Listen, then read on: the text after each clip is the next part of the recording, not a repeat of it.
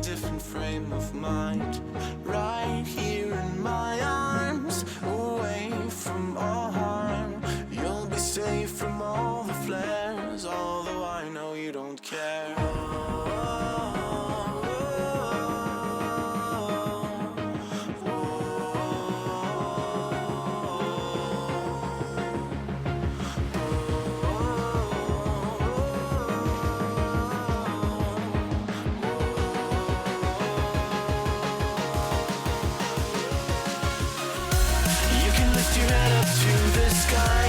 Take a deeper breath and give it time. You can walk the path among the lines with your shattered frame of mind. Or instead you could always stay. We can wait right here and play until somehow you can find a slightly better frame of mind.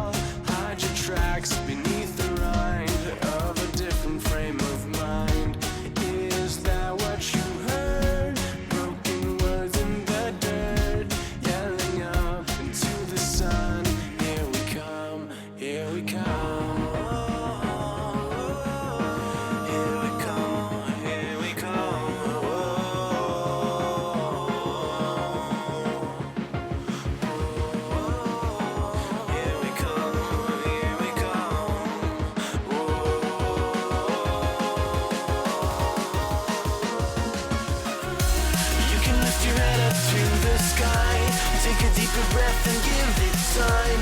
You can walk the path among the lines with your shattered frame of mind. Or instead you could always stay.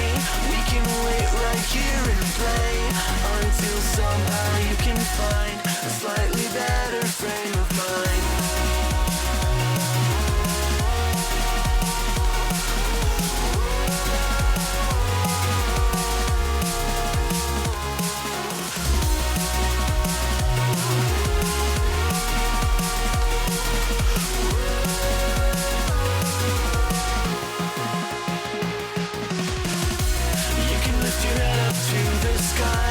Take a deeper breath and give it time. You can walk the path among the lines with your shattered frame of mind. Or instead you could always stay. We can wait right here and play until somehow you can find a slightly better frame of mind. And when the light comes through, when the day isn't new, then it will be time for a new frame of mind. When all eyes are on you, you will know what to do, since you have found your new frame of mind. When you lift your head up to the sky, take a deeper breath and give it time. You can walk the path among the lines, but always know that you'll be safe. I'll be here throughout your days. Come find me and we will play.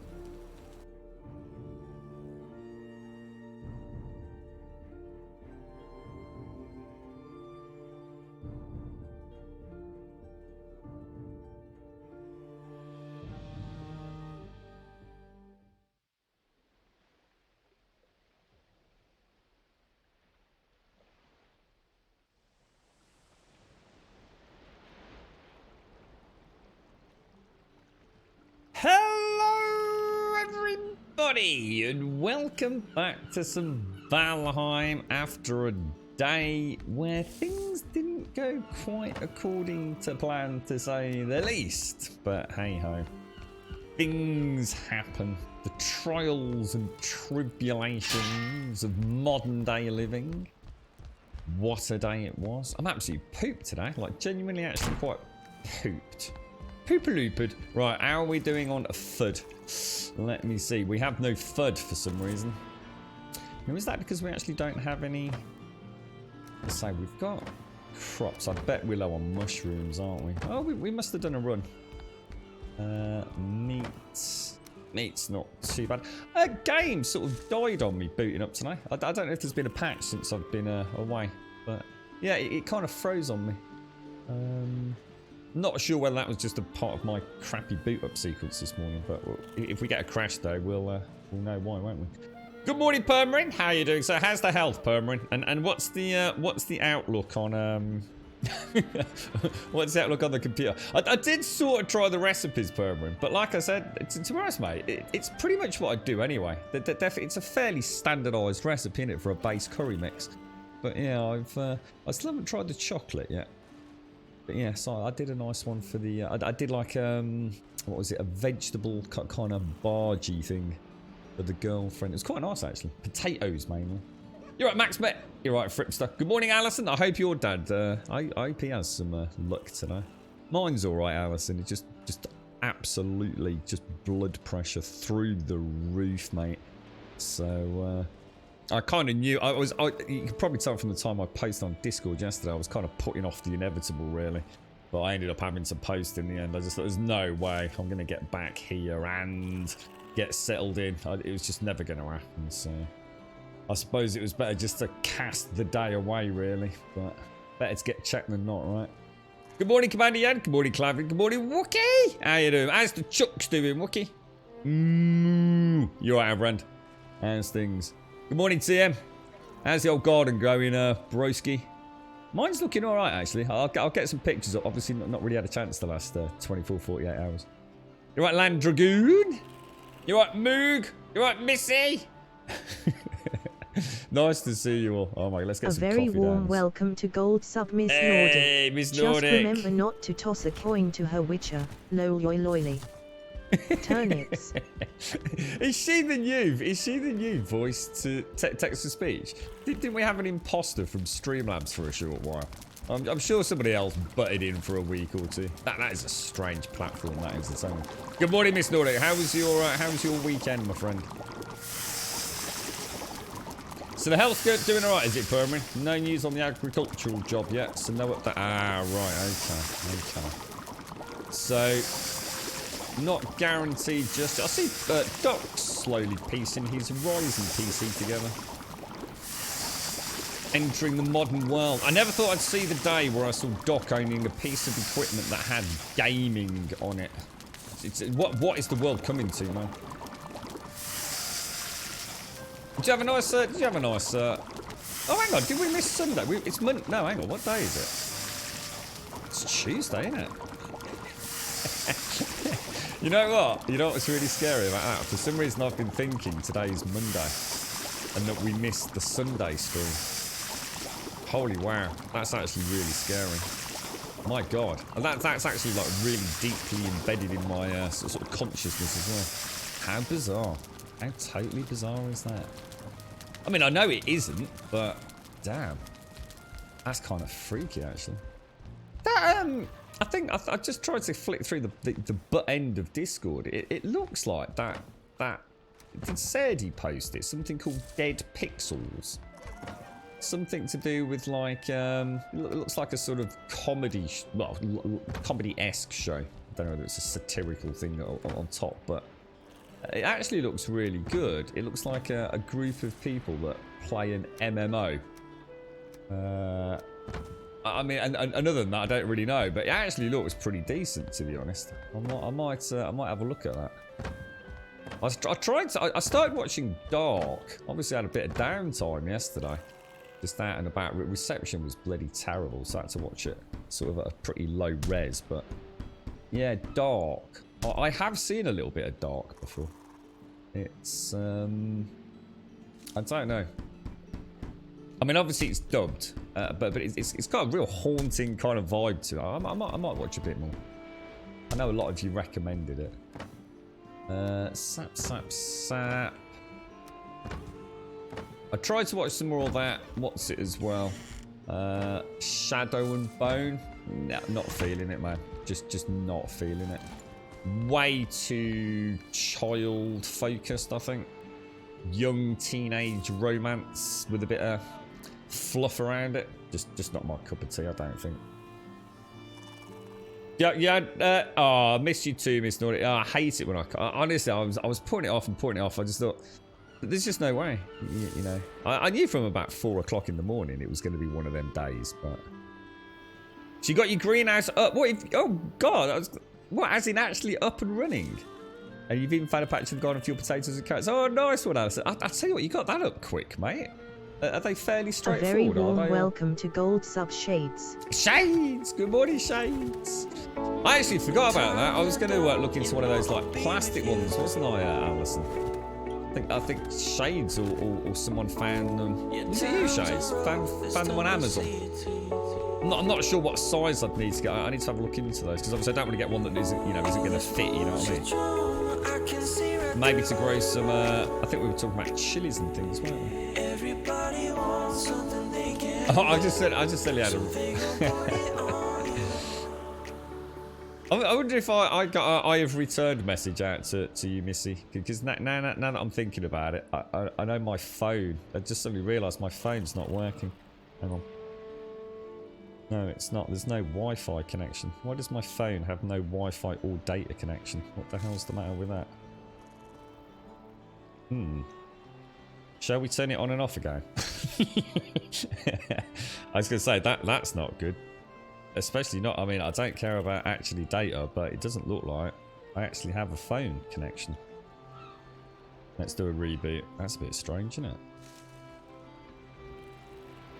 Oh, have I put it on some sort of airplane-y mode or something? That doesn't normally turn off the phone, does it? Or does it? I suppose it must do.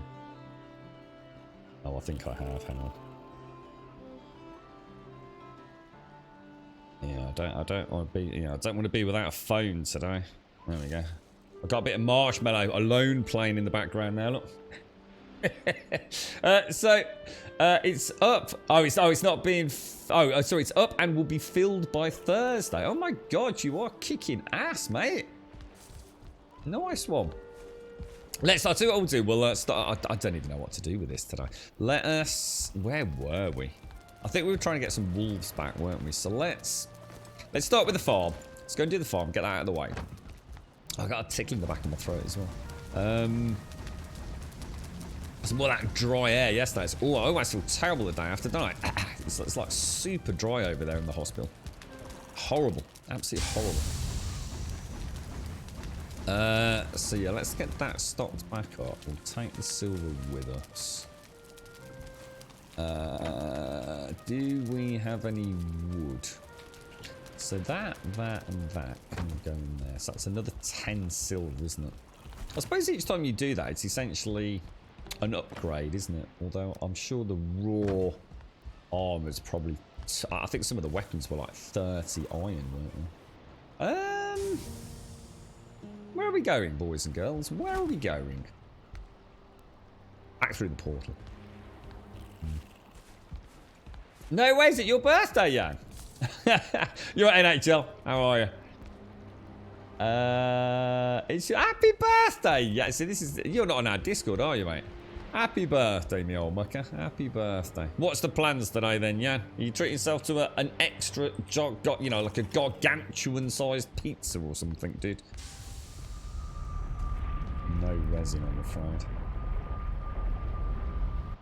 51. Jesus, good lord, sir. Are you alright, Shades? How was your weekend? Is the drilling back, or is that all officially stopped now? The Circle, USA season. I've never heard of that. What's that, Miss Nordic? The Circle. Morning, Hashi. Have I plugged it in? Well, it's charged. I mean, this thing seems to be otherworldly in that regard. It never seems to require charging. What's making that bloody noise?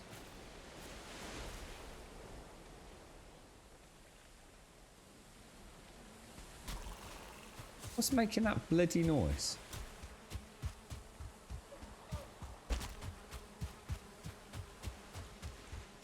Oh my god, you can hear them from miles away, dudes. Wow, that's actually pretty crazy. That is, oh my gosh, look at that. I didn't realize what the range was on the jeez, man. Yeah, I didn't realize. It sounded to me like it was around the back of the. Oi, cheeky monkey, throwing your rocks at me at this time of the day. God, what are you like? You know what I was thinking about yesterday? It's kind of, I think sometimes taking a day is to sort of like to stress about the real world can kind of somehow resets a mental clock. I was thinking yesterday how long it was since I played a video game. And unless you can remind me that I've had a moment and forgotten one. Where it was played for like a gun game. An actual gun game. But a gun game that isn't all kind of like fluffy. My gun games tend to be looter shooters. And you know the game that popped into my head that I was actually really enjoying, and for the life of me I could not remember why I didn't play it more, you know, whether it be outside of the stream or you know, just as a cheeky like throw it on for an hour here or there, you know, on or off stream. Excuse me. Was Ghost Recon Breakpoint. Now, I know Breakpoint kind of released to a little bit of a hoo-ha, but oh my god, what the hell is that?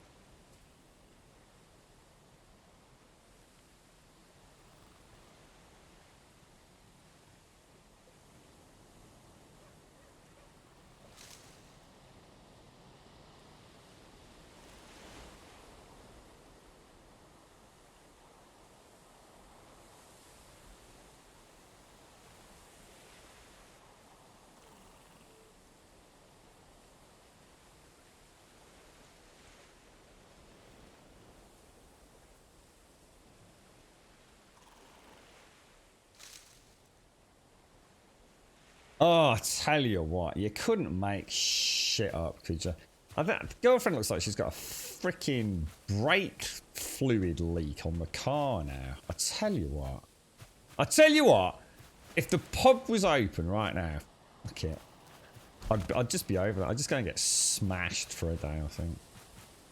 Oh, man. So that's the drive completely fucked now as well. I've got oil all over my hands. Oh, I tell you what, man. God damn the world.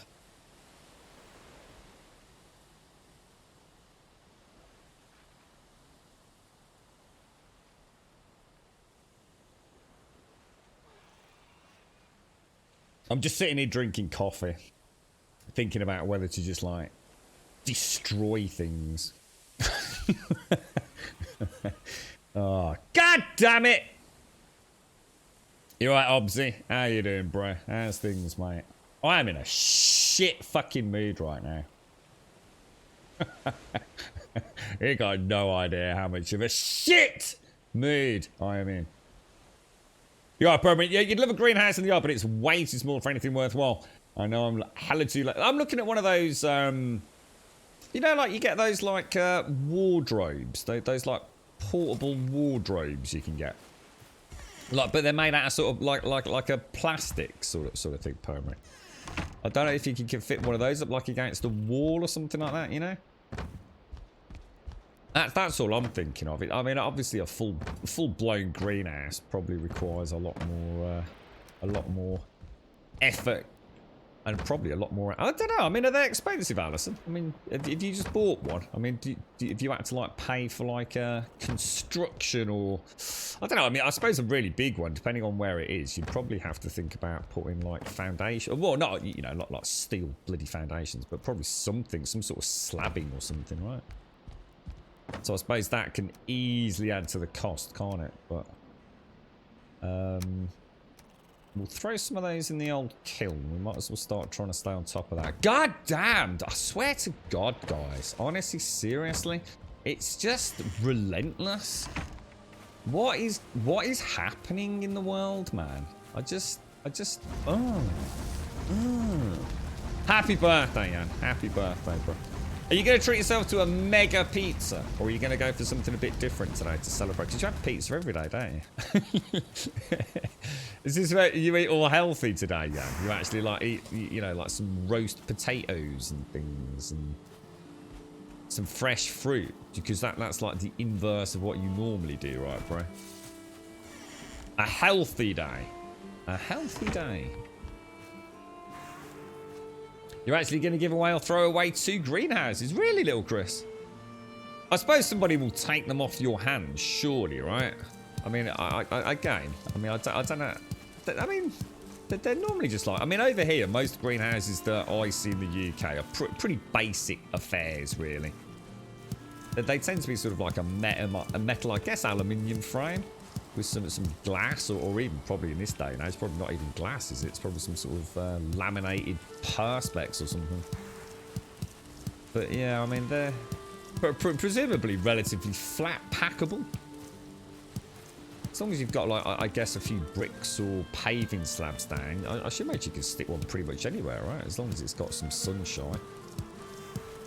So, yeah, I was going to say, they removed all the kit, didn't they? That's what I was thinking, Sho. I just wondered if it was just normal building noises, it says. So all the foundational work's been done, is it? Oh, jeez, for the love of God. Just, I tell you what. Where does one's mental state decide to fray at the edges? Jesus. Polly Peanuts? What's Polly Peanuts, dude? is that like some sort of... What is that? Polly Peanuts? I can't possibly imagine what that would be. Is it some sort of takeaway peanut parlour? Oh, dear, man. Yeah, I was you know what, Castle? I was just thinking the only thing that's going to make this even more awesome is if I come back and I'm long dead. You know what I mean? Oh, I tell you what. I've got a leak as well. We spotted a leak yesterday. It came out from somewhere in the attic. So it's coming out of the overflow pipe outside. So Got somebody coming at 3. I need to finish them properly today because he said he'd be here at 3 o'clock later, so. Endless, mate. Absolutely endless. Right, let's grab that. Oh, we need to do the turnips as well, don't we? In fact, thinking about it, we can now put everything in our beautiful new garden boxes, can't we?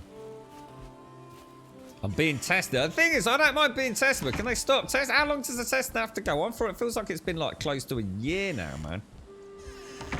All started at bloody, when was it? That bloody, with my back, didn't it? And it just seems to be freaking endless since then, man. Right, so, dink, dink, dink, dink, dink. God damn it! God damn it! A huge reward, yeah, it'd be alright if that ever happened, wouldn't it? Yeah, if there was like a big reward, a big payoff right at the end, yeah. I think we just like disappeared, to be honest, mate. Today's probably not the day to be talking about such things, is it? Could get a bit morose at this point, Missy. And then we were gone. End of story. Oh, dear me. Yeah, right, tax up. It's the one like you're talking about. Bobsy put it up, cost about 80 quid, but we are slabbing it on the ground. It's like a sweat box for the veggies and oh, nice. So it's that. I mean, pretty damn affordable then, to be honest, Alison, considering you know what you'll get out of it, and it's not like it's something you have to buy every year either, is it? I mean, it's a buy and leave it, use it every year, right? Think of all the beautiful things you'll be able to grow in there. My dad had one at the very bottom of his garden. Obviously my mum doesn't really use it anymore. It's just sort of sits there, but it was tucked away right at the back. And weirdly enough, it never really got any sunshine. It was kind of tucked away at the back behind like between like these really big trees almost, sort of tree and bush area. And then the front of it was actually like a normal wooden wall where they'd sort of like cut the back of the garden off to put the shed and the greenhouse. But despite the very distinct lack of actual direct sunlight, they used to grow some pretty damn cool stuff in there, I'd say. I think pretty much everything back, because they used to be really keen gardeners back then. But since Dad's like no longer there, Mum obviously, she pretty much had the whole garden lawned in the end. She's just literally lawned, and one of the bros goes and mows it these days just to keep it clean and tidy. She was infested with these like, they tried everything. Some sort of like weird, well they wondered what it was because basically the birds tore her lawn up. I mean she was devastated. I mean literally probably like 3/4 of her lawn was absolutely destroyed by birds. And no one for the life of them could figure out what the hell it was that was causing it. They tried everything. They tried netting, these sound and noise and light things to try and stop the birds from coming down. And you know they weren't in the garden next door, and we never saw the birds. It was just every now and again you just see a bird hanging around. But they must have just descended en masse. And it was only the one day where Mum with her back, she'd been like really struggling. So she was like even more out of her routine. She's a bit of an insomniac, so she's out and about kind of all weird times. But she'd never caught it. One day she just happened to see the entire lawn was smothered with birds.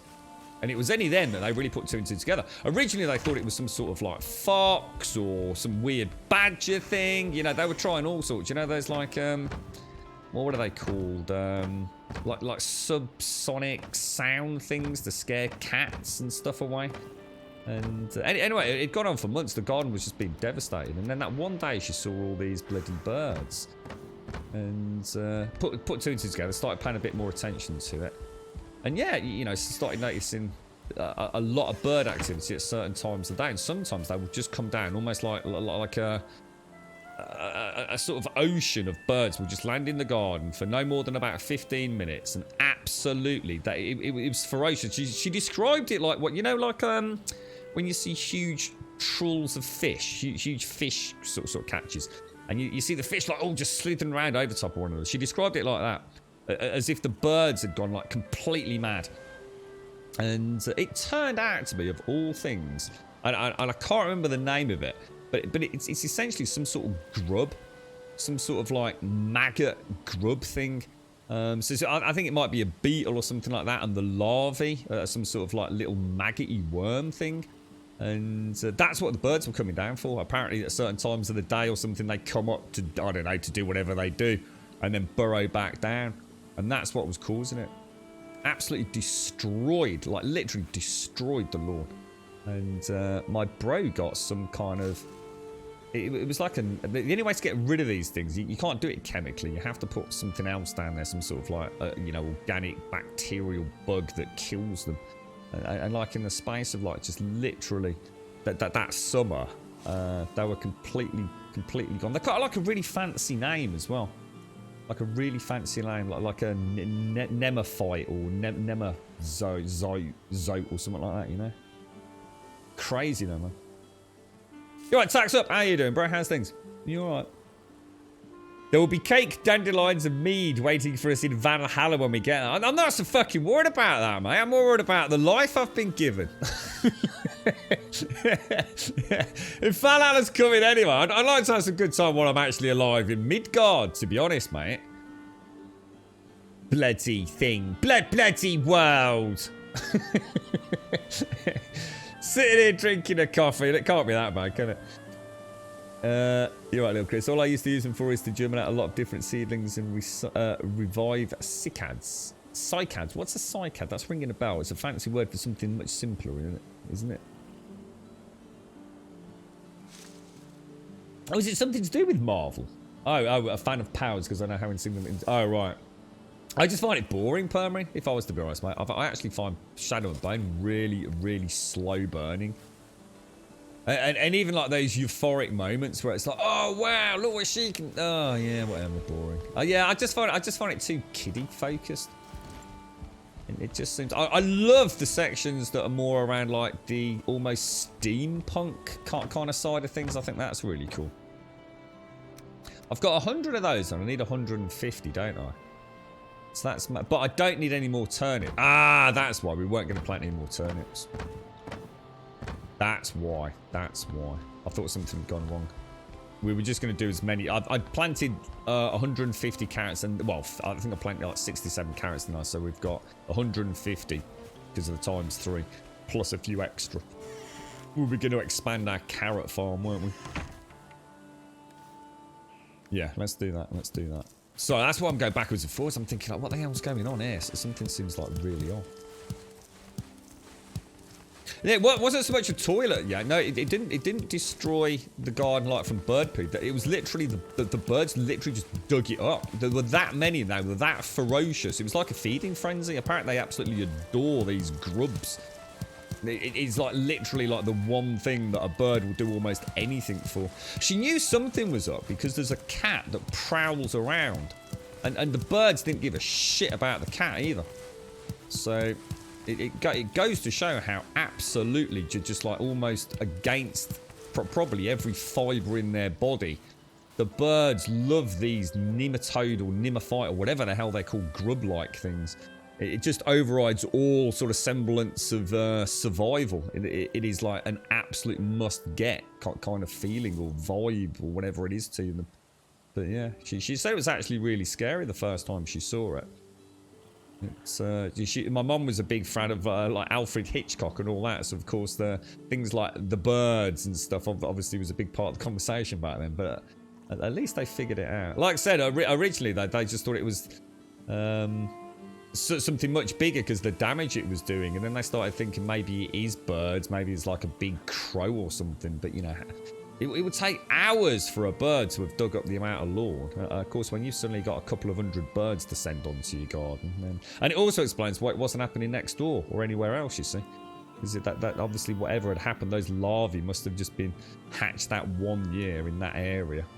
And hey-ho presto, complete devastation, man. Mad, innit? Nature's a crazy thing. Your neighbour said one of those subsonic sound things, but I could hear the noise. Really? Oh, wow, Max, mate. Yeah, they tried stuff off eBay. They tried stuff off, you know, professional gardening sites, thinking, you know, cat or a badger or a fox or, you know, some sort of like Yeti maybe out there. You know, it really was one of those things, but yeah.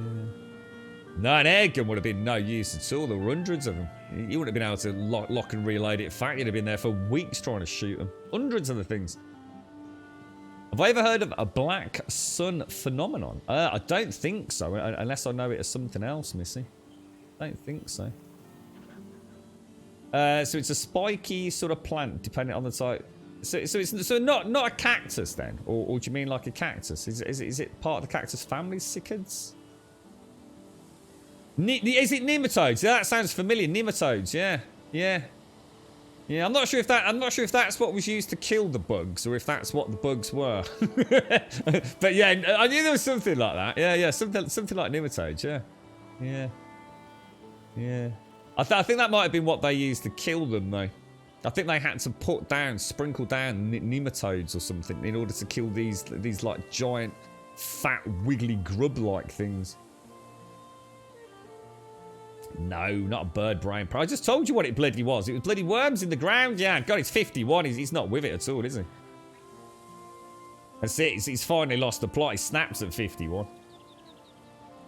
It sounds just like what happens when we have black sun. So what's black sun then? What is that then? Is that what all the animals go crazy? Would that explain why sometimes I've been out in the garden and like all the frogs are dead? Like every single frog, like for a sort of like kilometre radius, is dead. And we'll walk around and like there's literally birds just falling out. Oh my fucking god! I knew this conversation was going somewhere. Right, you need to help me out with this one. Seriously, it is freaky as hell, man. Over the last few days, yeah, the girlfriend has been slightly hysterical. Keeps going outside, right? Pigeons. Okay? Pigeon. Always on the front drive. Always dead. Always perfectly decapitated. Explain that fucking one to me. Always a big ass pigeon. Well, not always a pigeon, but always a big pigeon. So it's big. I mean, we're talking about a big pigeon, not a little baby pigeon. We've also had. I'm not a bird watcher. I've got no idea what they are. A smaller sort of like brown looking thing, bigger than a robin. Some sort of brown feathered kind of bird. Again, decapitated. No sign of the head. Very little blood, so I'm assuming it wasn't killed on the drive. What is murdering pigeons? I'm not kidding you, mate. I mean, I would have put a picture up in Discord if I didn't think it was a little bit weird, to be honest. But yeah, it's like every single day, at least one. I think it started about 4. What are we on? I've lost the day, so it's actually this is the 5th day today. So there's some sort of killer thing out there. It can't be a cat. There's no way it's a cat because it looks like they're coming off the roof. and I'm pretty sure a cat can't get up there. And I just can't see how a cat is going to race around on a roof trying to get a bird. I thought fox. I don't know. They seem to be tumbling off the roof. On 2 of them, I can see sort of like the feathers up on the roof area. So that's what I thought. That's the first thing I thought. We've got like a big cat, a fox. But there is no way a fox and a cat is getting up on that guttering, mate.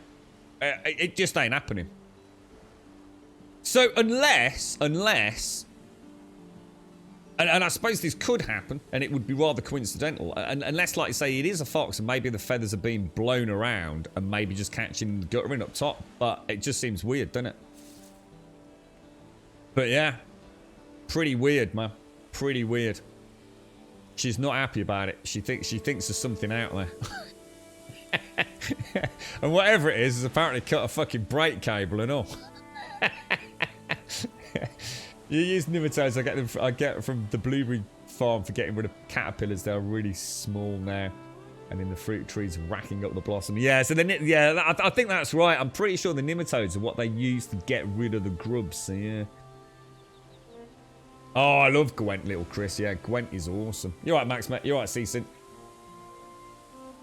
Yeah, I'll have to have a look at this. So the black sun or salt sol.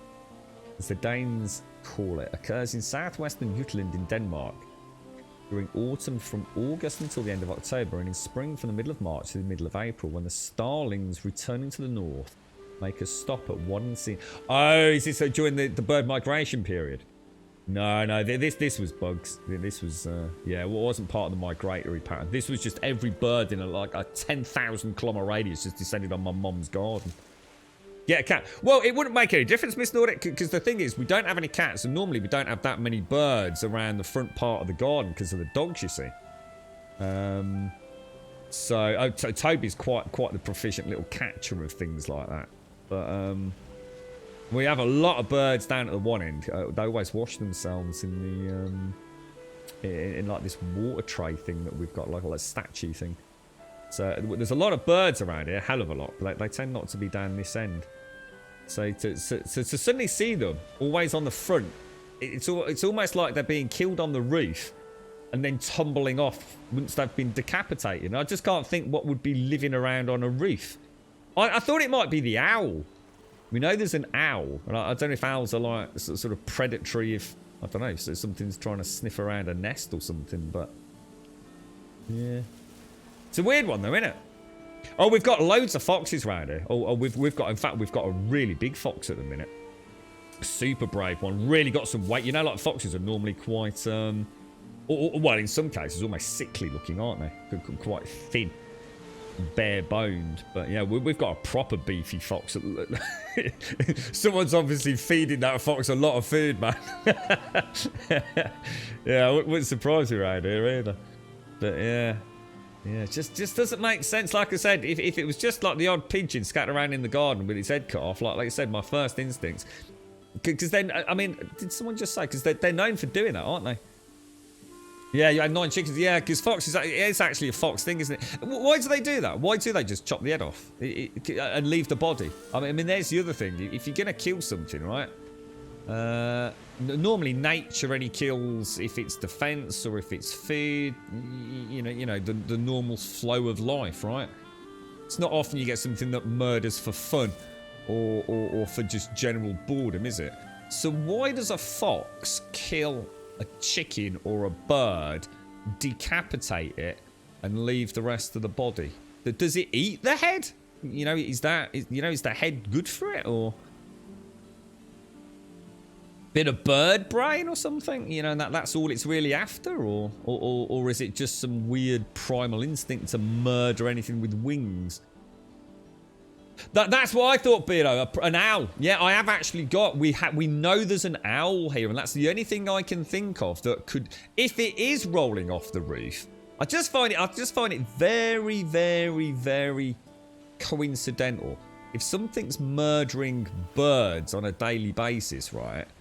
And at least, you know, I'd say at least once, and I'd say possibly twice, it looks like the feathers are up on the guttering near the roof area. That to me is screaming they're being killed up there, or at least at height, not down on the ground. I just think it'd be very unlikely that the feathers would conveniently blow and catch up there. It just, everything about it screams very, very unlikely, you know. Your mate had multiple rabbits killed in his garden. They were all beheaded. And what was that from? Just instinct. You just think it's just instinct. Actually, I didn't think that was a thing. I didn't think... See, to me, that's not the way nature works. Nature wouldn't just mercilessly slaughter things for no reason. Because it's just killing its own food source for no sense, isn't it? Oh, they're a lot better looking than cacti and a cheap plant. I have two 14-year-old. Oh, wow. I bet they look nice, don't they, Chris? You're right, Shaq. that black sun might explain some of the things we get around here. Like, every now and again, Missy, I know I spoke about it before on the stream. Every now and again, right, it'll just be like, someone, oh, have you seen it's happened again? And it's like, oh, what, where? Oh, down near the field. And you'll go down near like one of the playing fields or down near the water's edge or something like that.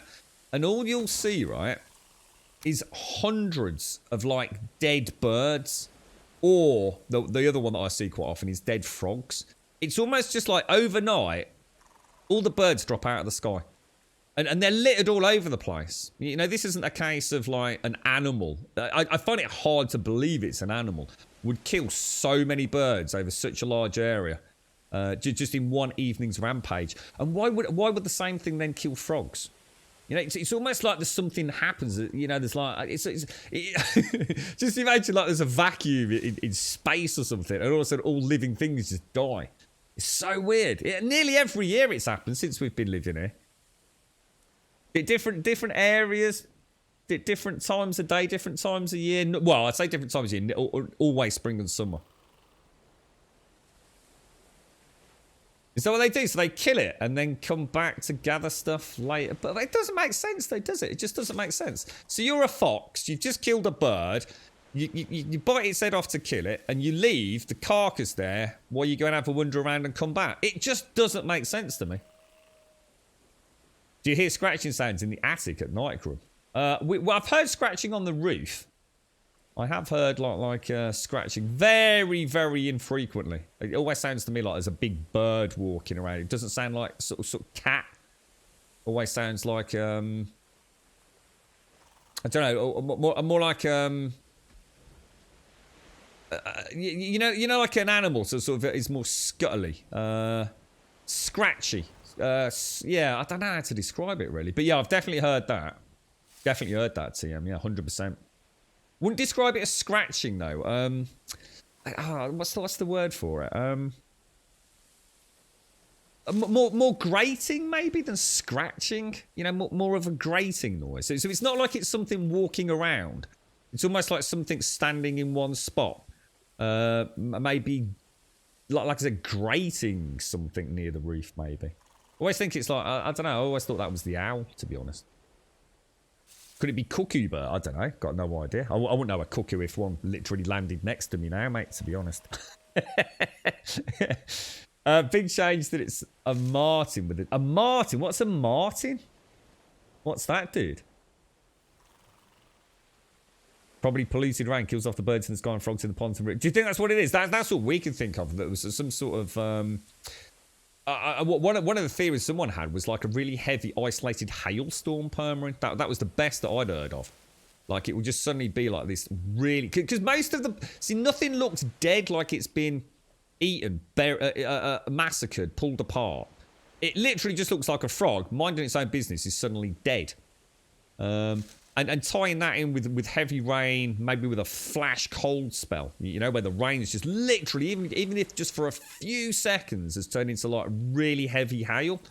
That maybe knocks the birds from the sky or something, and kills the frogs that are jumping around because, you know, it's wet and they've come out of their sort of normal habitats. That was the best theory crafting I heard about the birds and the frog issue. I have a witch. I said to the girlfriend, it's clearly some sort of a cult. So from that, she concluded it was you lot. Basically, trying to finish her off by cutting her brake cables. Now, what's a martin? What's a martin? I actually don't know what a martin is. I've heard the name Martin. A weasel? Do you know what? Would I have a weasel on the roof? What, for real, dude? How the hell would it get up there? Some birds are territorial, maybe the migration period. Raptor-type birds will tear their prey. Maybe lightning strikes. I don't know, you wouldn't have thought lightning would kill so many things. It's sort of like just in an area. You'd think there'd be a bit more damage, wouldn't you, with a lightning strike? A lightning strike, I can imagine, wiping out a very specific... I suppose it could be that, couldn't it? Because I suppose it could just stop their arcs or something, couldn't it? Like massive. So rather than being killed by the lightning strike itself, just a massive... That's a good idea, actually. Like a massive electrostatic charge, essentially, just kills everything. That's I tell you what, no one's ever come up with that one before. That actually sounds quite plausible, doesn't it? So you've got a freak heavy rainstorm, maybe with a rogue bolt of lightning. Thing is, though, if lightning strikes, there's normally some sort of evidence of it, isn't there? Would you not, even if lightning struck in a field, would you not? There'd normally be some sort of damage, would there not? I mean, the area these sort of things happening are on pretty pretty well... I mean, the reason that we see them is because they're on pretty well-trodden tracks. There's a lot of dog walking and winding trails and things like that around here. So that's why people, you know, spot them. But they're in relatively isolated... You know, it's not like the whole area has, like, all dead birds. It's a relatively small, but pretty densely packed area of, like, death, basically. It's where the Witchland's missing. So you think I might have a weasel up near the roof? And that's scurrying around on the roof, killing the pigeons and decapitating them. But yeah, like so, yeah, it's the witch summoning ball lightning. That's what it is. Or satanic roof gnomes. Oh dear. All I want to do now, actually, is literally go out on the roof right now, yeah? See, this is why we need real life streams, just chatting streams. What we could do, right? We could get the camera on, and we could all chip in right now. We could make, like, a little gnome figure, yeah? Get down the pound shop, buy a little plastic gnome, and we'll come up, you know, like the glitter bomb dude? We're going to come up with a way, like a spring-loaded sort of gnome that we can hide in the gutter in, yeah? With demonic flashing red LED eyes and like some sort of like little soundbite that I'll record up there. And every time the girlfriend pulls into the drive, we'll remote control link it so he bobs his little head up out of the guttering and scurries along it, waving his arms, going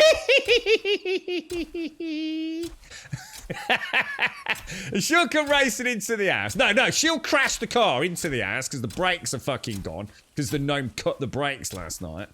She'll come running into the house. Ah, I've seen a gnome, there's a creature with a guttering. And I'll sit there going, oh, you're just ridiculous, woman. You're just ridiculous. You need to seek psychiatric help is what you need.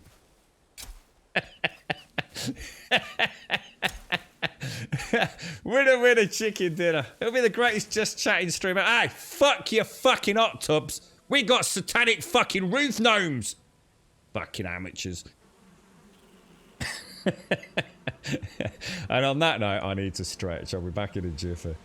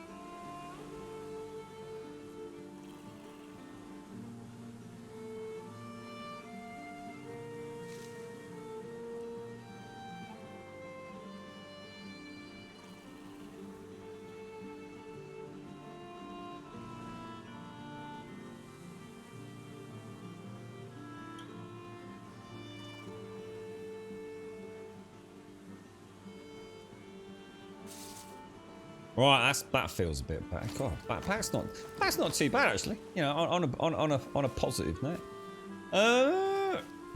Why do we have so many? Oh no, what have I planted here? Carrots. What's going on, guys? Why do I have so many carrot seeds? Help me out. Why have I got so many carrot seeds? Or have I... Oh my god, have I planted carrots? Oh no. What have I just planted?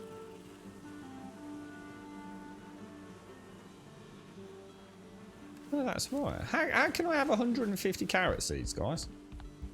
I only had a batch of 50 up there, did I? And then a little batch down there. I think it was 67, wasn't it? So at most I'm getting like a couple of hundred. And I've already planted 150 over there. What's going on? Where did I get all these seeds from? I quite like the sound of my little satanic roof gnome, to be honest, Ashy. I think I may be losing it, to be honest. That's actually what I sound like in real life, let alone doing an impression of a satanic roof gnome. No, you're missing my point, yeah. Where did I get all the seeds from? A minute ago, I had no seeds. And I only planted up there, normally about 50. And then I think we had 17 over there. So that'd be 67 times 3. That does not equate to over 150 carrot seeds.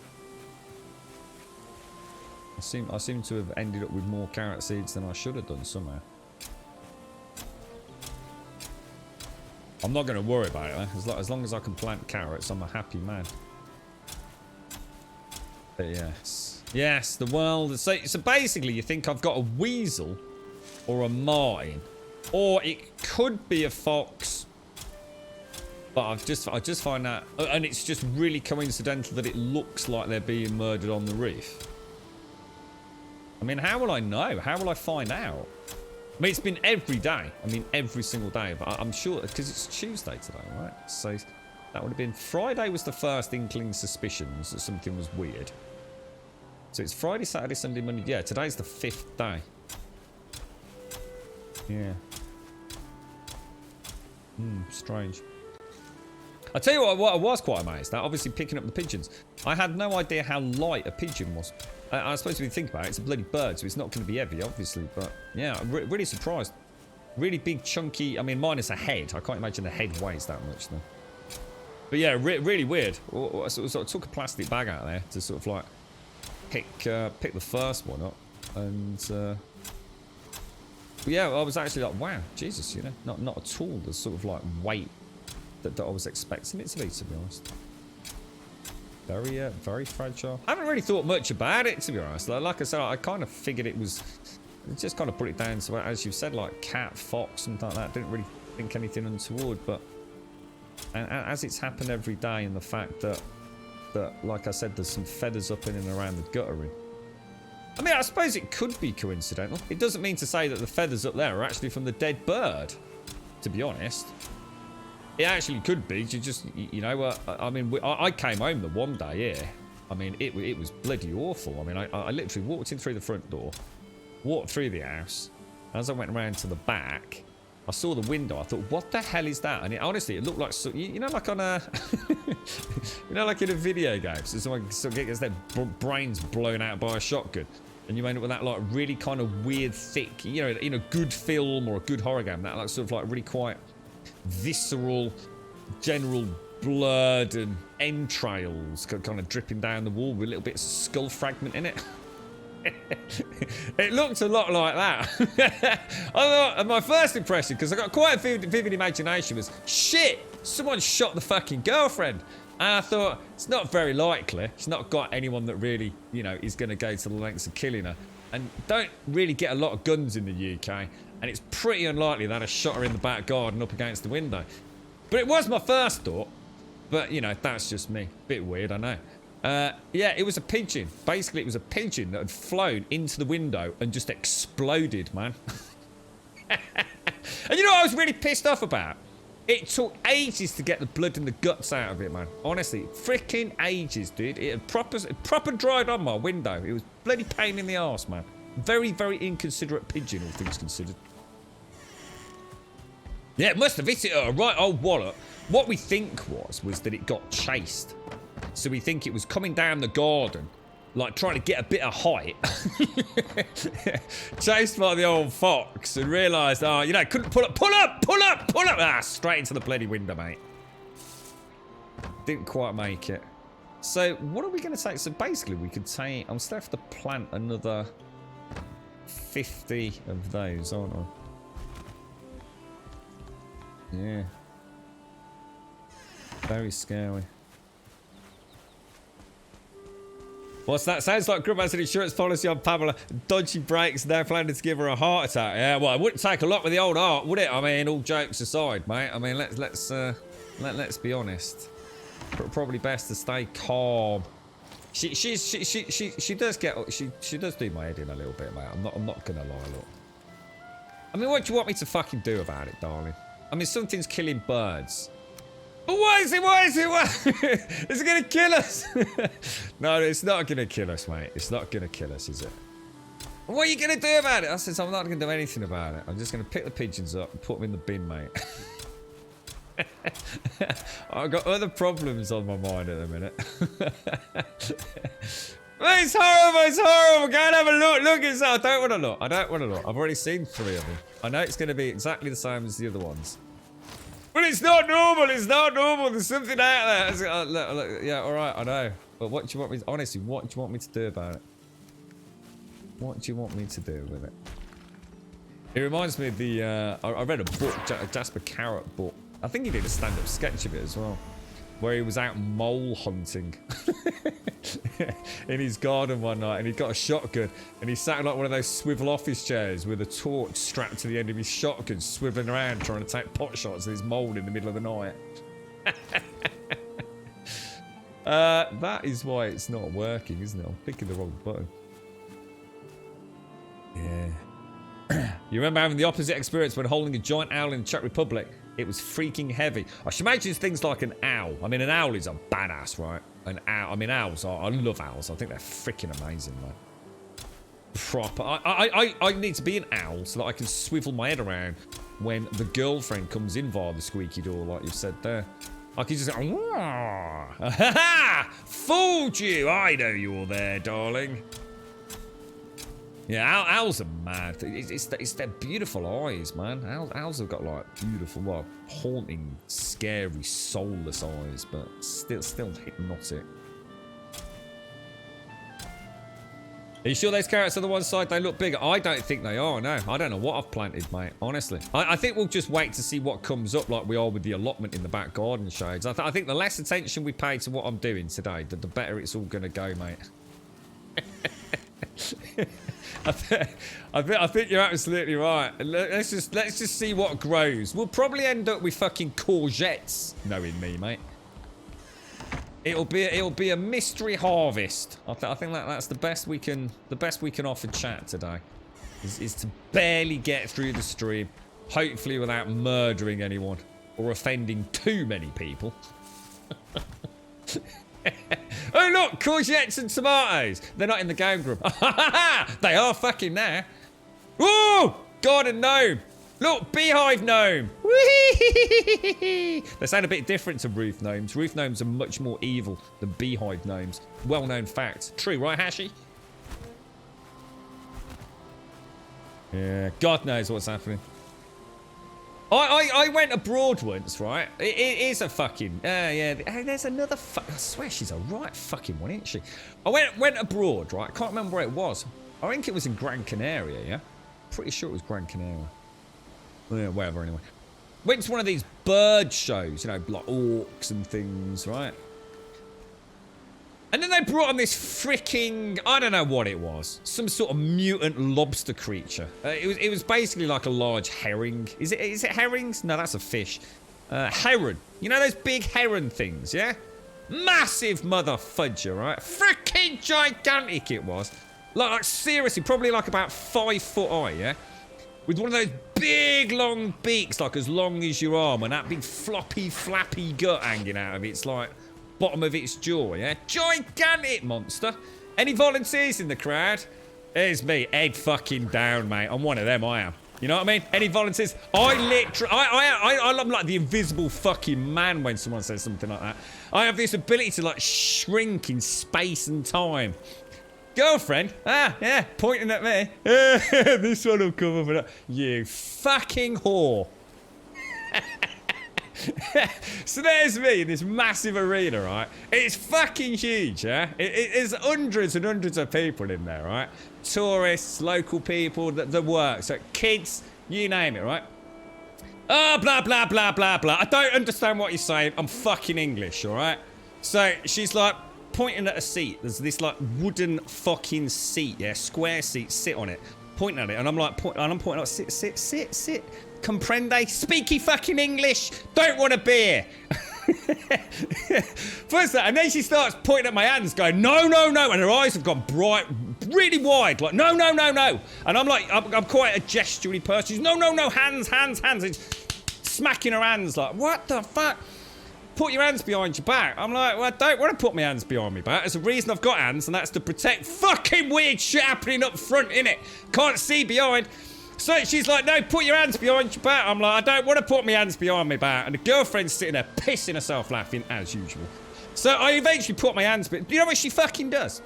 You know what she fucking does? She throws a fucking sardine right near my fucking knob. Have you, I swear to God, mate, that bird, it came out of freaking nowhere like some sort of Herman Munster of the avian world. Snatched up this fish. It was this close to my knob, mate.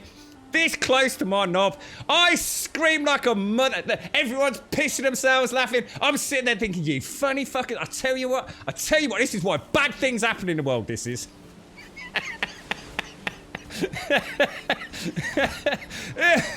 It was terrifying, mate. Nearly had me winkle pinkle stolen by a bloody heron. Honestly, never seen anything like it in my life. Never again. That is why I throw in front of zombies at Madame Two Swords. Yeah, revenge, mate. Sweet revenge.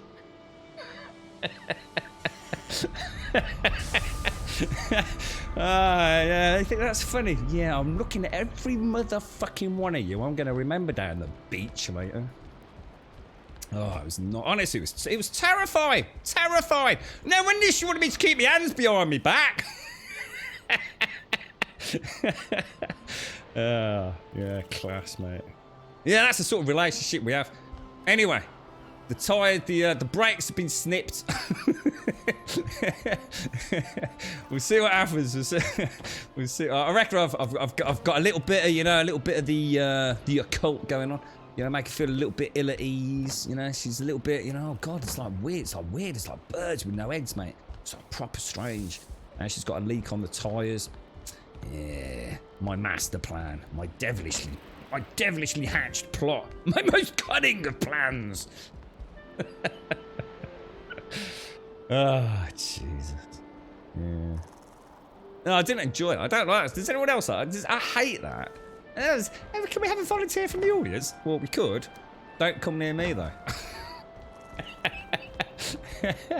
I have got a look, apparently. I've been told I have a look. Which is the look where the person that is being asked to go and get the volunteer from the crowd knows this would be a really bad idea to choose this person. Apparently there is a look. There is apparently there's a look that is kind of like the oh please don't choose me. But really what they're saying is, oh please choose me. You've got the oh choose me straight up. You know, choose me now. Oh, I want to be a star. And then there's the grum look, which is the take one step fucking further and I will bite your fucking nose off your face, darling. I hate that. I really hate it. Could be, Shane. Could be. I'm a bit worried now. All jokes aside, I hope she's got to. She's still driving it. I mean, she's trundled off with the brakes not working properly, but it's definitely. I'm sure it's brake fluid and not like an oil leak because it looks like it's coming from where the tyre is. But she's got two brakes, right?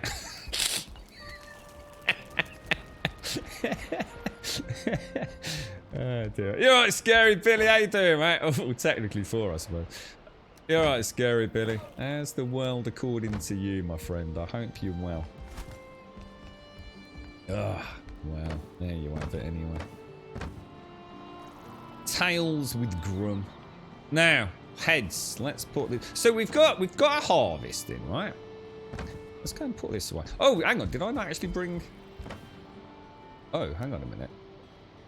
That's not right, is it? Hang on a minute. Let me take that and that. Let me just go. Oh, hang on. That's not right, is it? Let me go and see. You right, Trubby Bummy? How you doing, mate? How's things? How's the? Have you got your 3090 yet, bro? You got a RTX 3090 swinging your way soon, ain't you, mate?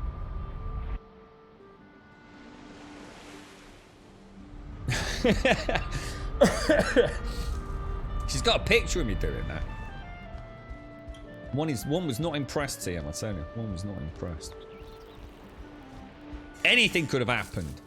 God, I could have reached out and punched the bloody thing. I think that's why they ask you to put your hands behind your back, so you can't react in time. Because I'm sure there have been people that have like proper like lurched out and put their hands out, probably got bitten off. Yeah. Ooh. Oh my god! Oh my god! Millions of them. No, in fact, let me see if my phone's working again. Actually, no, you said that, Shones. Let's say, are you alive? Did the brake... Oh, that's not how you spell brakes, is it? Did the brakes fail? No, let's not do that. Did the brakes work okay? Question mark. Are you alive? Did the brakes work okay? Oh, I'll add a kiss. Kiss, kiss, kiss. There you go. That's about as communicative as I get on fucking WhatsApp.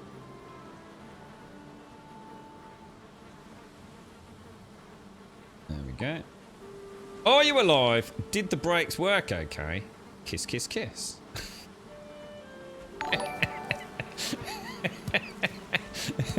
Where are the insurance documents kept? Oh, Jesus. If something horrible better not happen. I'm just never gonna be alright, am I? I'm gonna be emotionally traumatized for the rest of my life. Alright, now, let's see what we've got. We have seeds and seeds. We have carrots and turnips. Now, I can therefore, if I take 100 turnips over, that keeps us perfectly balanced, doesn't it? Oh, Yodel. Today's delivery details. Okay. Oh, that's my hose. I've got a hose coming today. I bought myself a hose for hosing things. Oh, hey, look at me. Oh, God, and a group getting serious now, mate. I've got a sieve that the old fella gave me. I've got a bucket that another old fella gave me. I've got my own actual hose, man. Like my very own hose from Argos.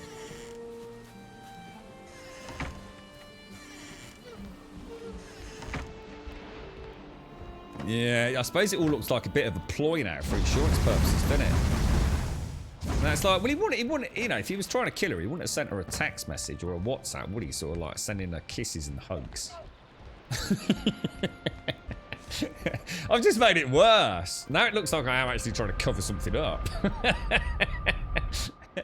The one thing I can assure you, right? If someone says go and cut the brakes on someone's car, right? I can guarantee, right? I would not know how to do that.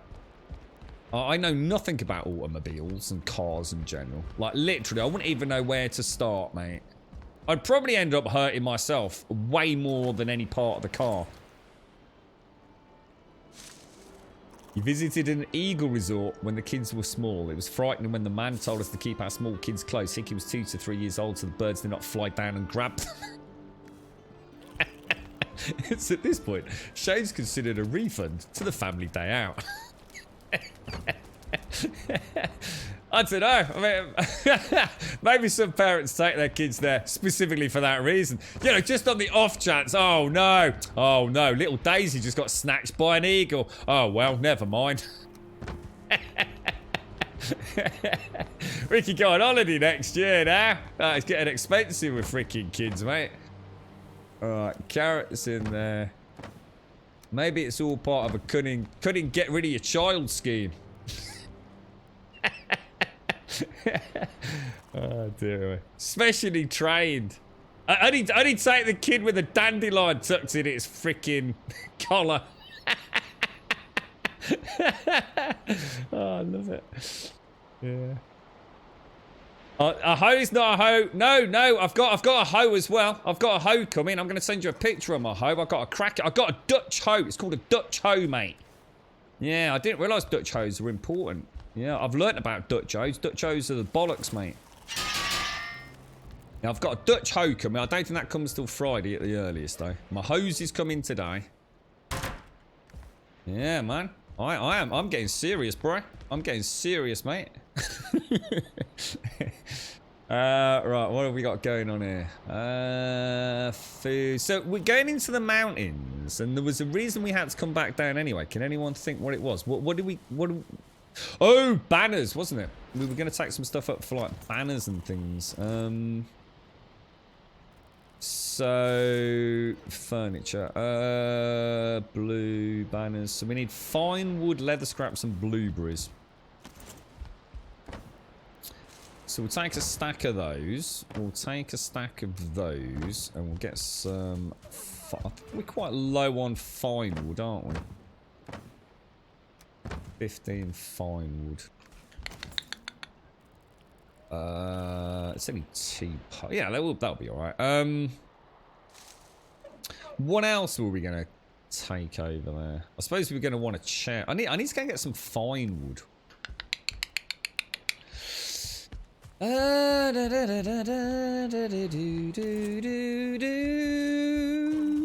Let's go and get some fine wood. I'm just gonna take that. I got a box kicking about here that I can use. I'm just gonna use that for things to take when we go through the portal. Let's go and get some fine wood. Where would be the best place to take?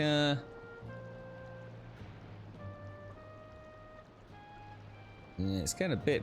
I see, the weird thing is I don't have it... Oh, over there was a good place. That was... Where was this? What was this? That's the mine, isn't it? So if you go via the mine... yeah, let's do that. There we go.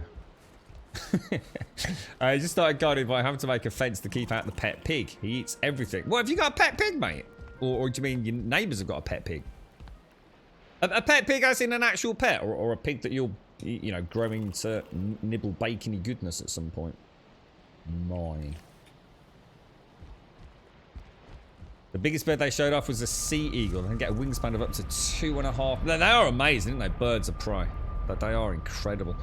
I saw, we spoke about it recently, didn't we? I don't know if you saw that, Shades. It was, I'm going to assume it's like the American bald eagle or something. And it was in some sort of confrontation with a wolf. Like this huge, like Alaskan looking wolf thing, mate.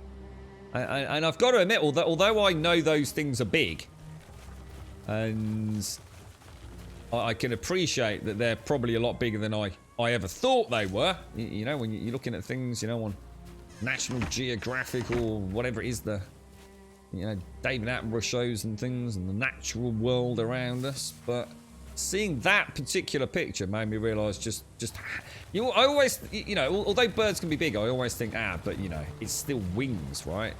You know, a lot of that bird is designed to be, you know, up in the air. And yeah, it's got some sharp talons, and it's probably got a pretty sharp beak, but you know, is it? You know, can it really, you know, how's that going to beat a wolf, man? You know what I mean? It's got no chance, has it? Oh, yes, it has. I did not realise how big those talons were, man. I mean, Jesus Christ, they are. They're like industrial, aren't they? Terrifying. Absolutely terrifying. You know what, Adam Thwaite, thank you very much for the 37, my friend. And thank you very, very much for the tier 2 as well. Thank you very, very much. That cheeky little skeleton. What are you up to, sir? Thank you very, very much, Adam. Thank you for the 37. And thank you for the tier 2, bro. That's awesome, mate. Thank you very, very much indeed. That's very kind of you. Mushrooms. Yeah, we are low on mushrooms. We are a bit. I think we must have done a run at the end of the last stream, I guess. Sunday or Monday or whenever it was. But is that... That's beech, not birch. Let's go around. Hey, here's something. Go show a little eye, pay attention in my garden. I've actually got a silver birch in my garden. Straight up freaking legit, mate. A self-seeder that I didn't even realise. I just hadn't spotted it. It's doing alright as well. Super I love trees, man. Trees are the bollocks. You've actually, what's that? Oh, so yeah, well, I suppose I'm not. Oh, no. Oh, no. Oh, no.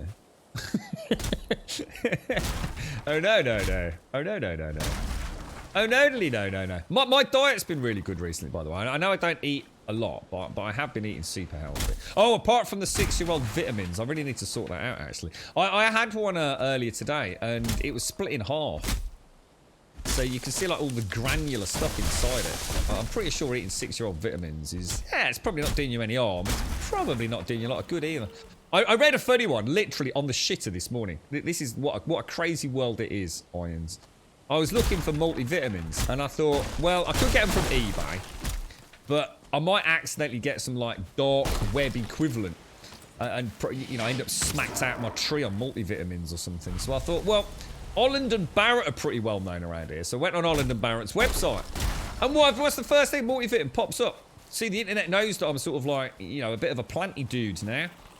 Vegan multivitamins. You know the very first review? Well, go check it out.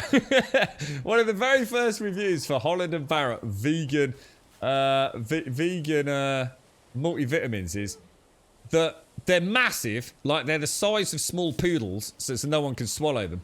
But also, someone got violently ill from taking them. They were changing all sorts of things in their diet, and it's only when they eat Holland and Barrett multivitamins that they get these excruciating gut pains and things. So yeah, I decided not to buy them. 8 quid? 8 quid? 8 quid for multivitamins? You having a laugh, mate? Jesus, good God, sir. 8 quid? Holy balls. God damn it, man. That just can't be right. That cannot be right, man. See, if anyone... I thought I'd try Boots, but I don't know if Boots do delivery or anything, you see. I suppose I could always go into an actual pharmacy, but then I've got to go into the city centre and scary places like that, you know, where there's goddamn people. Dear me. You're right, Miss Nova. That's about what we pay it. But Boots used to do it for like, I don't know, like $3.99. It was like, buy one, get the cheapest free, you know what I mean? Now maybe the world's come a long way since I bought vitamins. I used to buy vitamins all the time. This is the last rogue. I've got some selenium. I think it's selenium. And some vitamin C enhancers as well. All about 6-7 years old. Stuck at the back of the kitchen cupboard. Right, okay. Give me so we're after this, aren't we? Birch. Boots, well, Boots used to be the best place for me to get them. Like I said, they used to do these. I used to buy them only when they were on offer, where it was like buy one, get the cheapest free. So I always used to get like two pots. I used to get the multivitamin, and then I'd get like one random other. You know, 1 month it might be, you know, an iron supplement or stuff I didn't need at all, but it's like, why not? Or a magnesium or zinc enhancer, some sort of, you know, mineral boost. But yeah, I've been eating my smoothies. My smoothies are going alright. I'm doing a lot of curries. Permarin's little recipes there. Thank you, Permarin. Again, not a huge change to what I do, but nice to have a tinker. So yeah, the old food front's been pretty cool. So like, I suppose the energy's sort of levels have been good.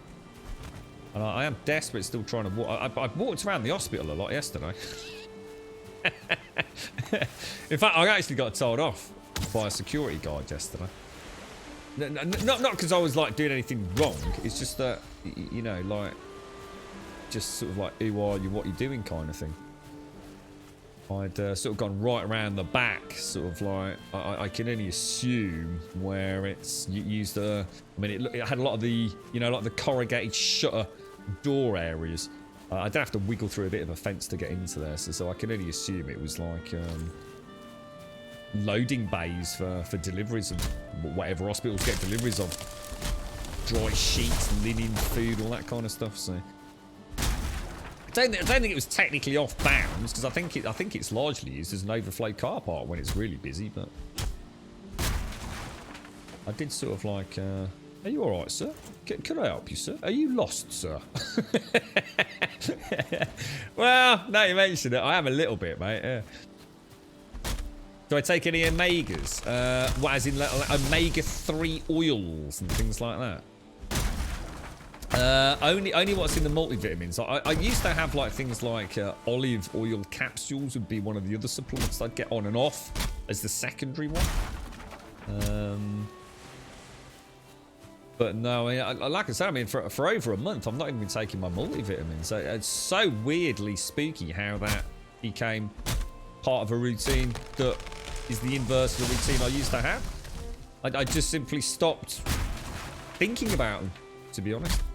I'd left my multivitamins, left my multivitamins at my dad's, and ended up in a bit of a tizwas, bringing them back, forgetting them over the course of a couple of days, and before I knew it, I'd simply just gone out of the habit. I think that's more indicative of just how busy I've been, that even simple things like that were, you know, things that almost impregnated into my daily routine just vanished on me, really. I suppose it is a sign, isn't it? Just maybe doing a bit too much, perhaps. Yeah, I know, bloody people, Perma, they're bloody everywhere when you go outside, you know. Bloody everywhere, mate. this whole COVID malark, it's been alright, mate, I tell you. Keep the buggers in. Keep them out of everyone's way. Little buggers are everywhere again now, mate. Walking down the street, like, you know, not a care in the world, man. Bloody ridiculous. People. 7 Seas, I've heard of those. 7 Seas, I've heard of that. That's quite a well-known brand of, well, all sorts of vitamins, if I remember correctly. But yeah, specifically, the 7 Seas omega oil fatty acids, blah, blah, blah, blah, blah. There's a bit of a myth about that in fish, isn't there, apparently. Can't remember what it was. If you don't get a load of vitamin D, wouldn't hurt to take vitamin D as well. Yeah, I mean, the multivitamin has vitamin D. In fact, the multivitamin I had, or was using, if I actually remember to pick them up, that was a ridiculous overboost of vitamin D. I think that was one of the things I was surprised at with those Holland & Barrett vegan ones. If you go and look it up on the Holland & Barrett website, Holland & Barrett vegan multivitamins, it's like nearly 400% of some things. I mean, there is a point where you have to say, like, well, why are you giving me 400%? That sounds like a lot, right? But I seem to remember a lot of multivitamins are like that. It's like, this is what you need, and we're going to give you 400%, just about fucking sure, bro. Okay, how much am I paying for that? Can you not, you know, just put it back to 100% and not knock a bit off? Yeah. What's that, Drum? Naughty Swickly. Naughty Swickly? What's this, mate? Who's that? That's it. Omega-3, 6 and 9. That's it, yeah. Good for the brain and joints and a lot of other things. Yeah, you're right. Yeah, there's... what's that tie-in? I read something really interesting about this. About how... I think weren't fish, like, deemed to be, like absolutely jam-packed full of these omega-3 fats, and actually they're not at all. It's a complete myth. What was that one? What was the one with iron or whatever it was, where there was a decimal point out, wasn't there? Do you remember? I read about this years and years and years ago, and we happened to touch on it in Twitch chat recently. Basically, when they were knocking all this information out, and they were looking at the nutritional breakdown of a whole host of foods, whether it be vitamins, minerals, and general carbs, proteins, etc., all the various fats. There was one particular food produce, and I think it was broccoli or something like that. And literally, on the official paperwork, they got the decimal point in the wrong spot, didn't they? So generations of people were growing up thinking that this one particular food was like absolutely like densely packed with this particular mineral or whatever it was, or vitamin. It's amazing, isn't it, how strange things come about.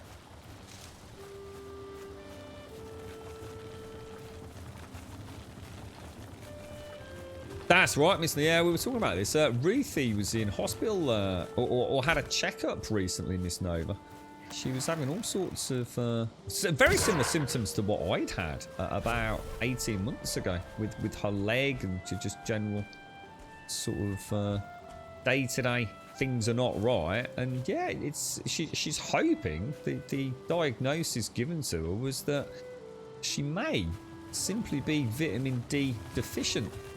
I mean, that's brilliant to think that hopefully she'll be able to address that and hopefully be on a merry way once again. I mean, you know, it just goes to show though, doesn't it? You know, I think a lot of us are, and we've said it several times over the last few streams, quite habity creatures, aren't we? We tend to get in a rhythm of life, don't we? And I know for a long time, you know, Monday would be chicken and broccoli, and Tuesday would be rice, chicken and broccoli, and before you know it, you know, you're not eating the most varied of diets, are you?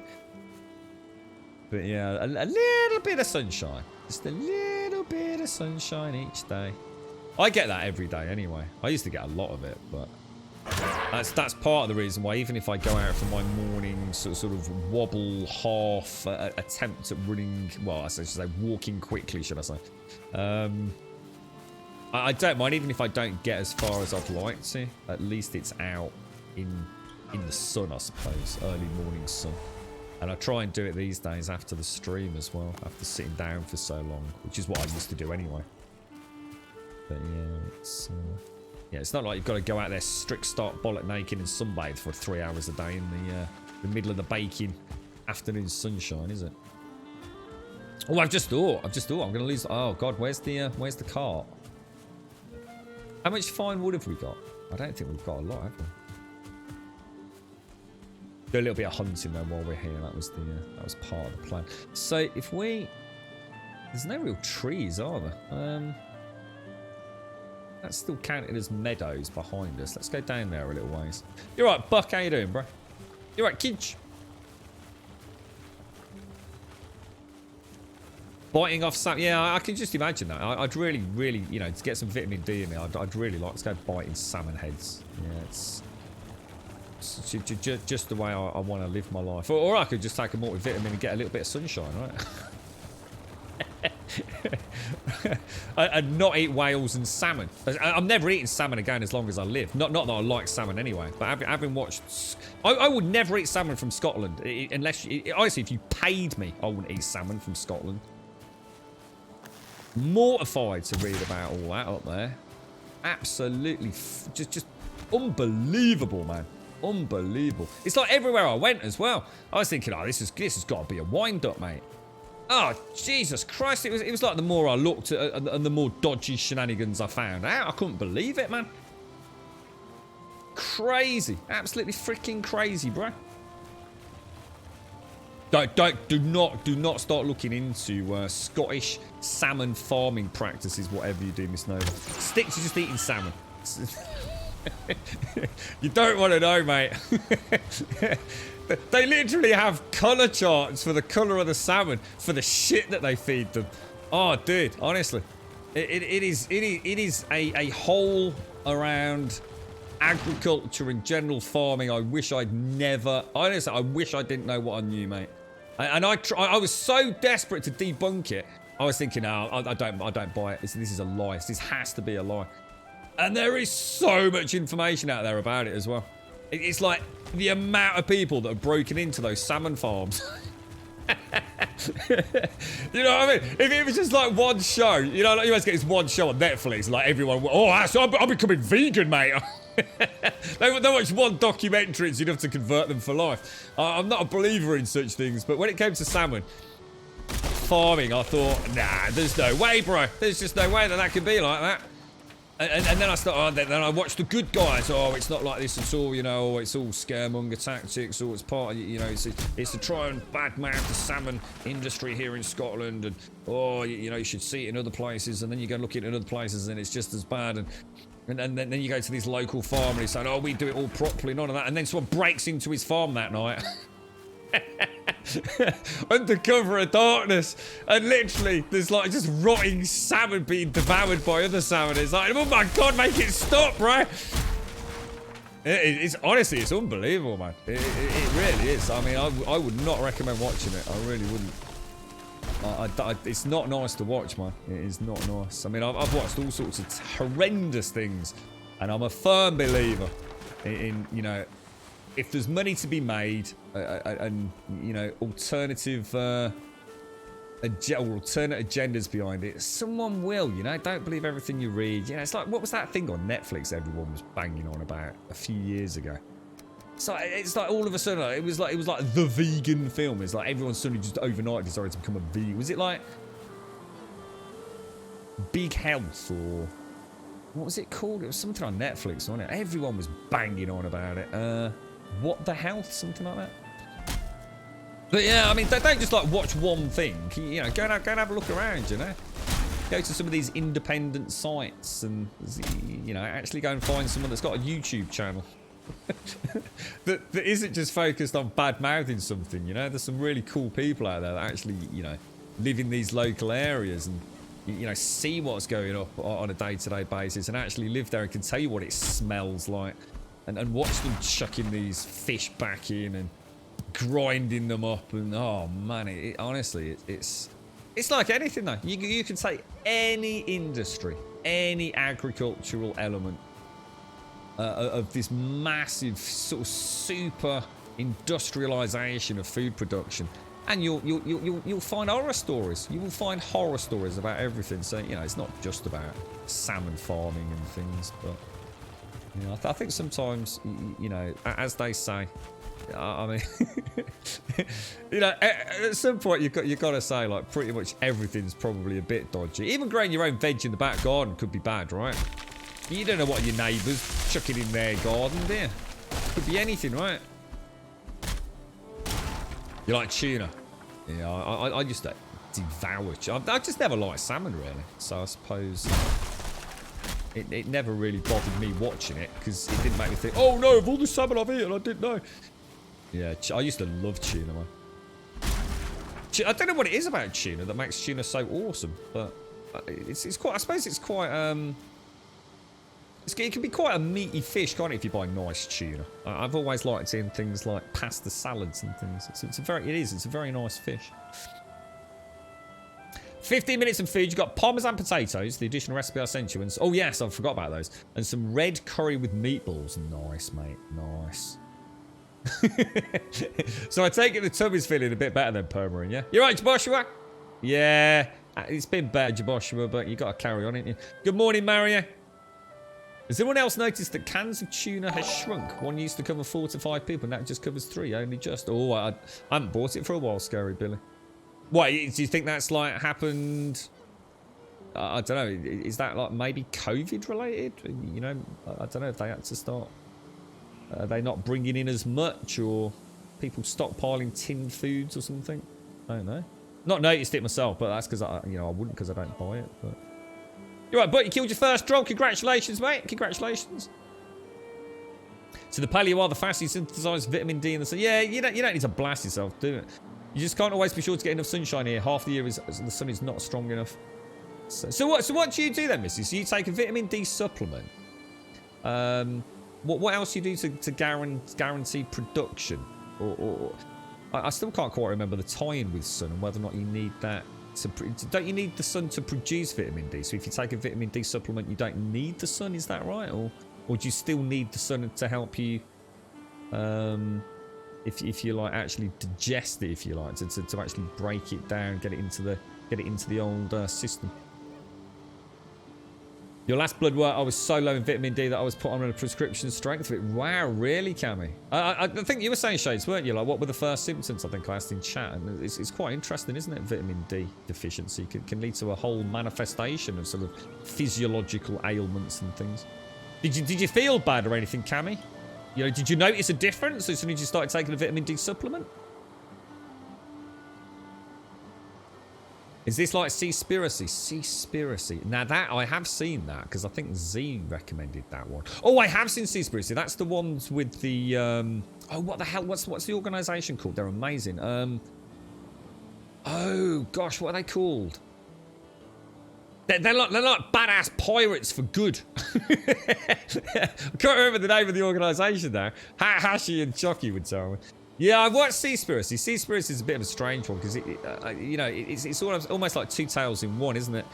Because you've got like the, I suppose, it's interesting because there's something else I watched that was the exact inverse of that. You see, we've got Seaspiracy seems to focus a lot on a whole multitude of things, but also one of them was about the overfishing. And yeah, I watched something else recently, which was kind of backed up with a little bit of YouTube's sort of like independent research documentation, which was sort of suggesting that actually the oceans are nowhere near as bad as they're making it out to be, and it's more a political thing about just trying to keep other countries out of fishing zones. So I honestly, I genuinely don't know. I mean, I don't know if they are overfished. I genuinely haven't. I can't honestly say I've been able to do any independent looking into that particular topic. So Seaspiracy was more of a. I was more interested in the other stuff in that particular documentary, to be honest. It's fascinating just to see how we catch fish. You know, the sheer size of the nets and the trawlers. I watched something about what's the guy's name? He's known as the Codfather, isn't he? I can't remember in which American state that is, where it was about that they sort of introduced like a quota system, didn't they? So it's quite fascinating to just, you know, whether or not it's corruption, it depends on your outlook, but actually the day-to-day nightmare that actually being a trawlerman, a fisherman must be. It's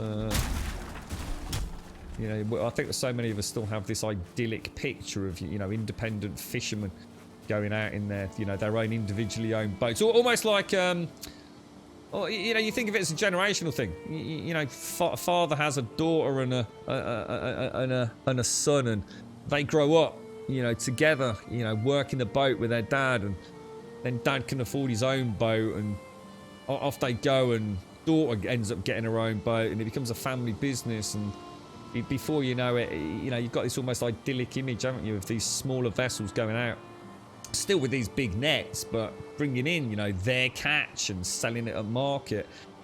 It's just, it hasn't been like that for years, man. This is nothing like that. It's cutthroat industry, man. Absolutely cutthroat. You know, these small independent fishermen and, you know, fishing families, you know, they'll be long gone. In fact, in many areas, they already are long gone. In fact, I watched them, I'm sure it was in Denmark, where I think they said something like that. They used to have something like, in this one coastal town, something like over 1,000 fishing boats. They're down to something like 20 now, because it's just not sustainable. You just can't make a living out of it. We were talking yesterday, weren't we? Was it yesterday, day before? About farming. You know, if you want to be a potato farmer and actually make a living out of it, you don't just go and buy a little field and grow a lot of potatoes and sell them at market. You ain't going to make any money, mate. You are not going to be putting the kids through college and putting a roof over your head. You know, it's done on such a gargantuan scale now, and of course with things like fishing quotas being, to say, deeply tied to the fishing industry, in particular in the United States, it's mad. So that's the kind of stuff that I was interested in, because I didn't really know much about that, I suppose. I was thinking about talking to your GP. It could be like 28 in your flat, but my hands feel like they've just been sitting in the fridge and I feel so cold. Oh, wow. I don't know. I mean, normally things like that can often be circulatory, can't they? You know, cold extremities can be down to circulation, for example. But who knows? I mean, yeah, you just get yourself. Look, there's no point in the internet looking into it if you're missing over. Get a doctor to have a look at you. Although I'm pretty sure, I know for a fact I've been in the doctor and they've Googled. Definitely, no doubt about it, mate. Pull up Google right in front of you. I'll just look into this one. God damn it, dude. The doctor's using Google Diagnosis. What the fuck?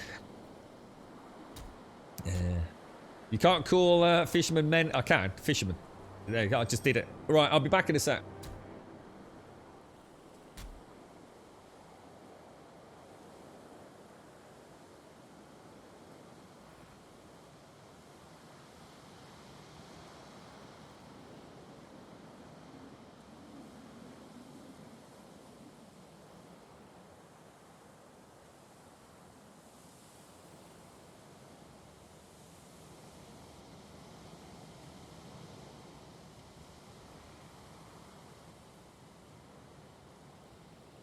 And back. UK waters aren't overfished by UK fishermen. The rules changed to conserve our fisheries. Most UK trawlers moved to crab fishing, especially on the east coast. Did they really? Is there still a big industry for crab? I've not eaten crab for a long time. And as in for years and years and years and years and years. I used to really like a little bit of crab. My dad used to take us to Cornwall. And we used to do a bit of crab fishing. And the only thing I remember, I don't know if anyone recalls this, was like the orange, like nylon... It's a sort of fishing line, if you like. And I can't actually remember what you did with it, to be honest, when you went crab fishing like that. But yeah, I used to hire a little boat. And we'd go out and do a bit of crab fishing off the jetty and things down Cornwall way. I used to like crab.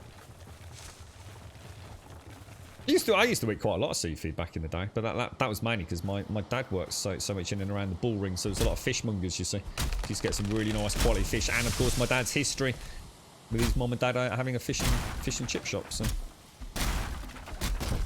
Dr. Google's the worst, Dr. Google. You start off with a small pimple, don't you? And then basically you've clearly got an alien parasitic invasion of the liver. Yeah. Yeah, that's it, Adam. Yeah, I can't remember. How did you do it? What did you actually do? Can you remember the actual... How does it work? Because you've got this bit of orange nylon with some little weights to keep it down in the water. But how did you actually catch... how did that catch the crabs? I can't for the life of me remember. I mean, I seem to remember pulling the bloody string out of the water, like crabs everywhere, mate, chucking them in the back of the boat. And thank you as well, Adam. Seriously, bro. Thank you very much for the 37 and the tier 2, mate. Honestly. Thank you very much. I hope you're well, bro. I hope you're very well, mate. Thank you kindly. You live in South Central UK, but I cannot find fresh crab anywhere here except for a frozen delivery service. Yeah, you know what? I actually, right now, today, right, if I had a big crab in front of me, I wouldn't even know what to do with it, to be honest. I wouldn't even know where to start, which is quite weird considering the amount of crab my dad, that my dad and I used to eat. So, I think the last time I had crab, it wouldn't have been crab. It would have been at some dodgy little barbecue. Probably pissed out my head many years ago eating a crab stick, and I'm pretty sure there ain't a lot of crab in a crab stick.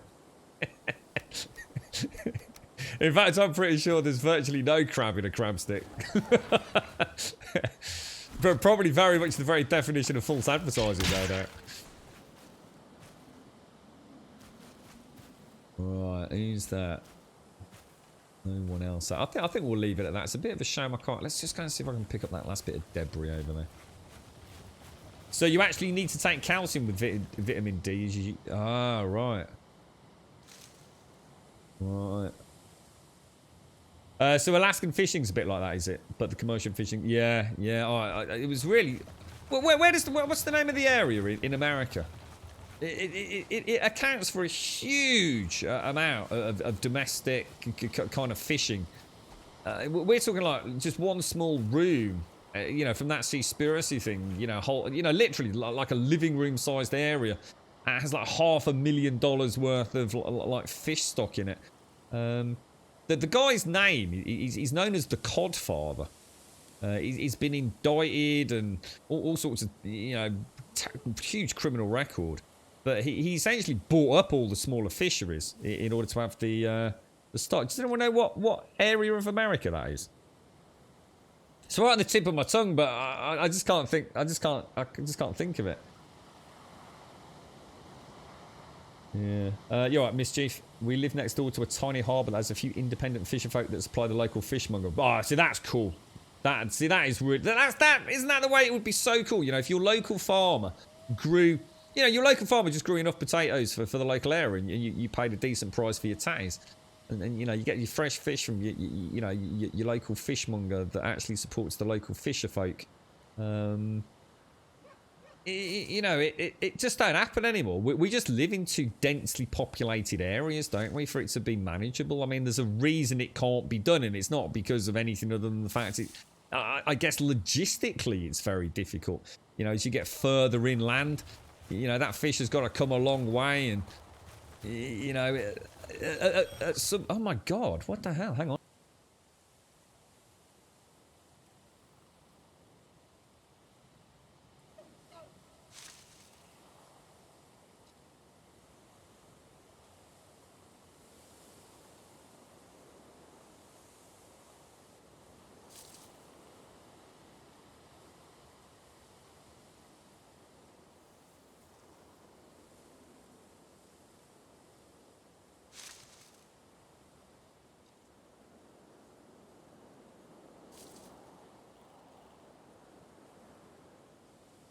Right, where are we? Where are we? Where are we? We want to go back all the way over there. That's a long trek home, my friends. A long trek home. Are you going to carry on with Shadow and Bone then, are you? Yeah, I think I've given up on it officially, Permarin.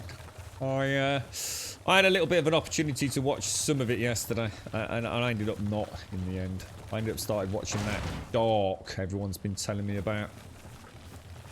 I just don't think that one's for me, unfortunately.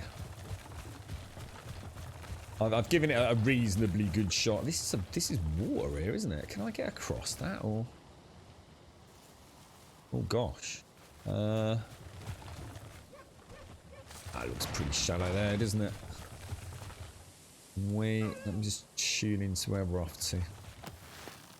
So that looks like a brute there, doesn't it? I do sort of miss fish, but at the same time, cooking fish, it is quite pungent at times, isn't it?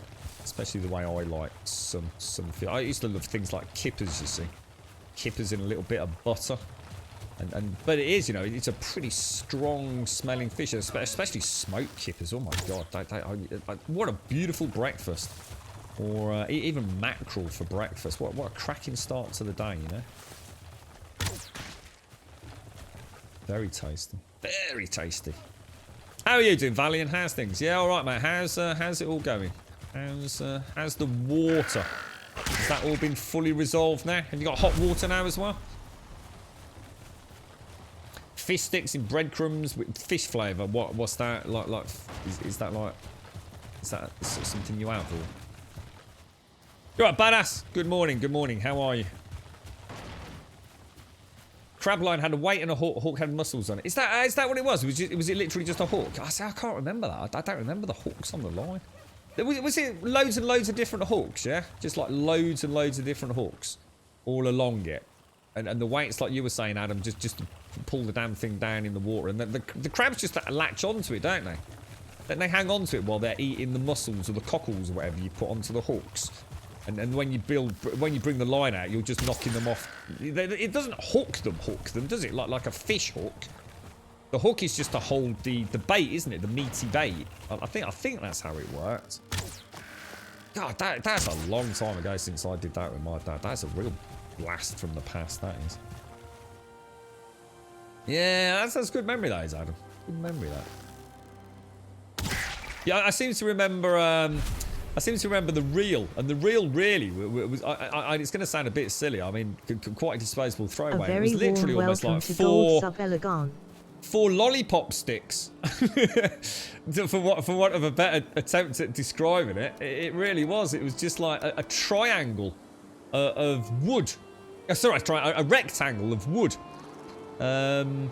Slightly inset a little bit, the two prongs. You used to just wrap the orange nylon rope around it when you'd finished. God, Jesus, man. That's a real blast from the past memory, that is. Let's have a look. What's this, Adam? Let's have a look.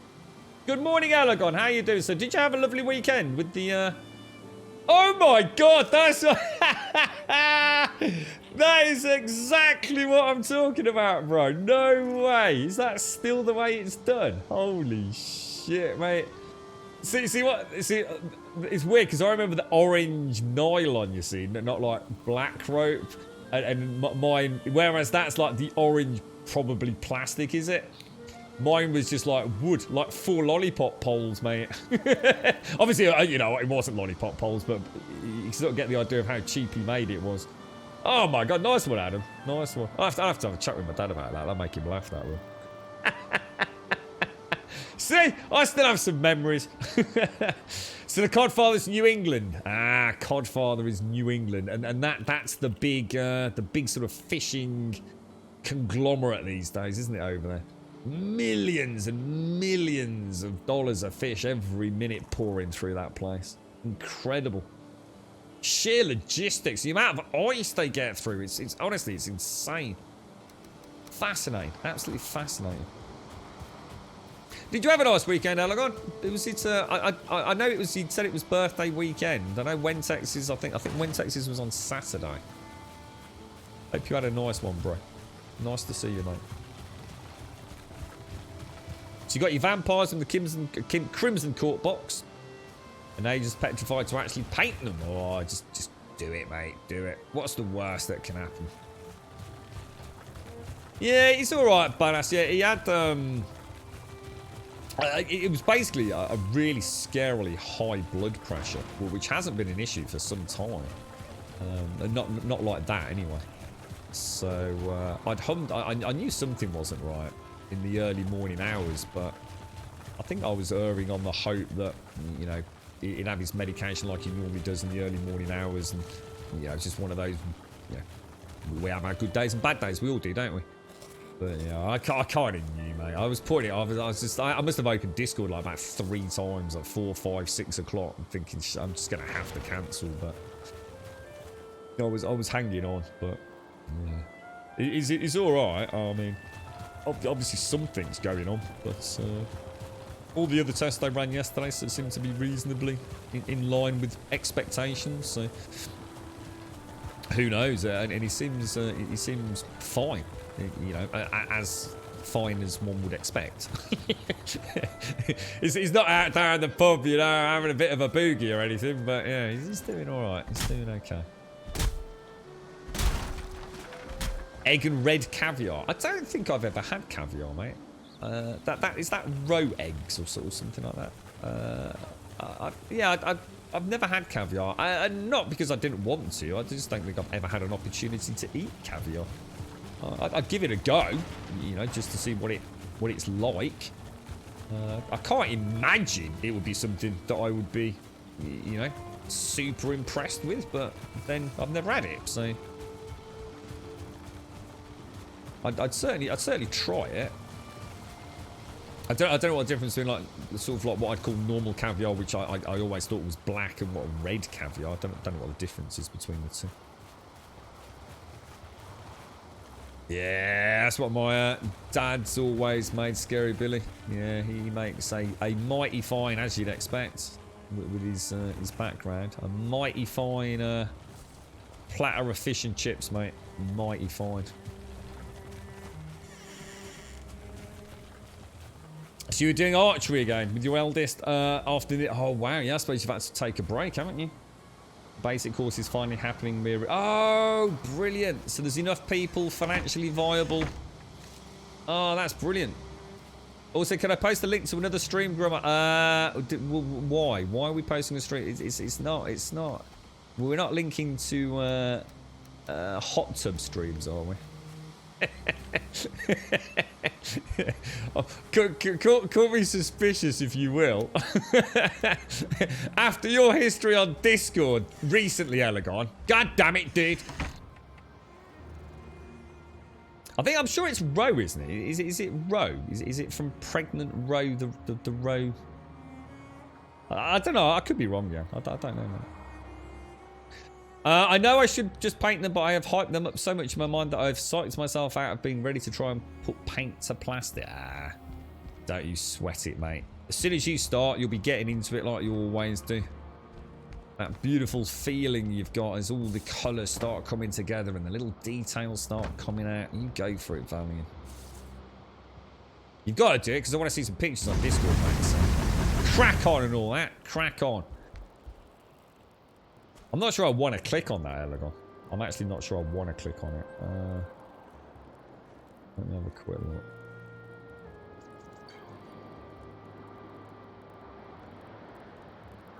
No, let's not link to that. Oh, fucking God.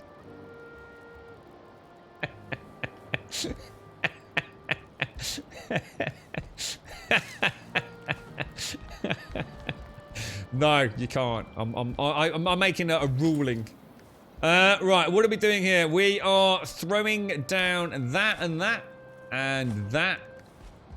And let's go chuck our wood away. So we went for fine wood, didn't we?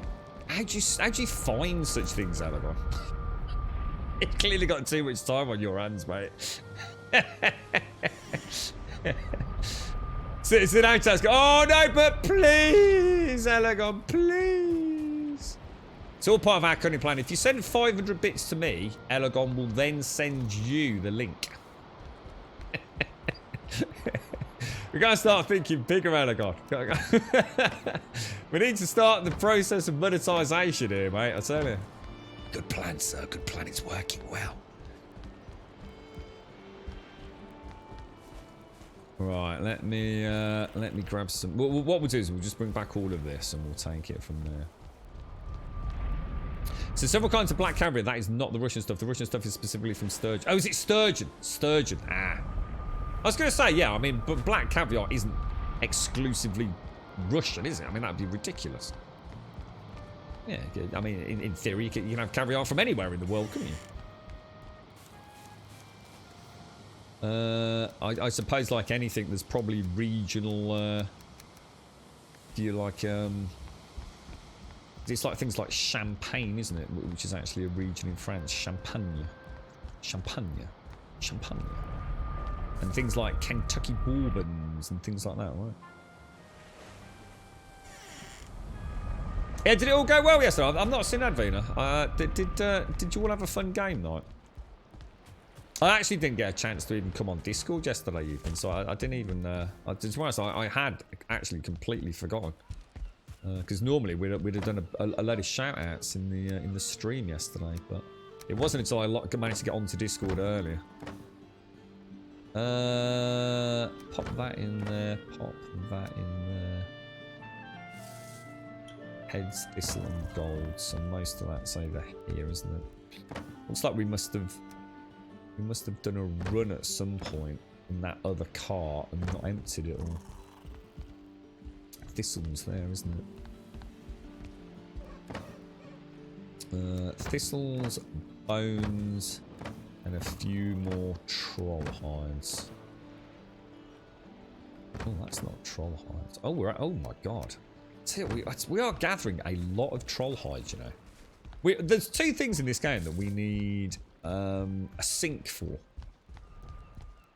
Quite desperately, really. And it doesn't have to be anything, you know, revolutionary, but we really do need something for troll hides and... Because you can't even make decoration with them that I know of. Whereas, like, you know, with the scraps, or maybe not with the scraps, but with the pelts you can. But that and grey dwarf eyes, you do accumulate a huge amount of them without actually trying, don't you? So it'd be kind of nice to have a mod that creates them as a consumable resource for something cool.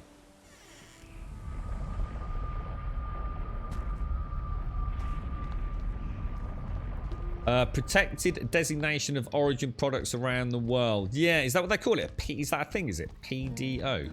Interesting.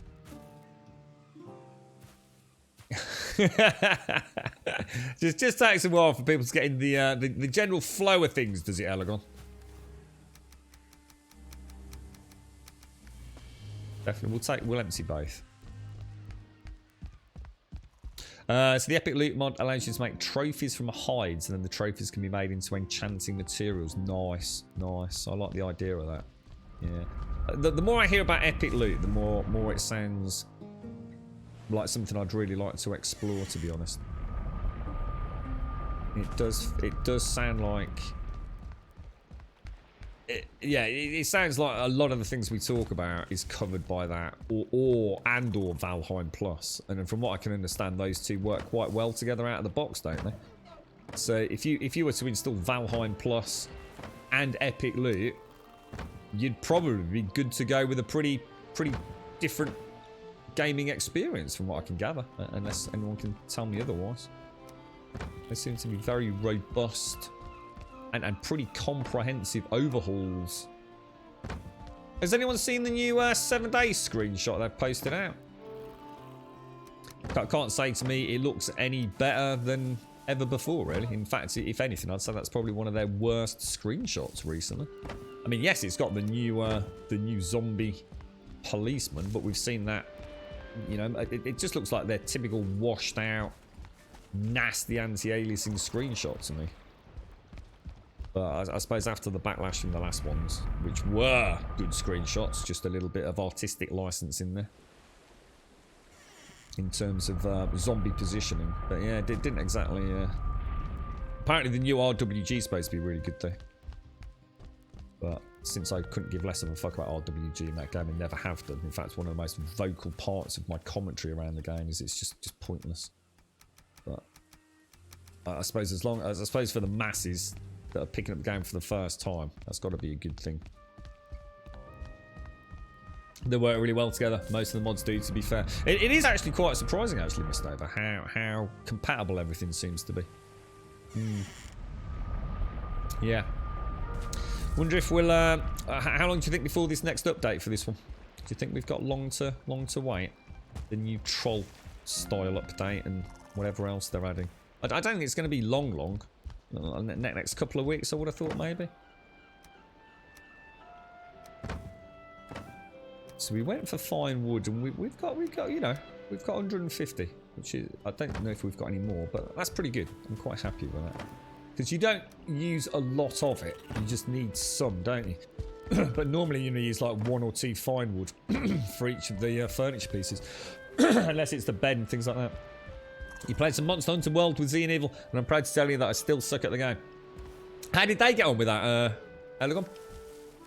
I didn't know that would be, never sort of saw that. I suppose it's a natural evolution from Ark, almost. Yeah, it's a good game. It is, it's a good game.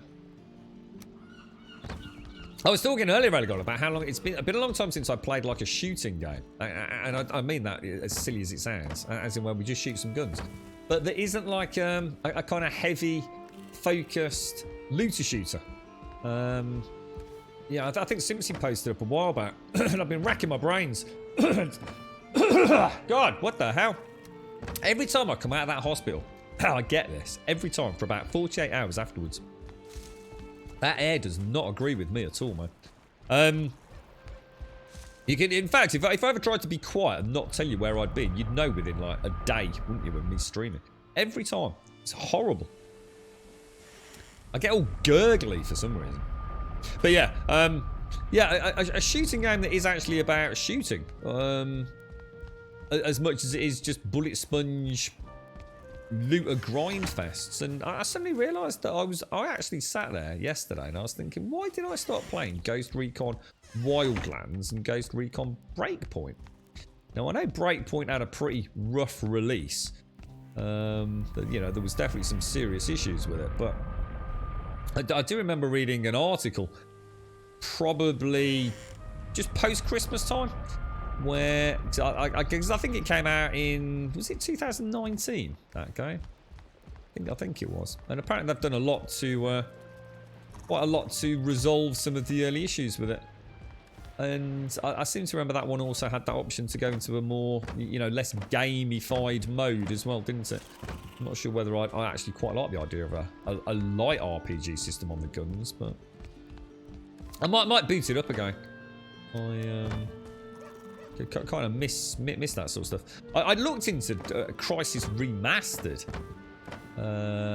but you can't get it on Steam. I was really surprised. Apparently, I think it's I don't know if it's Epic exclusive or if it's like Epic and other places, but I definitely couldn't find it on Steam. And on Epic, it was like something like 30 quid, which I was quite surprised at. You like good... Outriders is alright, man. Outriders is alright, Lou, mate. I mean, I can't honestly tell you what it's like in the sense of like a game that you're going to play for a lot of hours, but I mean, it's pretty slick. You know, it's a fun game. You know, it is exactly what they set out to make, really. You know, it's not a 10 out of 10 going to change the world, but it's a pretty solid game. And I think for people that had the Game Pass, it was a no-brainer, really, Lou, mate. I think a lot of my friends and family on the Xbox Series X that they've got with the Game Pass, they've really enjoyed it, because to them it was basically a free game that came out of nowhere, really. They've really enjoyed it, but yeah, nearly everyone's stopped, haven't they? Have I played in Navigaine? I have, yeah. I'd rather play in Navigaine than the fucking RWG, to be honest. Des thought he might have had a bug with Epic Loot yesterday. I think that's the one that makes you have the armor beside the inventory. Oh, I don't know. Yeah, I know that's where you get like the mannequin here, and it's like XYZ options for consumables and things. I always thought that was Valheim Plus actually, Shades, but I don't know. The Iron Gate dev posted a few days ago saying we're not rushing, it's still working from home, looking for offices. Yeah, but that's regards to the long-term goal, isn't it? There's the update that they're talking about, which is the troll overhaul and all the rest of it, sounds like that's pretty close. What they were talking about, Hearth and Home, weren't they? So Hearth and Home very much is, you know, we'll get it when they're happy with it, but we've got an incremental update prior to that coming. Z likes it a lot. Evil is still struggling a bit with his weapon, I think. What did he go for? Which one did he go for, Elegon? I tell you what, I assume you're playing it on PC then, Elegon. I've never actually seen the game up and running on PC. I heard it performed like shit when it first came out, but like all things PC, I don't think I can name a game that didn't fall into the category of played like shit on day one, to be honest. Welcome to PC gaming in the modern era. But yeah, I should imagine that looks pretty damn sexy running at a decent frame rate. Because I think I played it. In fact, didn't I play it with you, Elegon? I did, didn't I? I thought Persuade jumped in chat with us a couple of times as well. Yeah, it was PlayStation, wasn't it? I think I had PlayStation 4 Pro when I played it. Meat and turnips, mushrooms. Oh, thistle, isn't it? Thistle. There we go. So he's gone for the great sword, has he? And Z's gone sword and board. And you've got the long sword. Performance was... Oh, good. Well, I'm pleased. I was going to say, I had heard it had all been resolved, so...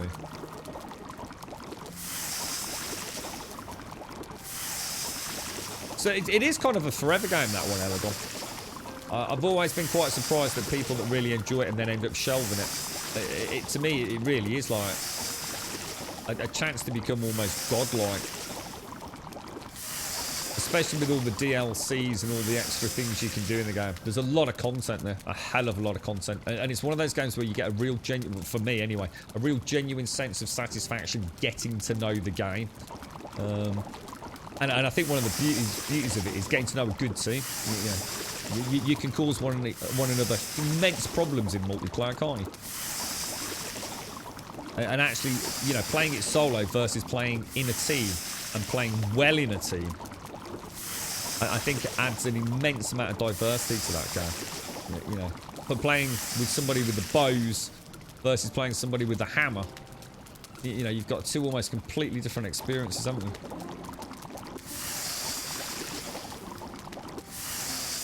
You alright, SCR?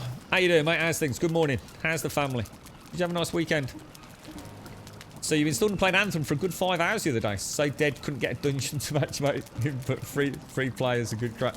Yeah, it's a shame, isn't it, man? It's a shame it's been officially laid to pasture.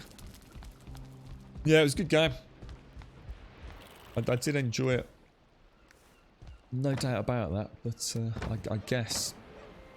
I guess the only other option in that kind of space looter shooter vibe, you've got your Destiny as your first person, I suppose, to some degree.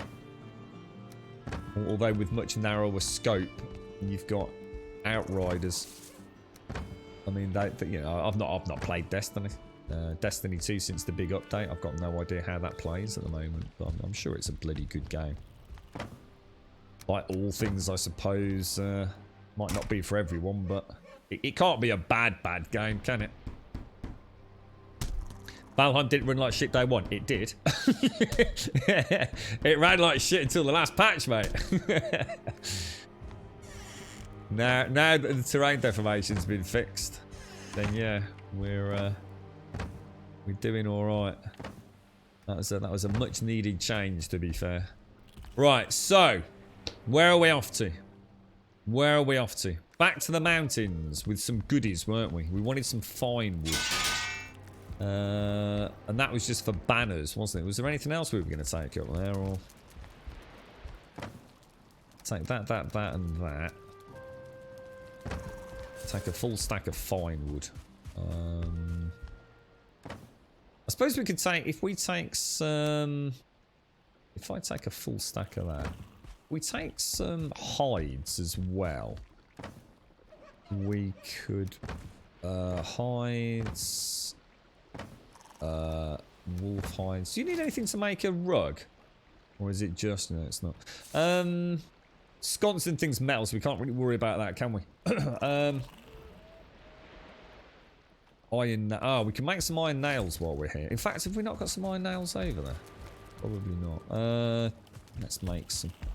Then we can put a throne in, can't we?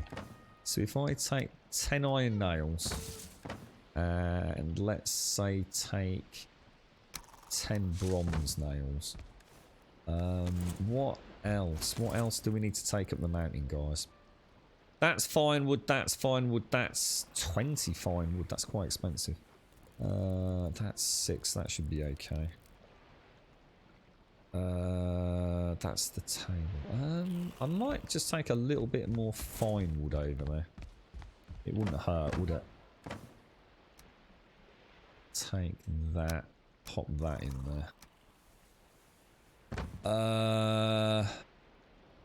The actual decorative things we'll have to come back for, won't we? Things like lotions, potions, stuff like that. Shall I just take a little bit more wood as well? I'm not sure how we're doing. Could probably just about get to a cart, maybe. I think the main problem with Monster Hunter is that as a new player, you're so overwhelmed with information and stuff to do, it's very easy to feel lost. Yes. Yeah, I'd agree with that. Yeah, 100%. It is. It is a huge game. And I suppose therein lies part of the issue with a franchise like that. You know, it's got a massive following, hasn't it? And those people want something new and fresh. But you've also got to bear in mind, you've got the new players. You know, this is the first time really that we've had an opportunity to have, you know, a fully realised Monster Hunter that wasn't on a handheld when that came out. Where are we going? Where are we going? Where are we going? Vendor, isn't it? The vendor. There we go. So Valheim dev was streaming last night. He thought the next patch was coming Wednesday. Oh wow! So it is this week. I was gonna say I was kind of hoping like 2 weeks for what I'm gonna call the troll patch. It felt like it was pretty imminent. Pretty imminent.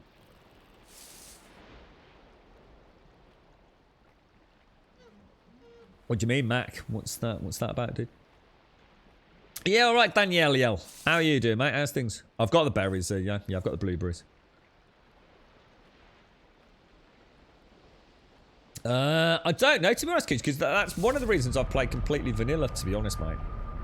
Because I wasn't sure if I started adding mods, if something might break horribly. But also because I want to play the vanilla game all the way through, so I can appreciate those mods a bit more when I eventually get my hands on them. So, well, these are all the eggs in there, aren't they? If we got a car, I was going to say we should have a car. If I just load all of that on there and just nip back and grab a bit of that wood. Do we need any more stone? I actually can't remember. Should we just take a little bit more stone with us? The problem is, I suppose it's easier to bring it back than it is to take it up. So I don't know. Is that what you're saying? Wednesday of this week? That's the way I read it. But yeah.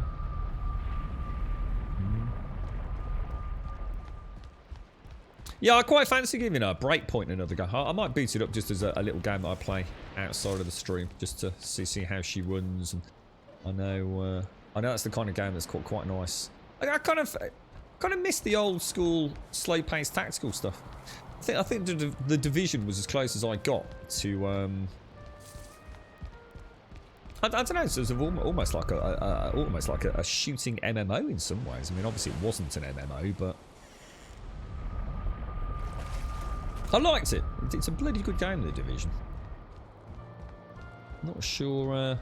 The team, or one of the teams, has been moved on for the new Star Wars game, haven't they? So I'm not sure whether we'll actually get a Division 3 anytime soon, or if they're just splitting the team up so the Division will. I mean, we know the Division franchise is continuing, but it was insinuated it was more for content for the Division 2, wasn't it? So in other words, they weren't closing the doors on continuing development for that. But there's certainly part of the team are heading off for this new Star Wars shenanigans, aren't they? Yeah, that's the one. The thing is, kids, I'm actually a really big sort of fan of mods with Skyrim, you see. And it's amazing how easy it is, well, when you've got a game that is so heavily moddable, to actually start not knowing which mods are which and which are doing what. And it's amazing. You start plugging in 10, 20, and in Skyrim's case, you know, 400, 500 mods. And that kind of strange synergy they sometimes have with one another if you do it all correctly. So it's always nice to have a level playing field mentally about, you know, what the game is. And then play with mods maybe as the filler, I suppose, for while we wait for a more content-focused patch.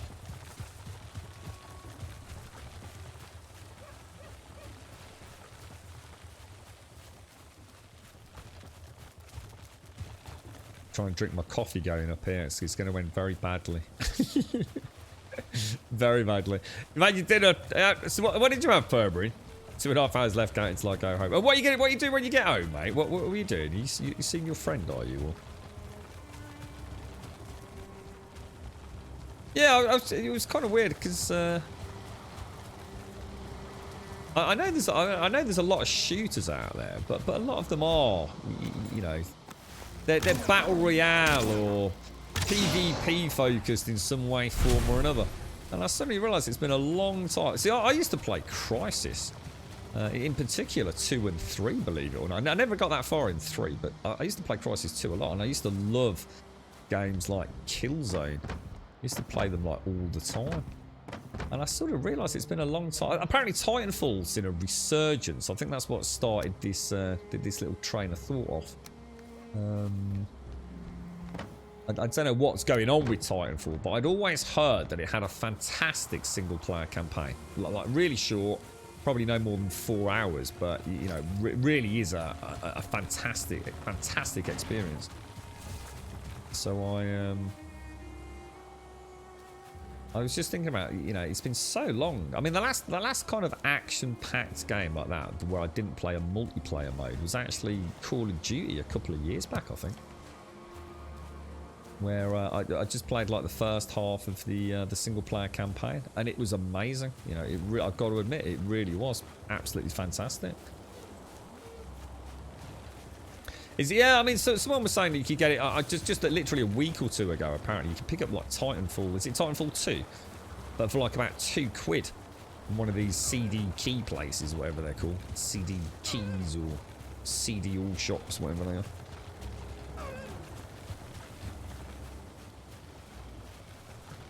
Watch Bone and Shadow. Oh, that was it, Bone and Shadow. Yes, you've only got 2. How many episodes are there, Permanent? Is it one of these like really long, you know, 20 episode things, or is it a little bit more contained than that? The daughter of the Titanfall 2 boss is actually the next Apex Legends character. Oh, really? Oh, wow, that's cool. Oh, that is cool. Yeah, I kind of miss that stuff. I do. I suppose I was enjoying Metro Exodus. Sorry, not Metro Exodus. The Metro series until I realised what an absolute fucking shambling shit pit Redux is. I should never have freaking played that. I should have stuck to the fucking original.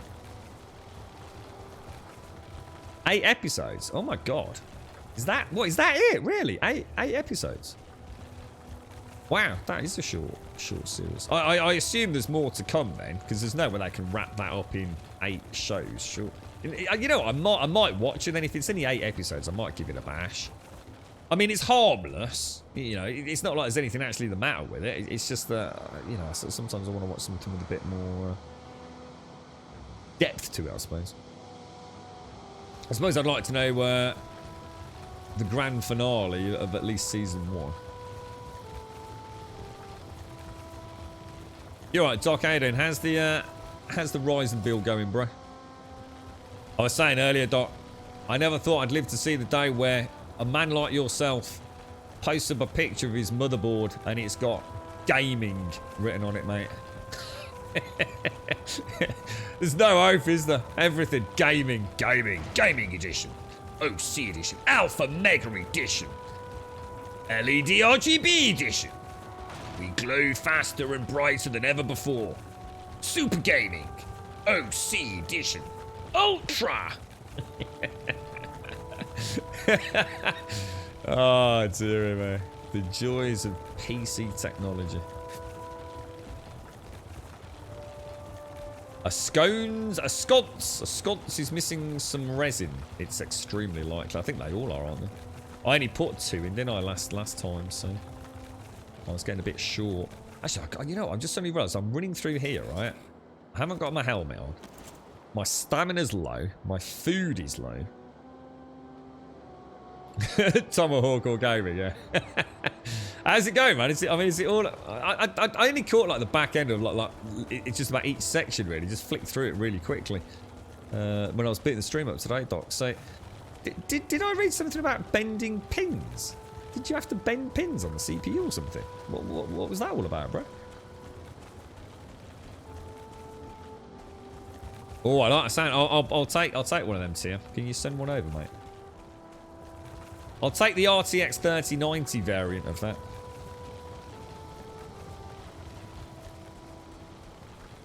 Right, here we are.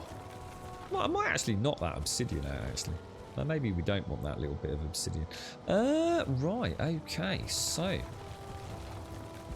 We have a lot of carts over these here parts, don't we? Have we still got all 4 wolves? Oh.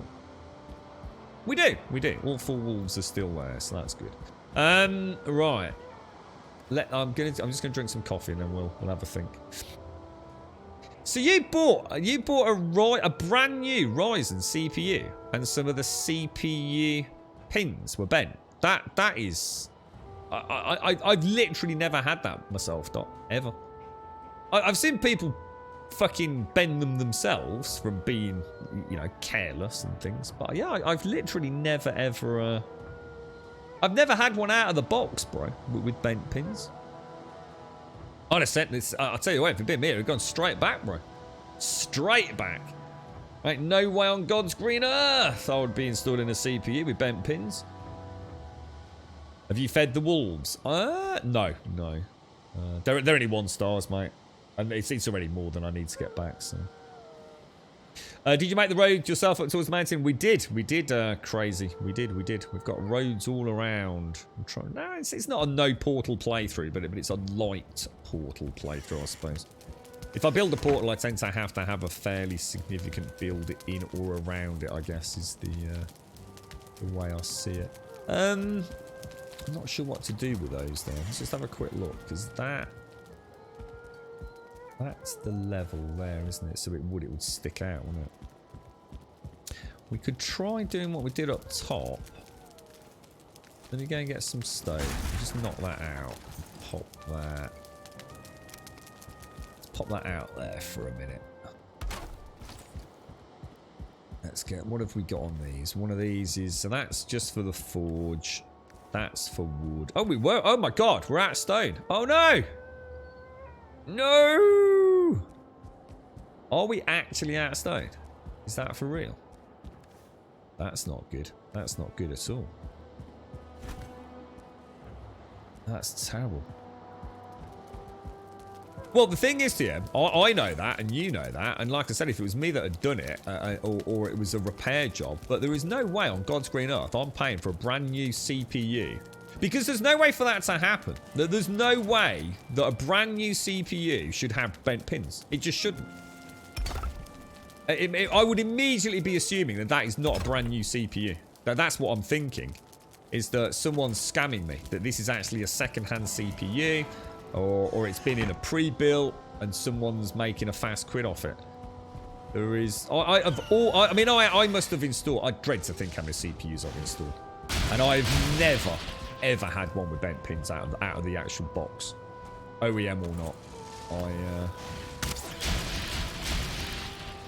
So my suspicions would be extremely up there. That sounds suspicious, like a novice has tried to install it, bent a load of pins, sent it back, it's been repackaged and regurgitated out. Oh, Asus don't muck about on their gaming stuff, dot, yeah. Asus are like the gamer's fave, mate. Yeah. More bleeding LED lights than, well, Blackpool used to have, I should imagine. I'll tell you what we'll do. If we take all of that out of there, I'm going to go and get some stone, because there's no point half-assing it now we're up there. So if I throw all of that on there, take that and that back. That can go on as wood, that can go on as stone. Yeah, we've got a lot of cool wood up here, haven't we? I need to go and get stone then, guys. Where the hell have we got a batch of stone kicking about? I just can't think now. Furniture, building, crafting, workbench. Let's just throw that there. We didn't get... Actually, the very first time we've... I haven't... We didn't see the wyvern, did we? The very first time ever I've been up here and not triggered the wyvern. Wonder if building that cabin's made some sort of weird difference, but... Well, was it a new... was it a brand new CPU dock, or was it a second-hand one? Yeah, exactly. That's why I'd be extremely freaking suspicious about it, yeah. I can't imagine the horror. Of all the things that you install in a PC, a bent pin on a CPU has to be up there with giving you the heebly-jeeblies, right? I mean, a bent fin on a CPU cooler on the heatsink fins is enough to make me think, oh, what? Because it does happen. But, yeah. Normally, because you're holding it very carefully so you don't slice your fingers open, which I've done many a time on a Noctua, I can tell you that. Those things are evil, mate. They've also got that sort of almost like light post-production sort of grease on them, haven't they? Which makes, I swear that stuff is designed to do one thing, and that's to sting a great deal. It was bought as a used thing, damaged packaging only. I'd be sending that fucker back, Doc. I would not be putting that in my PC, mate. Someone's clearly fucked it, dude. Clearly fucked it, man. That's the kind of thing that you'll have in there for a week and then it'll fucking burn your house down, mate. You need to send that back, bro. I would not be having that. That is seriously suspect, Doc.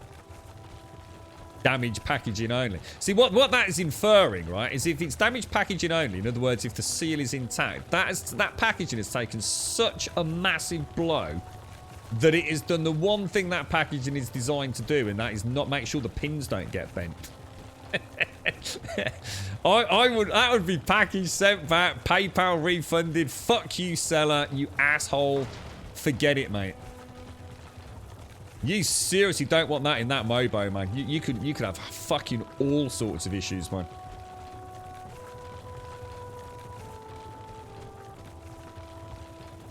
Like I said, even if it appears to work, anything could be wrong with it. Oh, sorry, you were joking. I wouldn't even want to crack a fresh pot. Yeah. I mean, I've bought... I mean, what's the first thing you do when you buy a second-hand CPU? You check the pins, don't you? You've only got to see one even look like a molecule out of alignment, right? And that's it. It's back in it. It's back in the box. Fuck you, seller. No way, mate.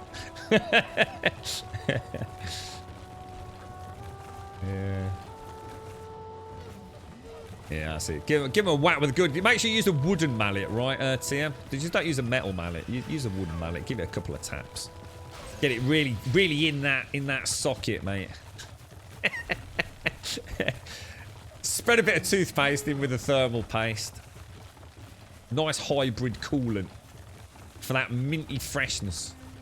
Helps keep it cool, you see. It's the minty, fresh mountain air helps keep the CPU cool. Just a little bit of Colgate or, you know, Aqua Fresh protection, whatever you want.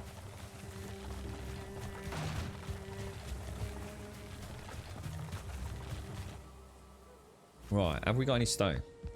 I'm pretty sure we do not have any stone.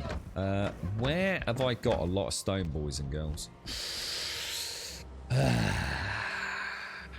It's a bloody good question, mate. I'm trying to think. Have we got any down near the dock? We might have.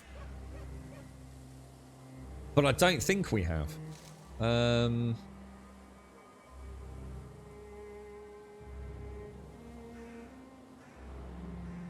I'm trying to think where else we've got portals.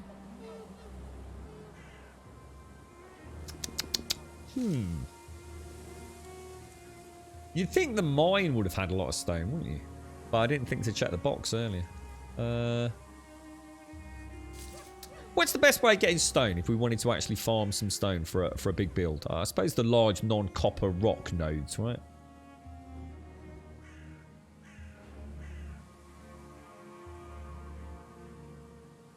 Well, yeah, it's kind of like a light... If I build a portal, Kidge, it sort of has to have a build around it. And even builds like this don't have portals. So yeah, I can't just like stick a portal out in the middle of the forest. I have done. I mean, I have done that. But I realised I was on a bit of a slippery slope just having portals scattered around all over the place. And then that sense of kind of adventure would have been gone. Any stone at the swamp base? Swamp. Is it called swamp? I actually don't know. Should we go and have a look? Why would there be stone at the swamp base? Because the swamp base was used for farming iron, wasn't it? And I don't think we got a lot of stone from that, did we?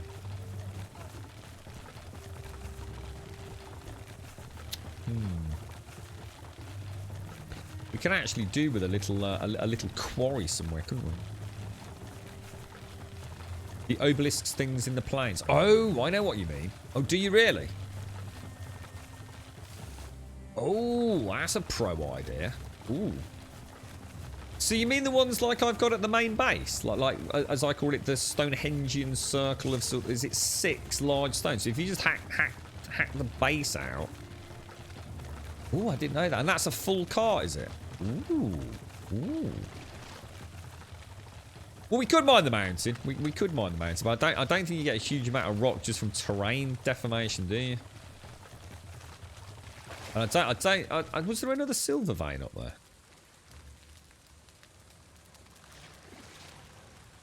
There was one more silver vein, but we've already unearthed it, haven't we?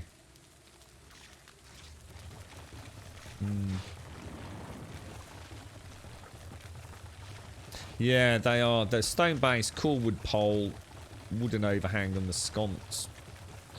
But they're expensive to keep burning, unfortunately.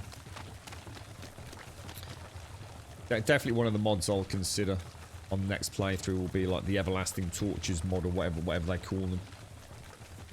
And so we could always go... I'm just trying to think about going back and mining a load of... You know, if you mine obsidian, you get any stone while you're doing it. I mean, we could go and do a huge... What we could do is we could go back into the mountains with Wishbone, couldn't we?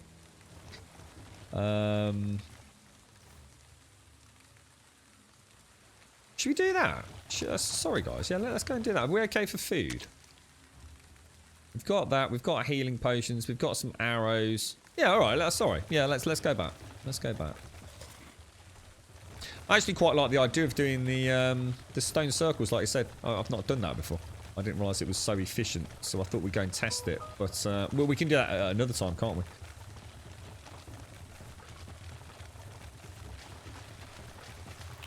Yeah, the big stones in the black. That's kind of where I was thinking was we'd hit the meadow stroke black forest border. And then we could have a go at the Stonehengian circles and one of the large boulders. It's something, because the thing is, I've never actually gone out of my way to get stone before. Most of it has just come from, you know, basic terraforming, which isn't a huge amount. I think a lot of it has come from like clearing stones and boulders out of the way, as we've done some of the builds, and it just all gets stockpiled, and before you know it, you've got a whole chest full of it, haven't you?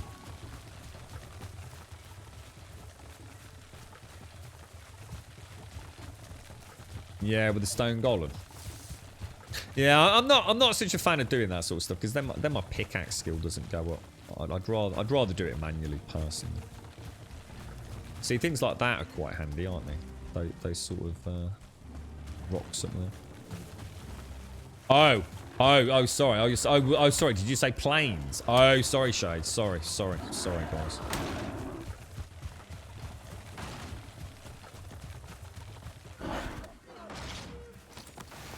Got that pro cock blocking skills there, mate.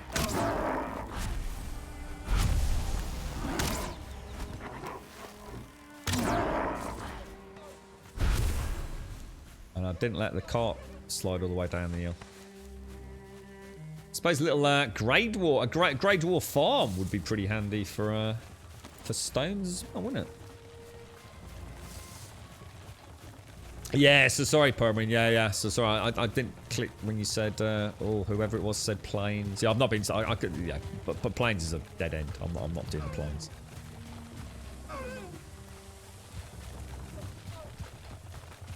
We are not. The plains is the next treat on our adventure soon.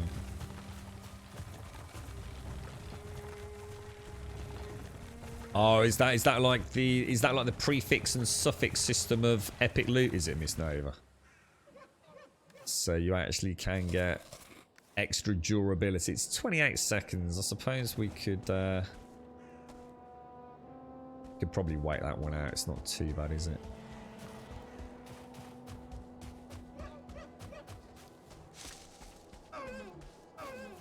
Jesus, I'll tell you what, it's ever so easy to underestimate the damage that actually does. Look at that up there, look. From the wyvern attacks.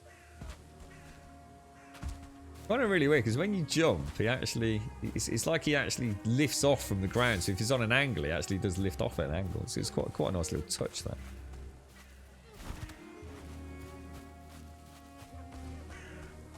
Those little dastardly devils. It looks like we're going into the mountain at night. Oh joy, oh joy, oh joy.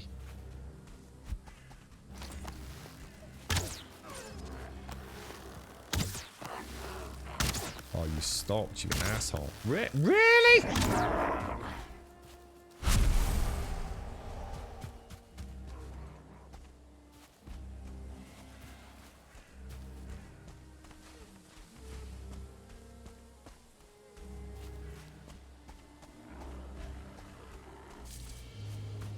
Is it here?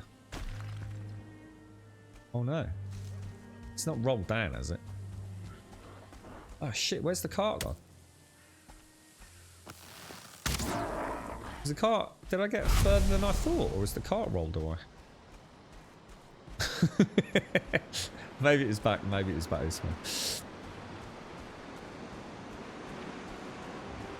That's coming in pretty heavy, isn't it?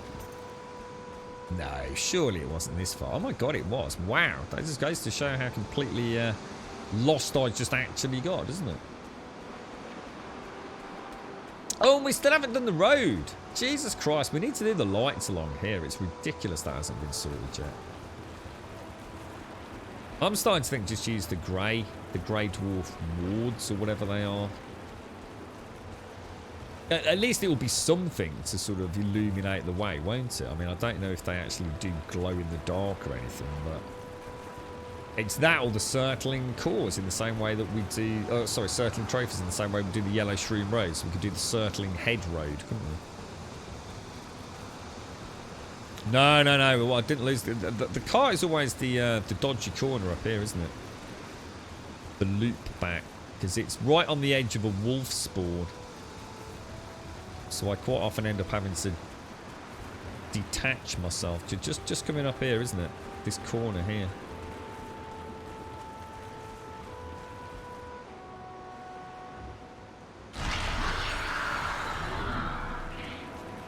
Just in case. Just in case. And if we're really lucky, we'll see a wolf.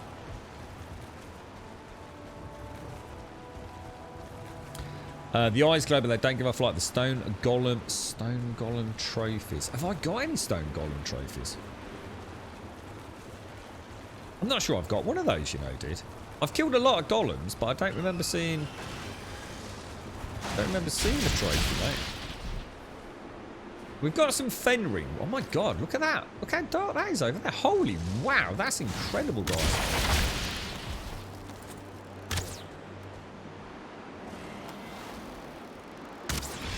If I didn't know better, I'd say that there must have been a patch that has changed something, because that is amazing. That is really quite impressive, to say the least.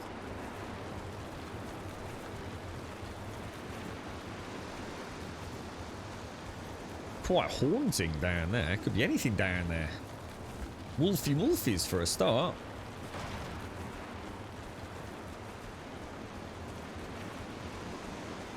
A very treacherous path it is indeed. Yeah, we've tried the circling trophies. We've seen those. Yeah, they look... I just thought they would make, you know, from a... I suppose from a roleplay sense almost. The idea of the circling trophies as a source of warmth and illumination in the cold mountain pass. Tells the tale of a long-lost hero that decides to illuminate the way for travellers yet to come. So yeah, I think we should do that. I keep forgetting though every time. I mean, literally, I just need a little bit of wood on the back of the cart. And if we do it just with trophies, we only need a workbench, don't we? I don't need a forge or a stone cutting bench. You tried a version of a D2 remastered last night. It's pretty much a perfect recreation, albeit with update. It's exactly what they went for, Dot. Yeah, it is. You can actually toggle it. Did you try it, dude? You actually just press a button to toggle to the old game back to the new game. It is. I mean, it's exactly. You know, most of it has been technical sort of issues that we probably haven't really thought about as gamers. Things like the aspect ratio change. You know, before, if it wasn't on screen, it wasn't an active mob. So, you know, change to things like aspect ratio has meant a whole slew of things having to change. And especially when you go for things like ultra-wide monitor support and things. But yeah, it is literally the original game, isn't it? Exactly what everybody wanted, and exactly what they'll all be bitching and moaning about when it comes out as well. Because let's be honest, there's no pleasing the Diablo community at all, really, isn't there? Always something for them to moan about. Right, I'm going to go and stretch, and I'll be straight back in a jiffy.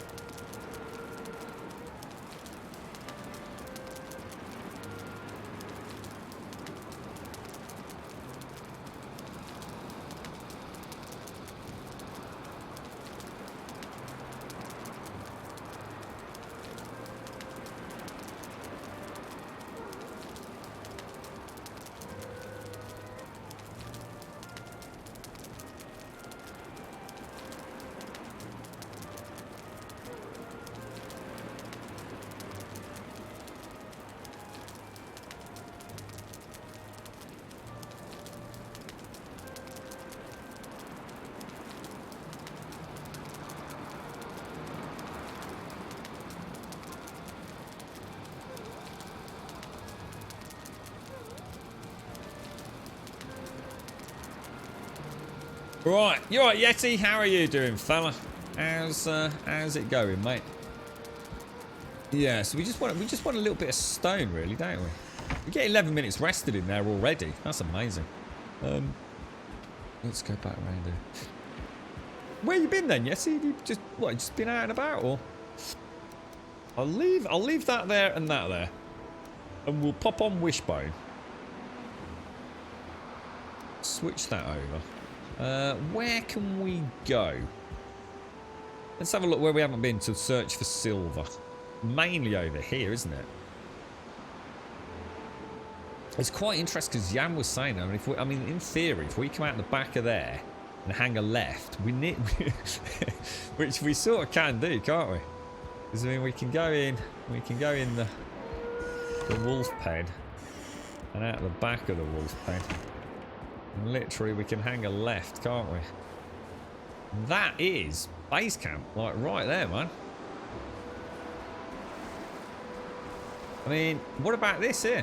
What about just knocking that out there? I wonder how much rock you'd get. I wonder where it brings us. How high up? Bone mass is off, isn't it? So I need to be a little bit. And is that the road? Is that our primary road? Oh my god, it is. Oh wow, that's actually really cool. That is actually really, really cool. Wow. Wonder if we can actually do a proper road from the two. Yeah, but I don't like just hacking it out. scary, Billy. I like to keep it looking nice. I'm not just going to hack a load of rock. There's nothing worse than having a beautiful build and all these road systems and then hacking out a giant chunk of rock and it just looks barren. Yeah, not bad, thanks, Rev. Yeah, worrying, but fingers crossed, nothing too bad, mate. I might just see what we can do about knocking this out because I didn't like this. I don't know if we get stone from it or not. But do we get any stone out of terraforming? Not really.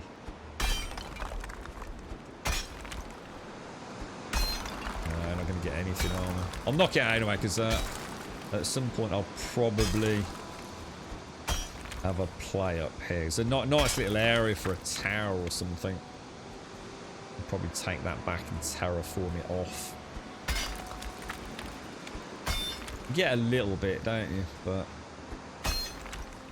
we'll go and look for another silver node. We've got one. I think we've got one right here, haven't we? Like literally, we're on top of it somewhere.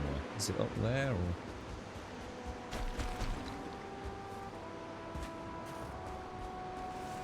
Where's that other silver node?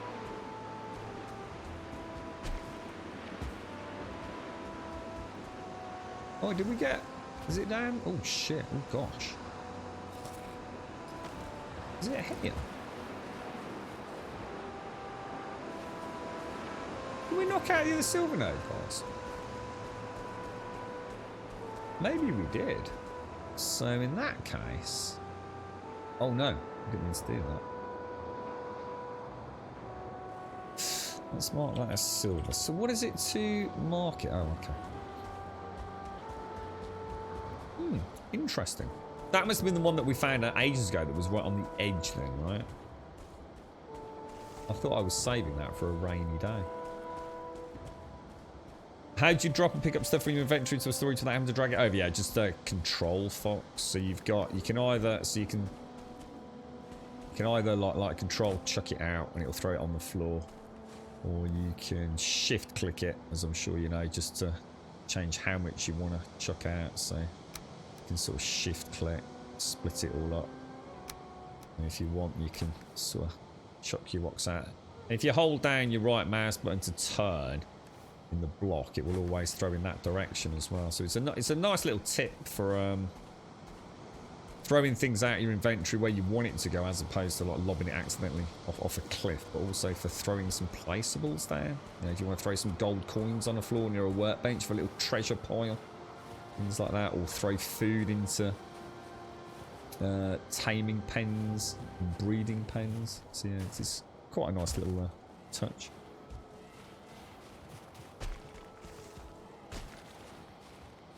So, you're right, Yessie. I was at the doctor to do some blood tests again and to check what allergies I have, since I wake up some days with almost glued shut eyes, a stuffy nose and a runny nose. And any news on it? You helped your mum at your grandparents' grave as well. Oh, is it... What's...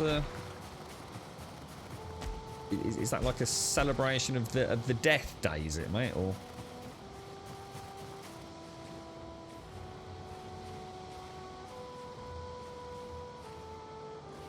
How's Pixie doing, Rev? Let's pop on our old... I think we'll throw that back on as well.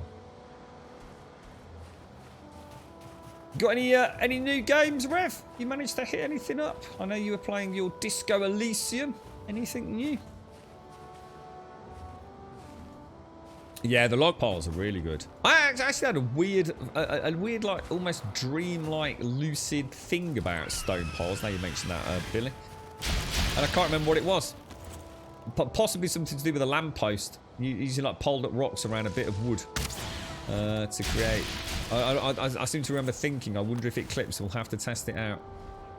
So rather than having, like, the wooden block, I think I must have had, like, a little daydream about using these on the ground and then seeing if you can put a core beam in it, so it almost looked like they'd been put around it to support it rather than buried in, like, I suppose what looks a bit more like a concrete block that we've currently gone for. But I'm not sure if they'll clip through or if standing on top of them would look right. Definitely got an egg we can pick up, so I suppose down here would be I think I'll grab an egg. I might as well take it when they respawn. That's one of those weird things. You know, when I sort of like, I'm saying I don't sleep. Those are the kind of like little things that I have scary, really. And it's not until someone in chat says something, it's like, oh shit, yeah. You know what? That's a memory now of a little almost like daydream, perhaps. Yeah, it would be expensive. Yeah, it would be. But I'm just thinking about like maybe in the main compound, Jaboshua. You know, just trying to come up with something that just looks a little bit more interesting. Well, I mean, I don't dislike the design. I'd prefer it to have like an angled support, but they don't clip very nicely outside of big builds. So we really want to go over there, don't we? But well, we've got weight. We've got weight. Oh no, because I can't use wishbone, can I? Let's go and get the egg back then. It's not far, is it? Yeah, we've been to that tower. That's near where we had one of the very well. I think it was like the second or the third silver vein we found, wasn't it? So gorgeous. Just look at that. Absolutely stunning game, man. Oh, there's the top of the tower, look. That's really cool. Wow. That's crazy, man. There's the pit. There's the wolf pen. And there's the ladder coming up. There's the road. So it's sort of winding around as it comes down. Damn, that's mad, man. This is not a good way down, is it? As we've learned several times. I've been to the ruin, yeah.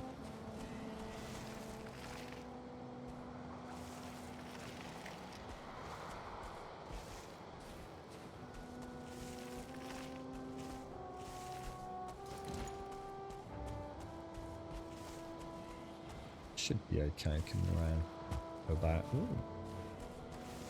Cheeky breaky. Cheeky breaky. We just pop it in the cart.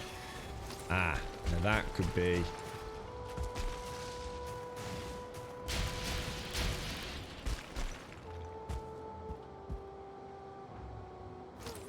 Come on, me old mucker. Just gone behind there, isn't he?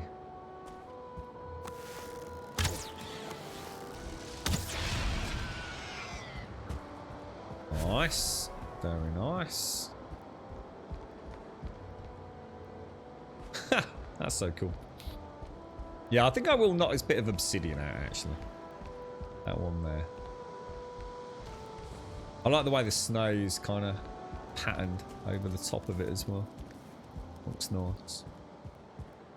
So, is this the one with bric-a-brac in it? It is, isn't it? So if we kind of throw that in there. That is just cool. So at least we've got another egg to take back down for summons. Because you got to remember, we've got to go and kill all the other bosses again as well, haven't we? So let's stick on Wishbone. Should we see if we can go back up where we came from?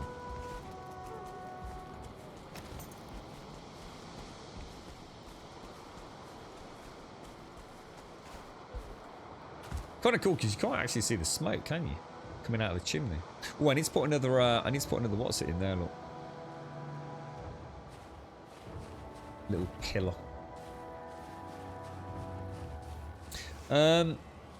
Just a visit because she wanted help with the gravestone because it was starting to sink. Ah, right, got you. Yeah, it's amazing how fast things like that can fall into disrepair. It's a big thing in the UK, so some of the cemeteries, mate. It can almost be heartbreaking. You know, it makes you wonder if people have simply been forgotten about, you know, existing relatives, or whether or not it's, well, that's interesting. Or whether it's actually just a case of there is no one left.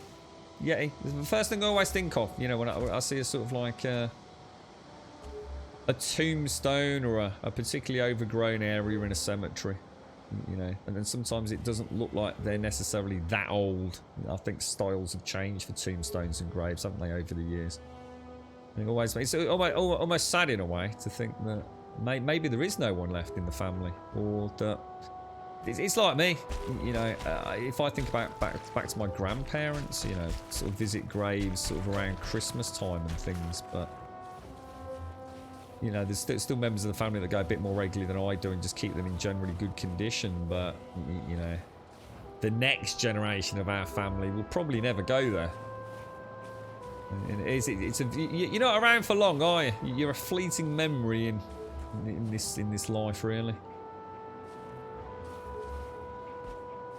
All the untold tales of folks that have sat there and told stories to loved ones. They can be quite nice places in the UK, cemeteries. I mean, obviously there's horrible ones and like scary looking ones. But yeah, a lot of them are very well looked after. Very well looked after. But yeah, not that I know in other countries they're more almost like a park, aren't they? You actually go and you sit down and read a book and, I'm not saying necessarily kick a football around, but have a picnic and things, don't you? It's not quite the way it works in the UK.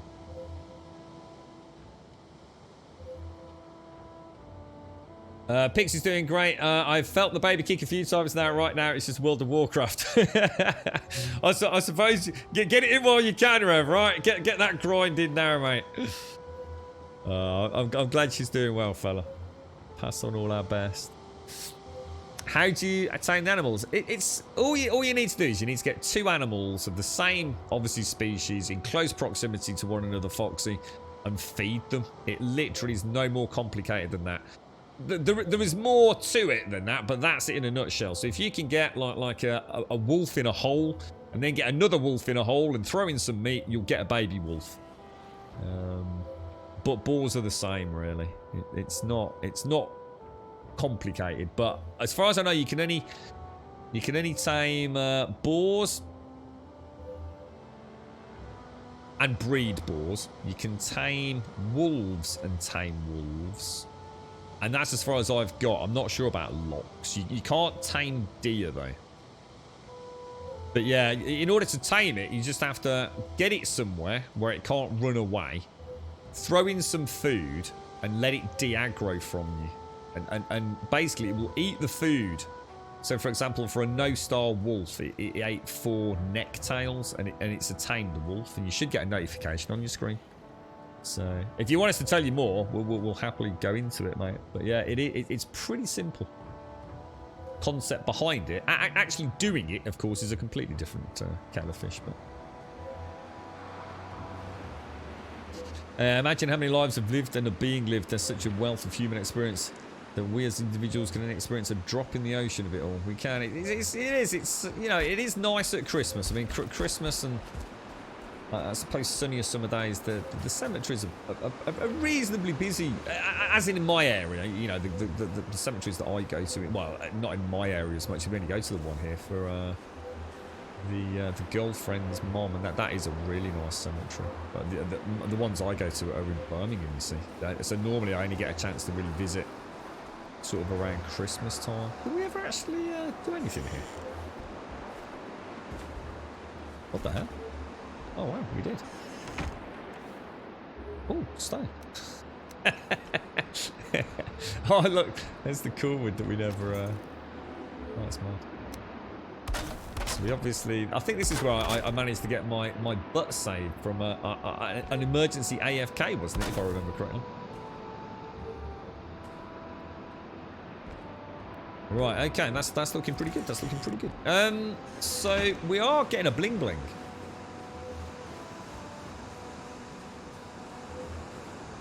And I don't think it's that way.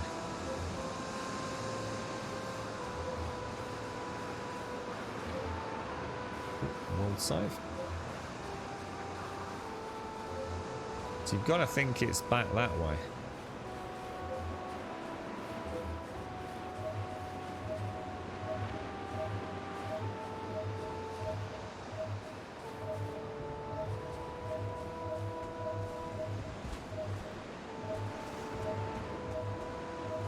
I'd say it's around here, wouldn't you? What do you think?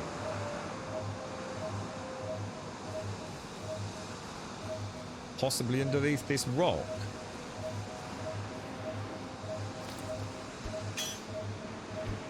Well, we came for stone. We might as well get some silver and eggs and all sorts while we're here then. Perfect. You alright, Gaz? How you doing, man? How's things?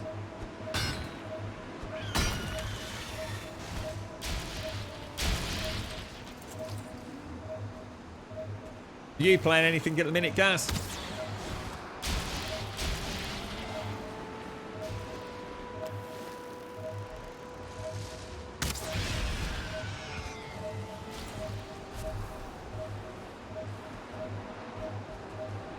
Definitely around here, isn't it, I think?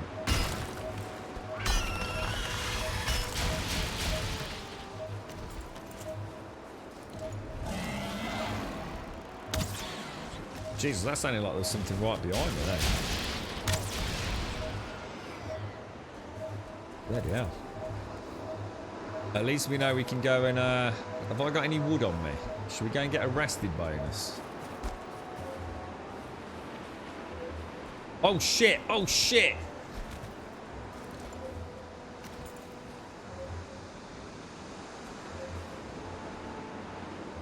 Okay. Unbelievable. Literally unbelievable. So let's take the wolf out. Oh, what the hell?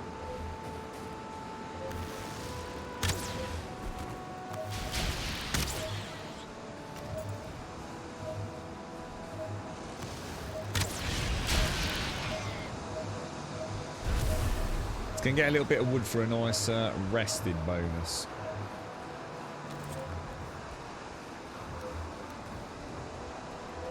Probably another wolf down here though, isn't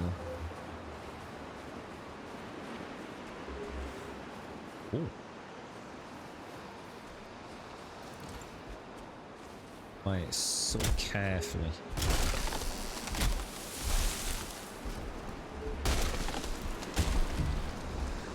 I could hear another wyvern. Pesky critters, man.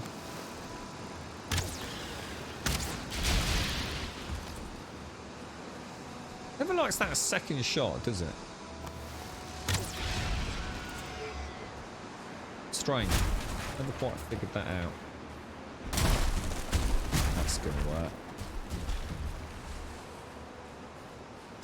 Plague Incorporated, is that? It's not ringing a bell, guys. What sort of game's that then, bro? Carrying too much? Oh, because I've not got the belt on. It's back to say that can't be right. I've got nowhere near enough wood.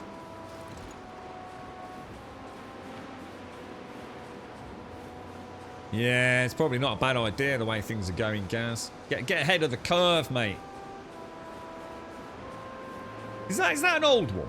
Plague Incorporated. Plague Inc.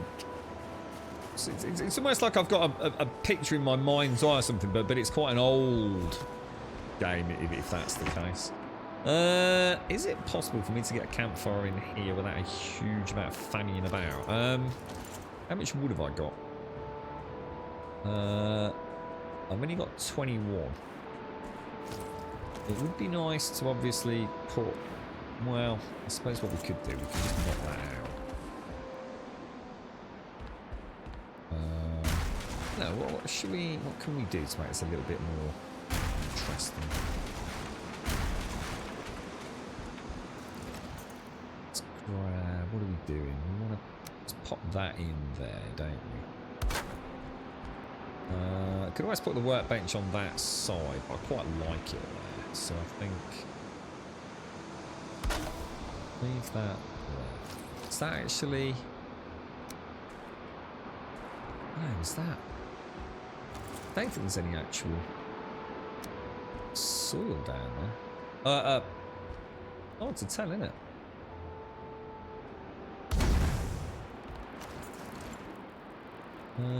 How can I get a little roof on this, aren't I?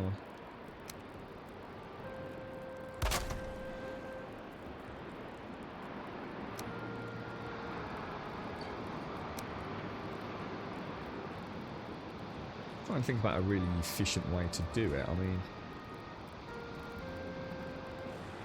I don't want to burn myself.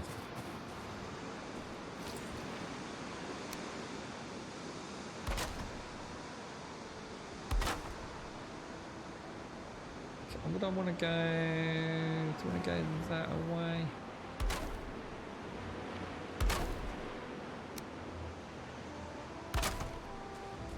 You can't do those. You can't do an inverted corner piece still, can you? Unfortunately, which is just unfortunate, to say the least. No, I don't really have enough. How much wood have we got? 8. So I'm going to have to cheap out, I think.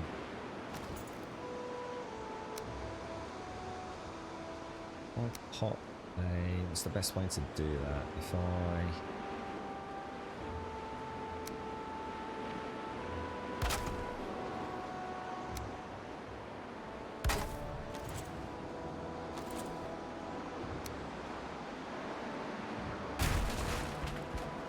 get the wood back from that. That's actually on a log, which is why it's really weird closing it. So yeah, there's no...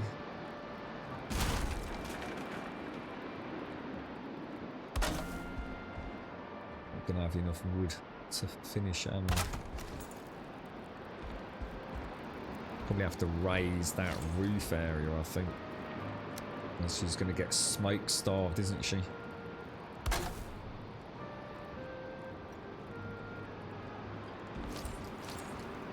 Will I have wood to make another fire? I won't, will I? Because I need to centre it, really. But we're getting smoked out, so obviously not ideal. Let's go and get a little bit more wood.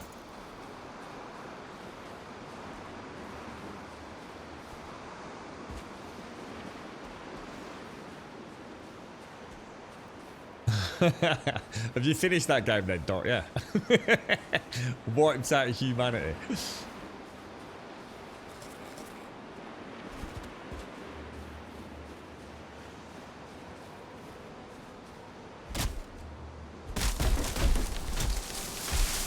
I tell you what, I'd love to see that added to the game actually, yeah. Hatches. I'm not sure if that's what you actually meant, but it would be really nice to get a proper vertical ladder. Maybe with a hatch. Something very satisfying about that sort of thing in video games. Always seems to resonate with folks. Little things that you can interact with, so you know, whether it be a door or a hatch. It keeps us happy as gamers, doesn't it?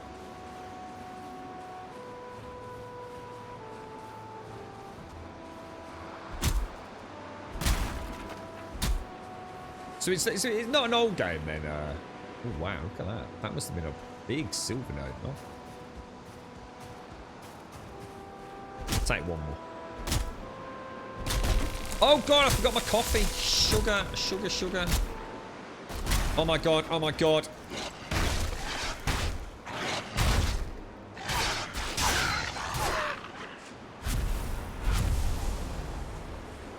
Holy balls, that was close.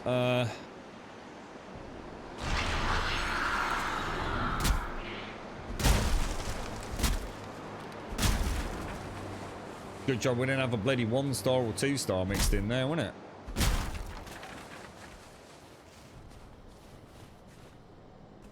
At least we can bloody see now. Actually, what do we get? Oh, 46. That's nice. That's nice. We should mark all this obsidian down here as well. What made you go back and play that then, Gaz? Just out of interest? Just fancy it's something you'd heard about? Or is it, you know, recently been back in the limelight? We were talking about Titanfall earlier. Titanfall 2, I think it was, Gaz. Which suddenly popped up out of nowhere. I'd always heard really good things about Titanfall 2 single-player campaign. You know, one of those games definitely worth picking up just for that almost. And I know it's been like, as you know, as little as a couple of quid. But yeah, it's really annoying because I can't actually get in there because there's a they've done it on a log pole, look. So there's no way in without sort of doing a little gambol. So if I take that, knock the fire out. And then replace that more centrally and maybe even at the back as far as I can.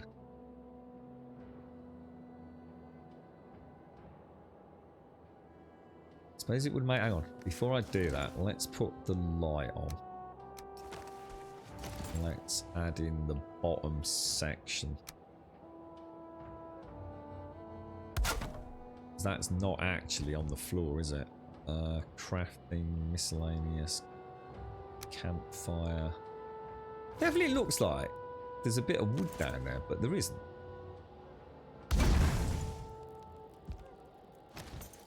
Then I reckon if we just stick a little cheeky front on there and there, I reckon we'll be fine, won't we? So at least we've got a little place to rest here, get that rested bonus. It's only comfort level 3, but yeah, I think I'm gonna change that.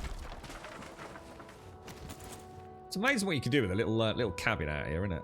I must admit, it's one of the things I really do like about the game. These opportunities just to make something functional.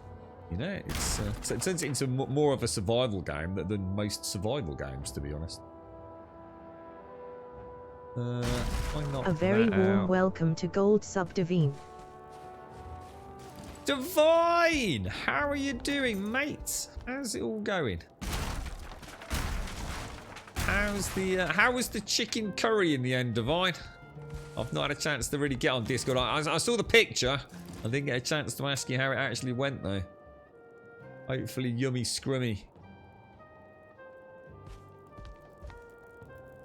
We want that snap to... Where do we want that snapping to? We want it snapping to... It's kind of being the knob. There, don't we? I know it's not on the floor, but... There we go. That's the one we wanted.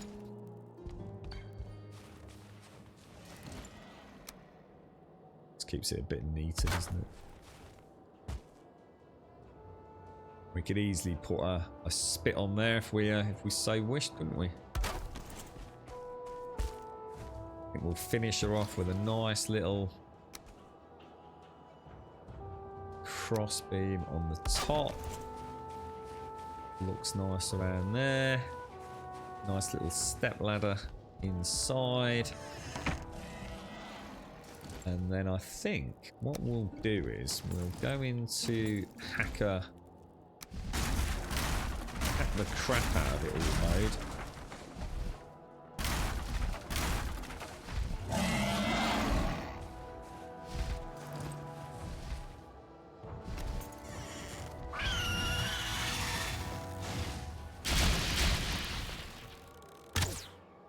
Oof.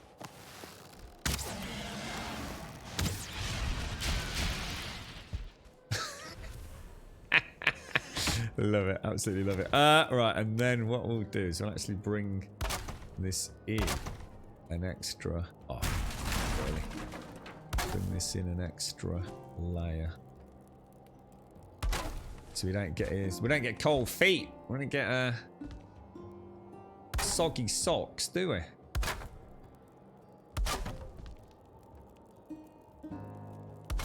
Quite funny. It's the one time I haven't brought a hoe with me for hours and hours and hours. And hey ho presto. I kind of needed one. So we'll go back to that. Smack that out, smack that out. Now that has gone out, presumably why? Because it's out of wood. Why has that gone out, guys? Should be alright, shouldn't it?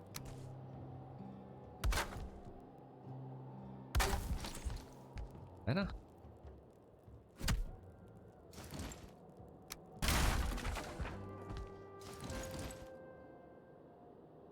Go in crafting. Do we really need a crafting bench? I suppose. Because I can't actually repair anything, can I, in here? So pop it sort of in the corner there. Then throw the box in just for a little bit of storage while we work. So we'll throw the stone. Just throw in any debris, really. There you go. We've got a nice little house, look. How beautiful. functioning little home up in the mountains. Perfect. And if we just set that as an actual... we'll set it up as a camp. There we go. Fully functioning. Protection from wolves and all sorts. I like when building the game has a purpose, not common enough. Yeah, it's almost essential to me, guys. I've met many chats here on the channel about things like Minecraft and how much I love building in Minecraft, but so often it seems pointless. And I don't mean that in a horrible way. I mean ultimately though, but there was no need to build that tower. So sometimes building something really small, really quickly, and really functional, it's just as satisfying as building, you know, that elaborate castle or whatever it is. So yeah. Yeah, I think it's good enough, Dominic. It'll go out every now and again. I didn't have a huge amount of wood when I first built it. I could easily mount it up on stilts or a couple of 1 meter poles and we'd be fine. It might go out once in a while. But not enough to affect us, I don't think. Should come on and off pretty quickly. It's the smoke, isn't it, that's going to be the problem. Look. Let's see how long that lasts. Yeah, we can just raise that roof out there with... Have we got enough wood now? 9. Yeah, we got plenty, haven't we?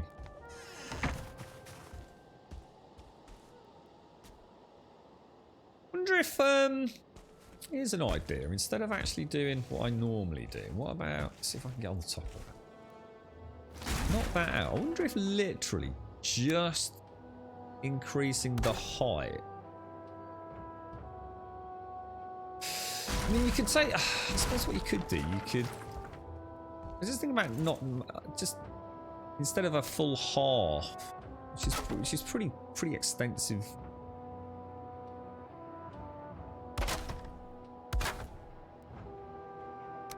I mean, that would probably solve the problem.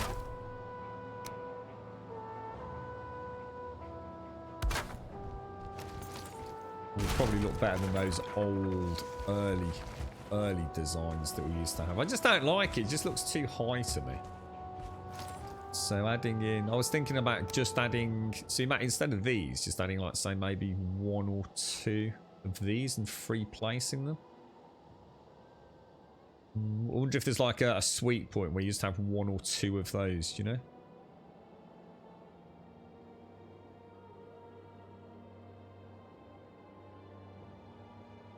Don't know. I just don't like that look. I prefer it flat. It looks exactly like it is, like you've had to half-ass it. Let's just try it. Let's try it. So if we go... Take you out, take you out, and take you out. We can definitely snap... Single beam to there and there. Ooh, Jesus. How much damage did those shots do to wood? Has anyone ever actually managed to see a before and after durability count? Oh, what the hell, dude? I rolled straight into those.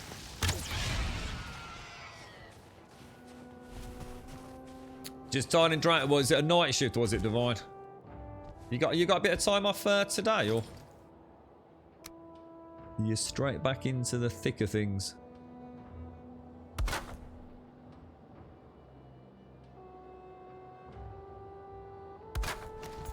What about something like that? Let's see if that provides enough lift for the roof.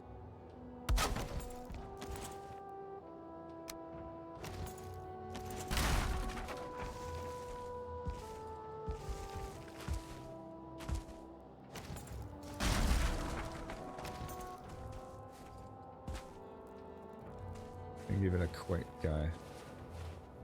Even put see if you start sticking extra ones in, you're starting to reduce. Let's try it though. Let's try it. See if that 1 block is enough, and then if not, you'd know, wouldn't you?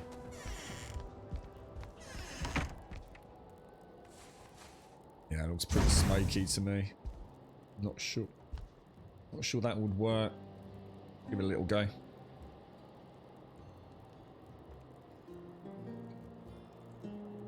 Very little damage to the wood from the frost. Rarely. So I don't... Oh, no, it's still not working, look. In fact, it's almost like my smoke is frozen completely. That's kind of strange. Oh, you can see it moving. So I wonder, let's just knock those out then. So more a case of just learning a little bit, I suppose.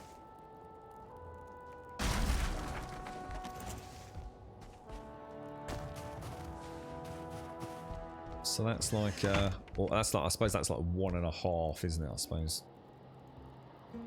Way I'll do the maths on it. Let's just see if that makes any difference. Oh, we know we can do it with 2x2. Well, it's not even 2, but you don't even need 2x2. You don't need anywhere. 2x1's enough. You used to use 2x1 all the time, yeah. 1 meter high, so a half high. 2 across one side, and then the roof on top. It is more than adequate. That seems to be going okay. So that's like, I mean, if we say the normal half fence panels are 1 meter, which they are, and I think you can probably get 4 beams in on those, can't you? Yeah, that seems to work quite nicely like that. And it just doesn't look like such a pointlessly elongated chimney then, does it? So I think that's nice. That's probably the sweet spot. So it's a single beam, so it's technically a half beam because it clips across the top of that to begin with. So the first one actually does clip over the top, look. And of course what you can do, you can further enhance your, if you like, your safety net. But smoke like that. So that's quite a nice coat. That's probably the smallest form factor but half decent looking campfire you can probably do, really. And you'd still be able to do a bit of cooking on it if you really wanted to. Right, let me go and get my coffee because it's slowly going cold. 60 seconds.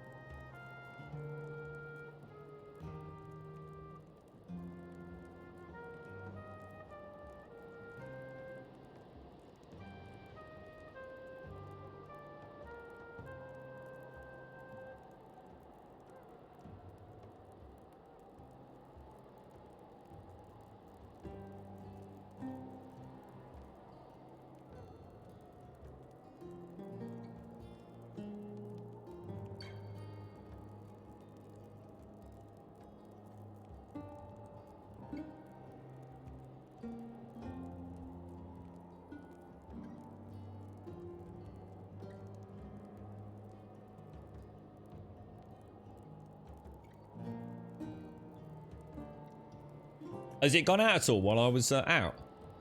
Or did that work all the way through? I quite like that. It looks a lot better as well. A lot better. And you could probably do something really nice with the these beams because you could probably snap them up into there. Look. Not sure whether I'd go there or one up. I think one up would be nice, then countersink into the ground. But this is a bit of a weird build anyway because it's actually raised on core poles, isn't it? Right, anyway. Let's, so...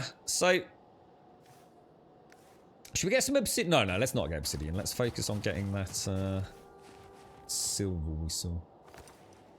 Now, that was somewhere around here. We're not sure where exactly, are we? Should we throw wishbone on while we dig?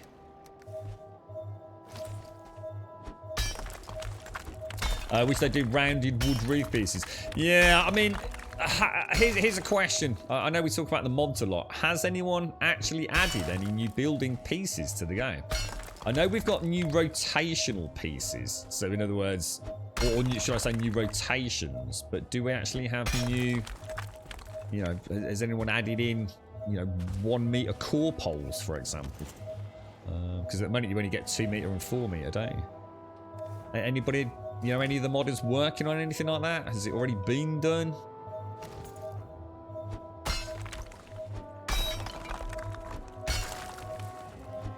There we go. There's the silver. Bish, bash, bosh. This mountain is like packed with silver, man. Packed with it.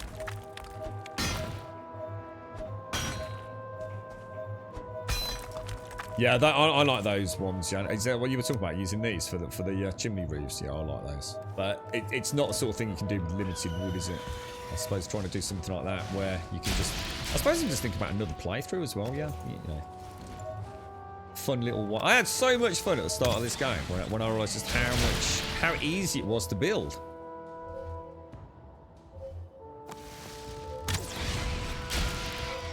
It's easy to build, but at the same time, you have to put the legwork in to get to the fun stuff. You know, you have got to go and get, you know, harvest your resources, haven't you? And that's so much more fun than so many other games. They've just done a really good job. You know, I like having my little orchard area.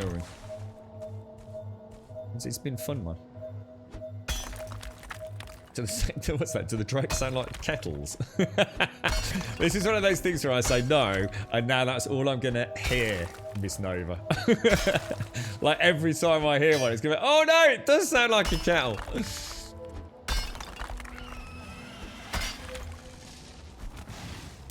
Oh, close call, mate. Close call, you cheeky monkey.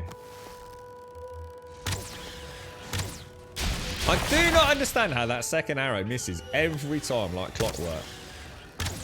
Look, how is that possible? How is that possible? Every time.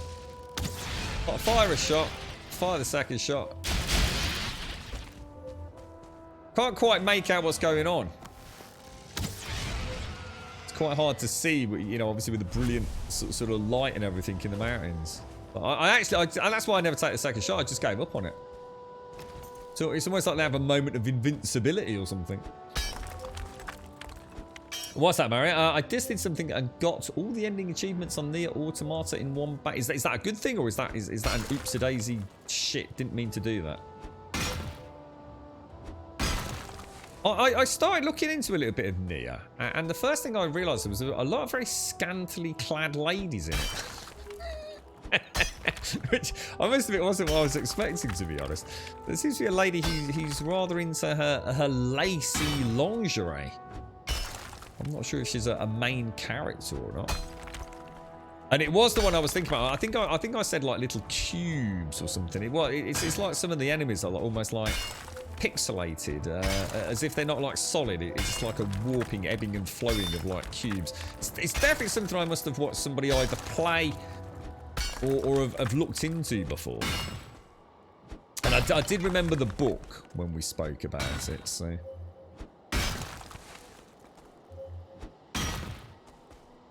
You're right, Scary Billy. A community server with many players would be good. I don't know. What do you really think so, though, Scary Billy? I think this is one of those games where having too many people, I just don't think the game works too well with resources, does it, after a certain point? I mean, it would be. I mean, if the game could be made, so like almost like light MMO, then that would be phenomenal. Absolutely phenomenal. See, the thing is, Scary Billy, there is a mod, right, that lets you actually teleport from one world to another. I don't know how robust it is, but literally I can put like a special sort of portal here, and it will actually take me to a portal in a world here, and I have this world here and that world there. I don't think you can see it on the map like that, or at least I don't think you can. But so that would be a way of having, if you like, a communal hub, but you all having your own worlds for some independent play. And the way I see that's the same as what we used to do in 7 Days to Die. We'd have our own little area of the map, and we'd come together for Horde Night. So I can sort of see, you know, a resource. You know, you can have one world where you're building and living, another world where you're resource gathering, things like that. You know, just depends what you're after, right? So yeah, like a map cluster potentially solves a lot of those more multiplayer issues, and possibly even with server load as well. I mean, I don't know how it works on the back end, but what's that? Why we what? Sorry, Bumble. Why we do what, mate? Mine the whole. What do you mean? Do you mean why go round it, or do you mean? I'm actually here for stone, which is why I'm digging a little bit of the rock out. But the silver veins are always the exact same shape. So I find it works in terms of just general efficiency. Just to sort of get the shape out. And if you do it right, you can create a platform where the wolves can't get at you. Now I don't need to worry about too much where I am here, but it was a pretty useful discovery back when I first found my my silver veins. So they're always in like a sort of wishbone, T-bone sort of structure. So nice to dig around it, find out where the vein is, then dig underneath it as best as you can. So you've got like almost like a platform, so the wolves can either not get at you or have to come at you from one route.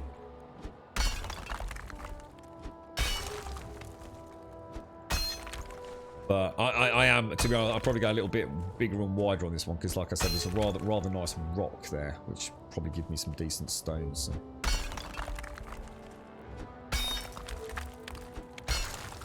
We don't need that anymore, do we?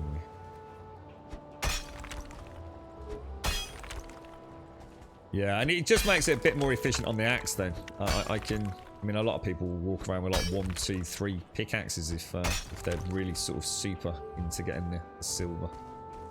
But it means I can come back with a polished axe and know all I'm going to get is silver next time, if you like.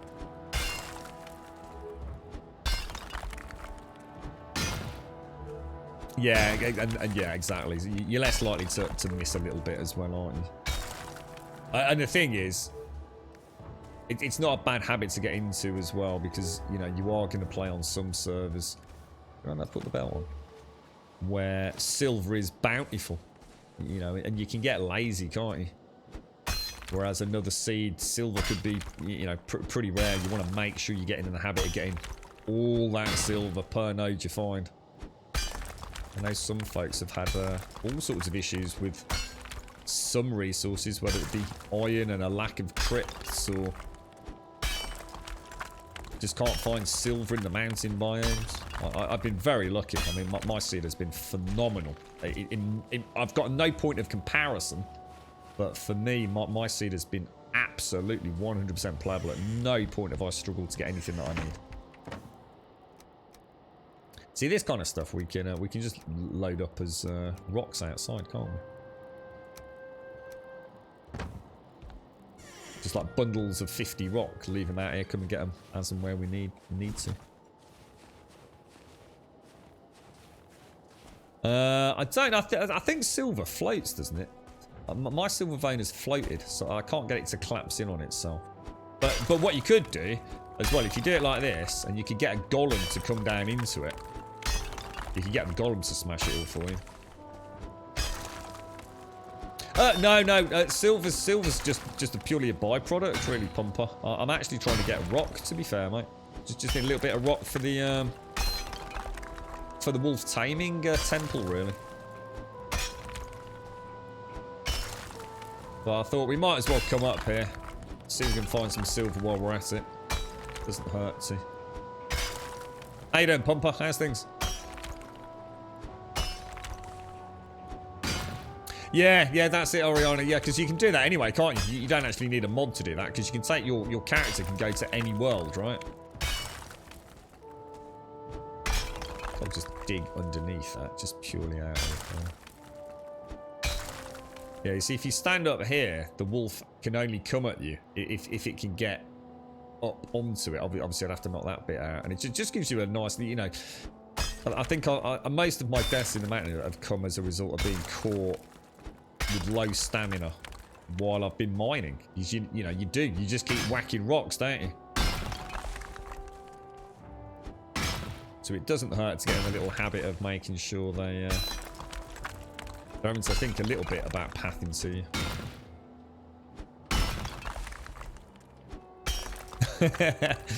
You really struggle with the serpents, didn't you, Billy? All sorted though now, right? You've managed to I suppose now you found one, like, do you get them all the time, do you?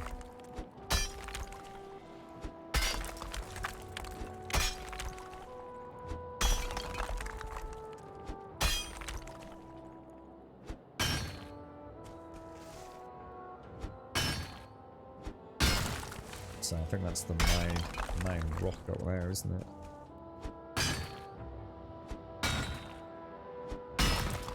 Yeah, I tend to see it as one node, one clearance, then repair, head back, get the silver.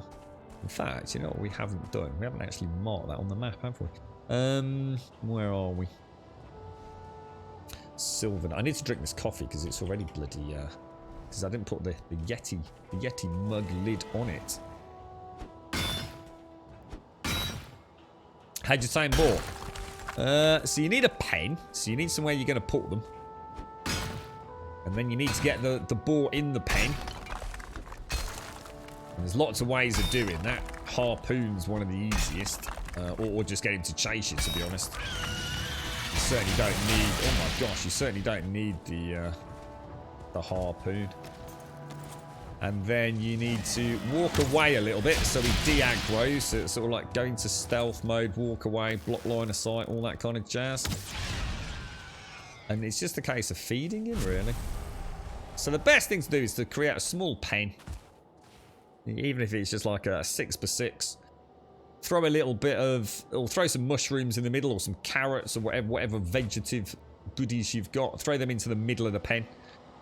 Leave a gate on it. Get the ball to chase you in. Jump over, close the gate. Walk away. The ball will start eating the mushrooms. And as long as you don't aggro him, he'll eat pretty quickly. And hey ho presto, you've got a tamed boar. So, you know, as an explanation, pretty simple. Actually pulling it off. It's one of those things that sounds insanely simple. But actually, put it into practice, sometimes it's amazing how many little things you forget about. Like having low stamina or not being able to close the door in time. Or just the little things that go wrong. Or you get greedy and try and get 2 balls in and it all goes completely wrong. Yeah, they'll eat berries, mushrooms. What else have we used? I mean, the yellow mushrooms are really easy. Because you can put them on farm if you're at that point. Ever so easy to get yellow mushrooms. I'd strongly recommend not using red mushrooms. That is just an absolute waste. Because they're so useful for your own produce. But yellow mushrooms, or anything you can grow. Turnips, carrots, super easy. Strawberries, the raspberries. Well, yeah, I mean the blueberries and the raspberries, yeah, like you say, Kidge. Don't really use those, do you?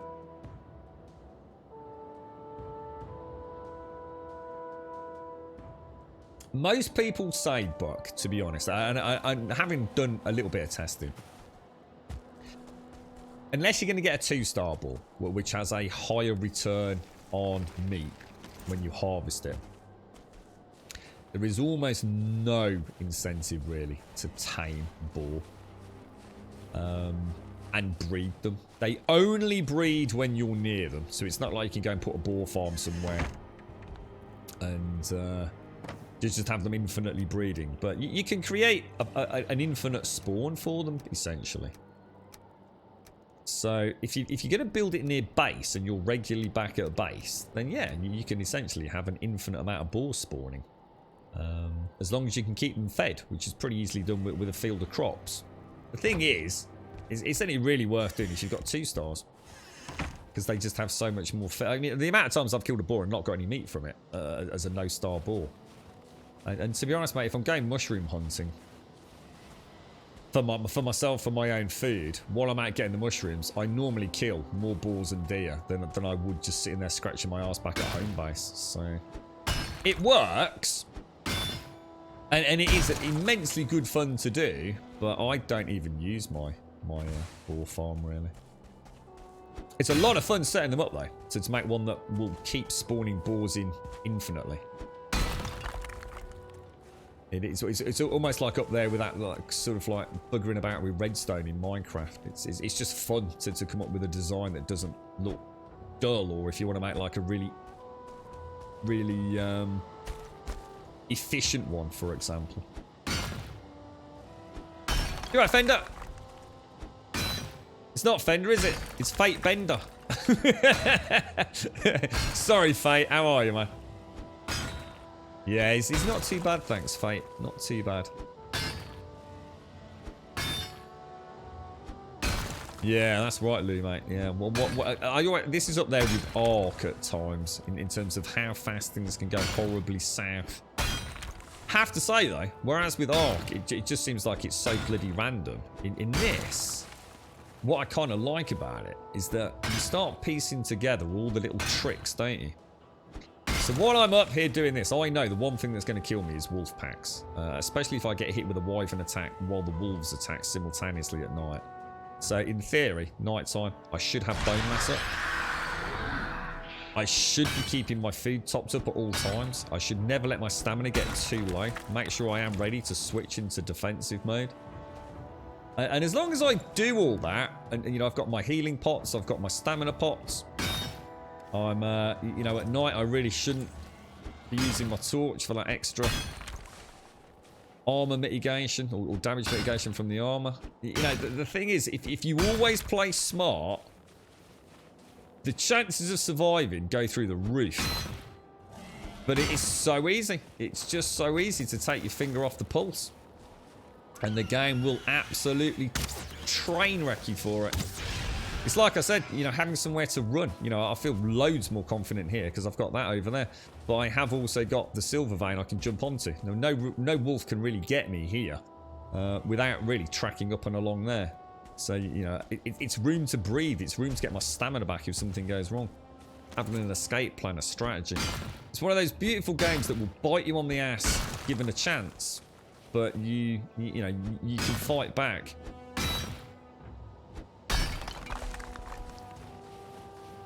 Yeah, I'm glad I did the... See, the thing is with the boar farming, or the boar taming and the boar breeding, is it gives you a little bit of an insight before you start playing about with wolves as well. Just gives you a little bit of an idea on how it works. And, you know, they're also not going to eat your face. So, yeah, I quite enjoyed doing the boar farm. Even though I don't really use it. But I learned a lot about building in general doing it, to be fair. You know, always, you know, when night time, do not be letting that food slip away. Yeah, he's alright, thanks, Fate. Yeah, he's, it was blood pressure, man. Just like really scarily high blood pressure. So, and obviously as a result of that, you know, I could tell something wasn't right. He was not in a good place, man. So, yeah, it was more a day of just tests and tests and tests and then some more tests, really, mate. But it's draining a day like that, man. It is. I mean, he looked bloody terrible by the end of it. It's just, they're not... Hospitals are not fun places, but at the same time, you know, you're in the right place, aren't you? You know you're in the right place. So certainly, you know, peace of mind for me, I think. But yeah, oh man, it's I think we'll leave that, take that, leave that, take that. Right, let's get this down then. Are we mega? How? Oh my god, way too heavy, dude. What are you even thinking? Not even close to being able to carry that lot. I don't know what I thought I could carry all that. Jesus. 420, so we can take 3 stacks of stone back. Leaves me a little bit of room. I need to get the egg as well. Right, okay, back down the mountain then. Do we have a way down? We want to get all the way back to where is camp? Where's the main camp? Have we even marked it? Shit, where's the wolf camp? Is it over here somewhere? I don't think we've marked it, guys. Gotta be over there somewhere, right?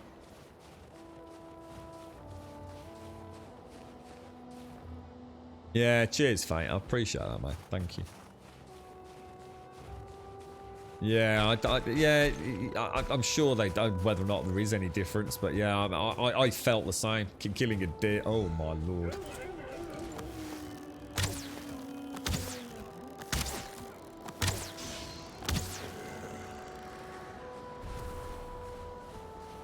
Killing a deer. Deer's a neck. So sometimes over domesticated boars. Or almost feel like there's a... Oh, there it is. There's the base. I need to mark this. I don't think going around that way is a particularly good idea.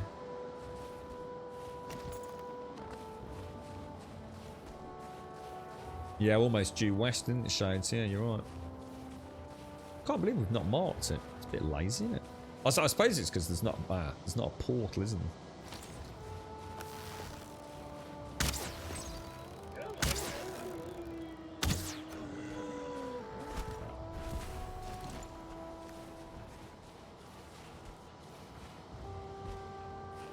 Is that other silver vein?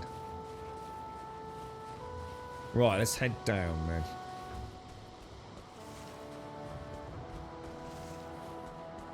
Just there, look.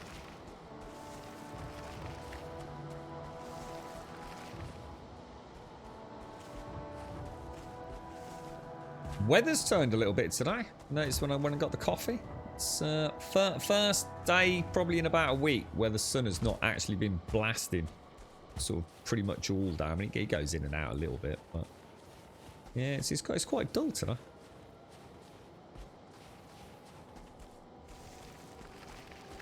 Yeah, I tend to only mark things that are portals, don't I? And because there's no portal here, I tend to mark the little camps. I still haven't marked the dock. The dock hasn't got a bloody marker on it yet.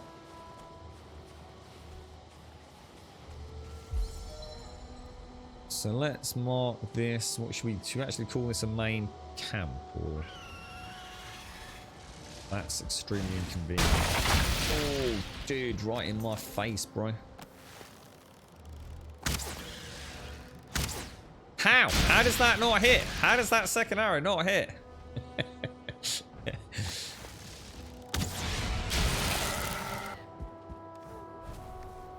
Yeah, I'm not sure. I suppose it is a proper base, isn't it? I might get rid of that.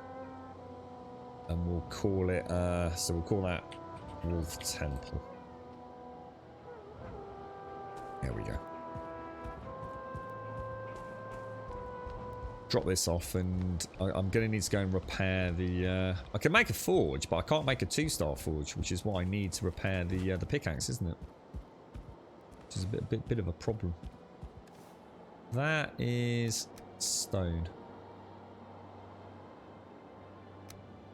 So I suppose I've actually got enough to do what we wanted to do.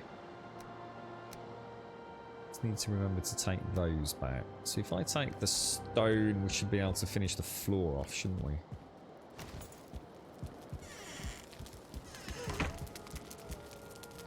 Yeah, am I going to have to... or I don't know whether I should play about knocking that out or not. I almost feel like doing that. Turn it into a little shelf or something. Yeah, that could be risky over there.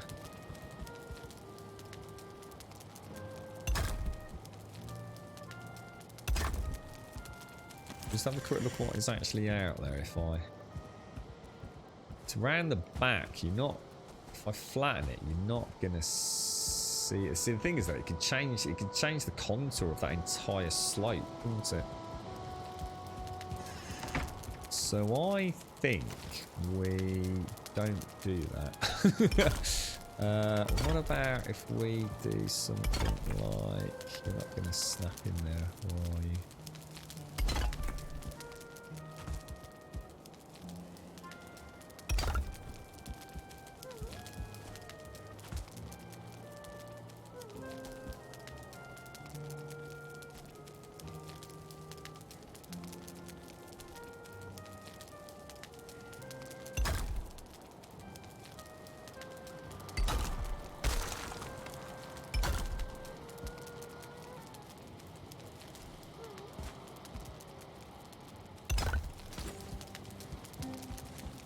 I don't think that will stick out.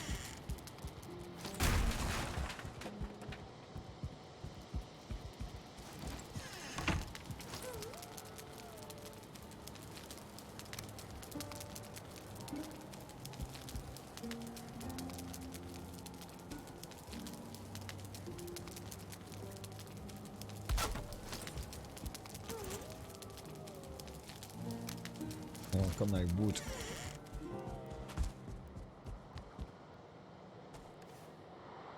Core wood and normal wood.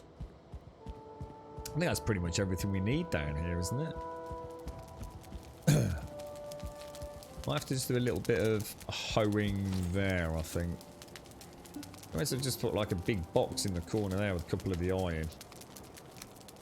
And just stick with a couple of...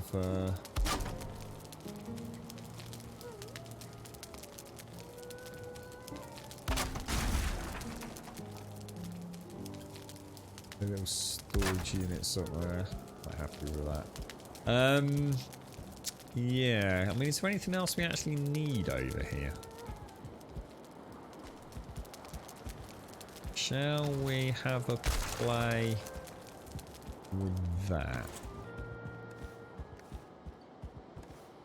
So I need that and that. So let's use you.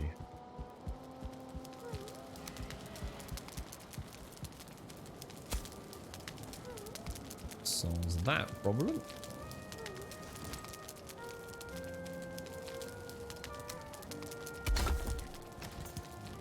Then if I grab some fine wood, so if we grab, what do we want? Is it this one? Throw that back in there. So take some fine wood, some nails, some of that, some of that, some of that, some of that. That should be most things, shouldn't it? Oh, is it not, Shades? I thought you were pretty spot on, wasn't it? I thought we were pretty much west. Oh, no, yeah, you're right. I was thinking it was sort of here. Yeah, it's actually northwest. Directly northwest, isn't it? Let's just eat that and that. So let's put down. What do we add?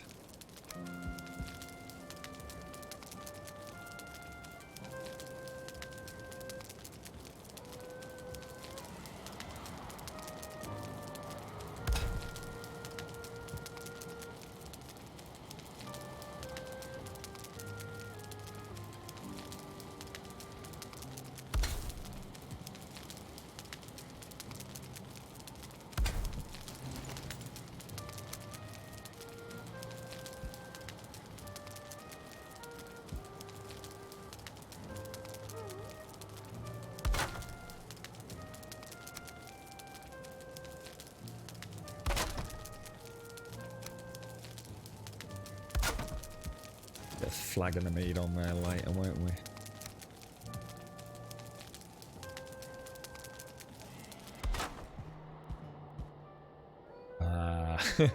I was sort of hoping we might be able to cover that. I might knock that out one day. I might consider knocking it out. Yeah. Just not sure. Not sure what it's going to do to the top. I think we could probably get rid of it. I mean... If anything, I don't need that anyway. So we can,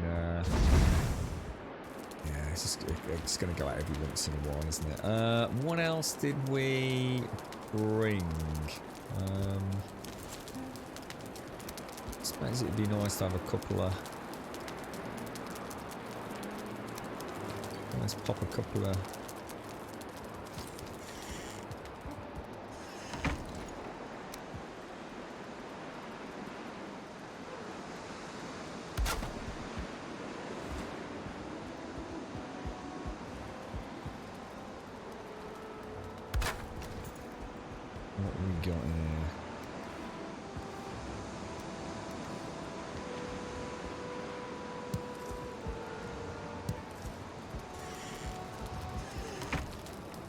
And if we pop down a wolf rug,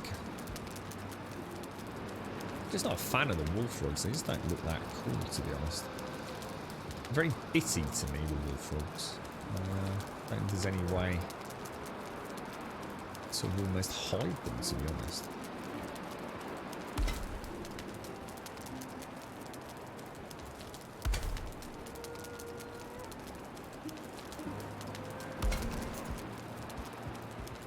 Crafting area. I'm not sure I like that, to be honest, but fact, I don't like that. I'd rather have that.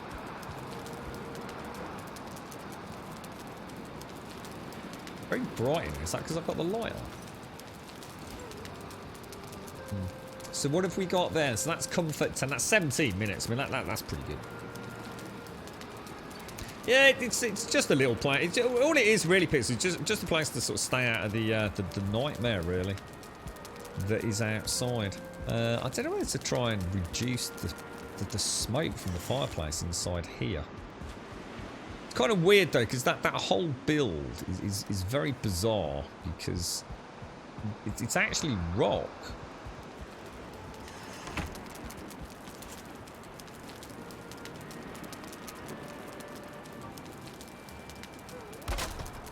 Try something. That cuts down on the smoke on the inside, or if... see, it might be coming out of there, you see. Smoke could be coming out of the gap. Because the rock doesn't count as... Let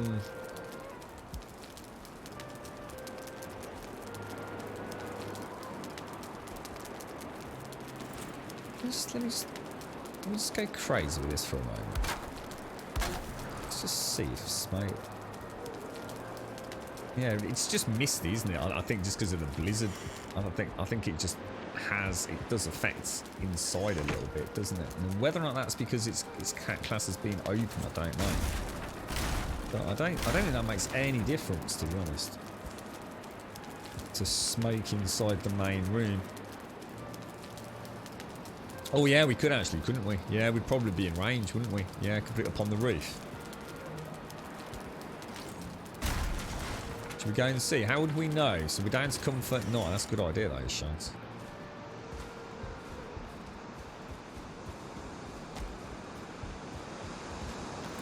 I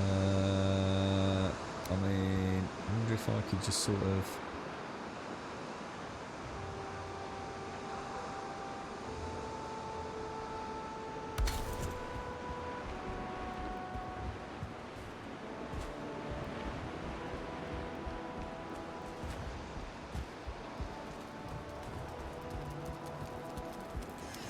Yeah, it counts.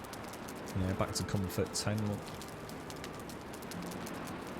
Yeah, I think it's just because of the blizzard, isn't it? We get this kind of like quite foggy mist almost. Oh, the wolves. The howling wolves. It's sunny there in South Wales, is it? Yeah, it's got a bit... I mean, you know, it's nice outside, but yeah, I think most people would want to wrap up quite warm.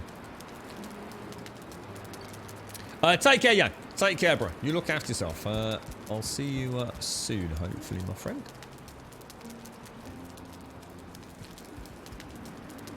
And we definitely want a flagon of mead. I suppose we could just pop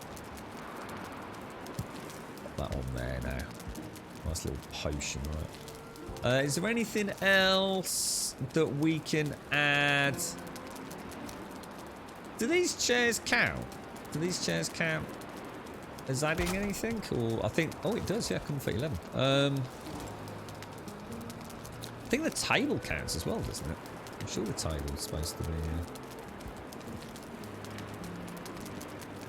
I don't know where to bring my chair back a little bit, actually. Give it a bit of... No, it looks quite cosy like that, doesn't it?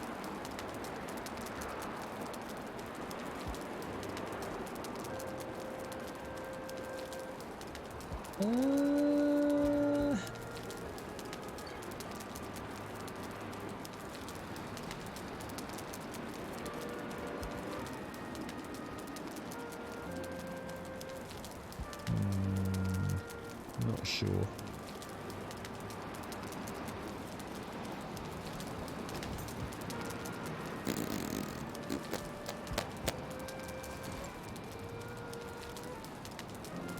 I can fit it in there.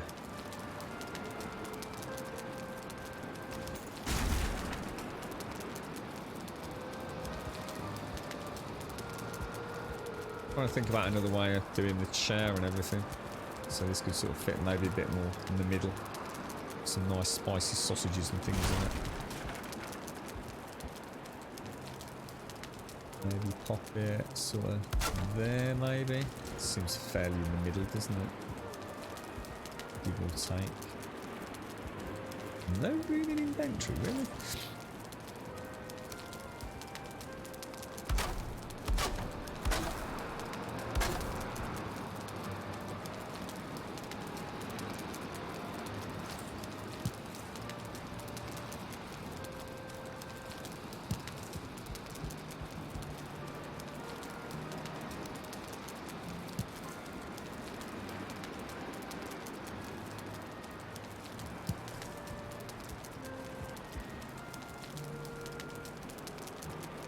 Is there anything that's going to stack in there? I don't think there is there?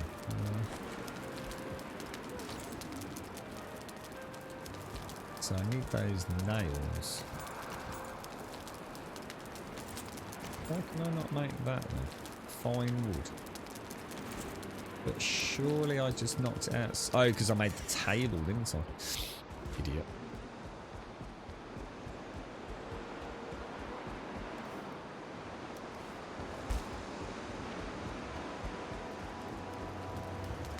That table isn't quite centered, is it? No, you're right.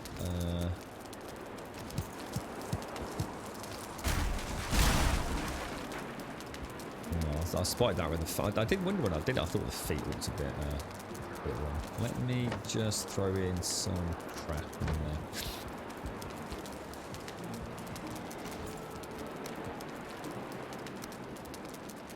there. Now, how close do we want it to the table? Should we sort of put it in like that there? So that's a bit too far away. No, I quite like that actually. So we'll add, I don't know, 1, 2, 3, 4.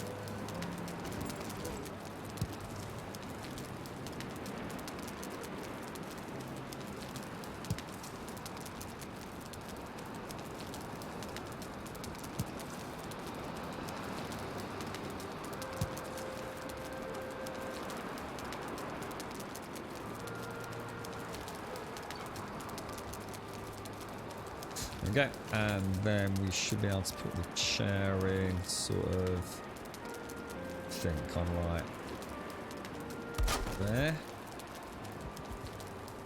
Okay. Oh, look at that. Look at that. Oh, shut the door, man.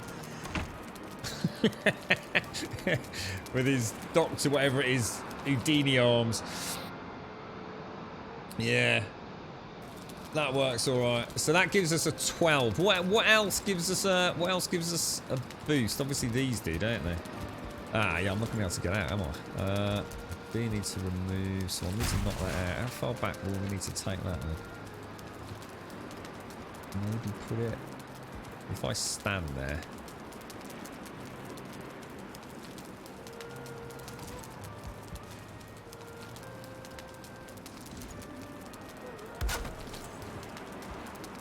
Go.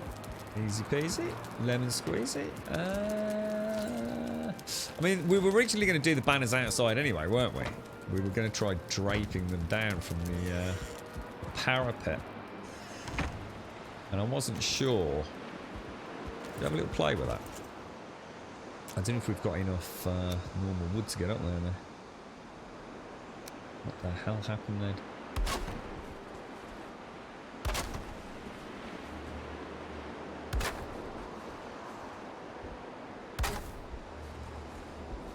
Imminent fall death about to happen. I can almost guarantee it.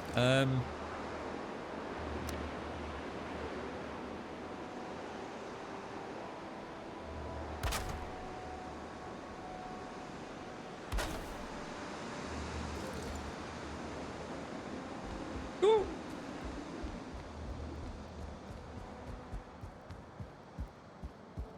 Yeah, it looks pretty good actually. I think I can live with that. That's looking like a nice little area. You see the snow with the ladders? Even that little shape there, look. Has stopped the snow down on the bottom. Now, will we still get the bonus from those? That's the question. What were we on before? 12. Oh, maybe we don't. pop that there, see if it makes any difference. We get 13 from that. In which case, let me just hang a couple near the fire.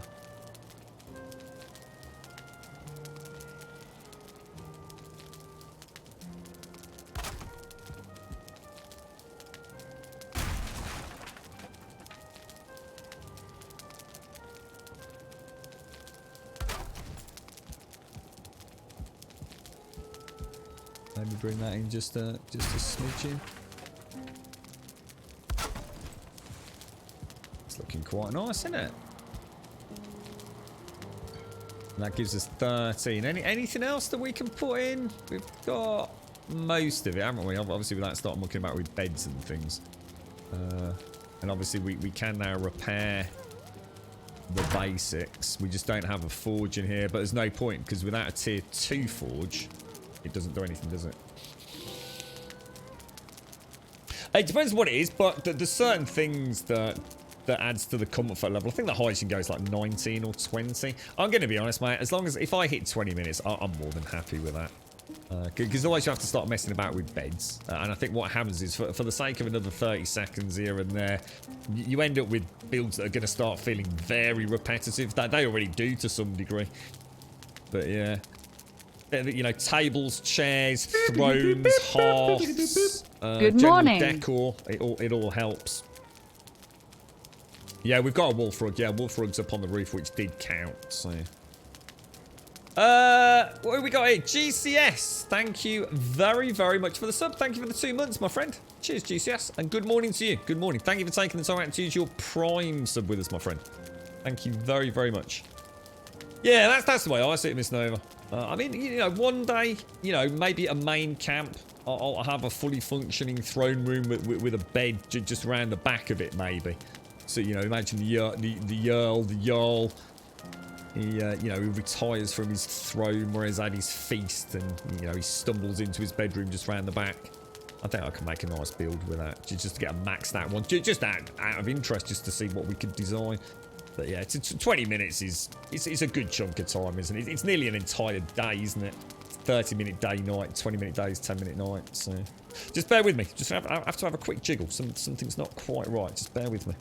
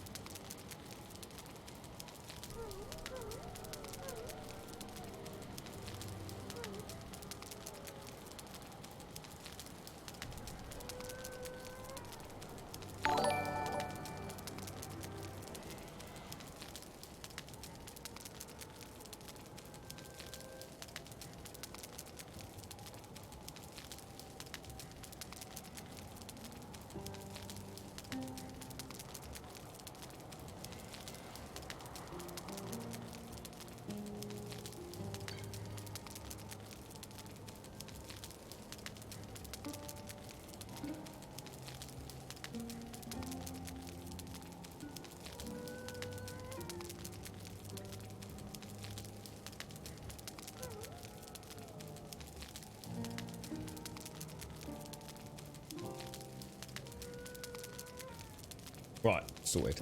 Wasn't sure what was happening there. It's quite tricky to get out of. Yeah, I mean, that gives us a 20-minute rested buffer. Wolf sort of hunting, doesn't it? So I'm quite happy with that. Is there anything else you think we can have a play about with? Not sure. Not sure that would look right. Oh gosh. Didn't mean to do that. Yeah, I'm thinking about a bit of lighting on there. A couple of sconces would look nice up and around there. We were going to build a bonfire, weren't we? That's something we did forget to bring. I think I need some ancient bark for that, don't I? Yeah. I guess at some point we're going to have to take all this back down. Let's just throw in some stone and wood in here. Just for the campfire and for any further building. Look at that. Got that little ridge of snow there. That's so neat. Now, can I get to these boxes? Yes, I can. So we'll go for stone in that one. And wood in that one. Obviously, we need to take all that out, don't we? And we'll need to leave some food over here, won't we? So if I take... I'd rather take only the neck meat, to be honest. So all of that can kind of go back. We'll leave some cord over here. I don't think we'll need a lot, will we? And we'll leave I think stone will. Stone and that. A very warm welcome to Gold Sub Juppy. Alright, Jimmy! I'm not sure you can get at us, can you? Oh, that looks so cool. How you doing, Jumpy, Jumpy, Jumpy, Jumpy, Jumpy?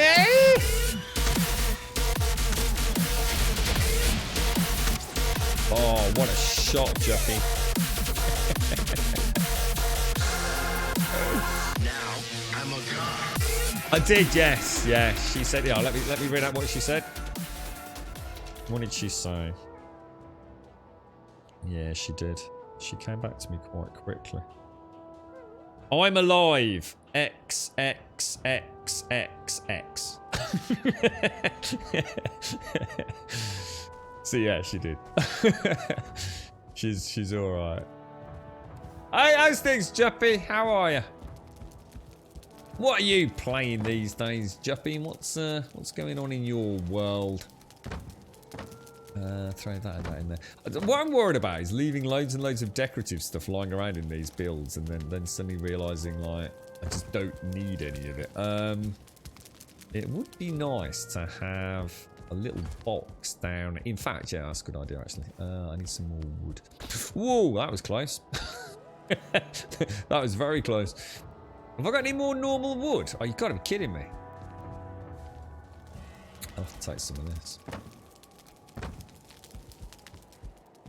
What we'll do is we'll pop a little box down here, which we'll use like for the food for the wolves. We'll try and keep some wood in there.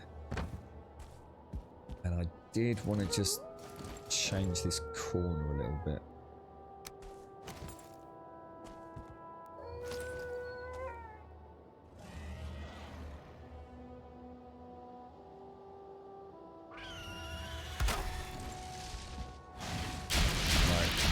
Not what I want. That's exactly what I don't want.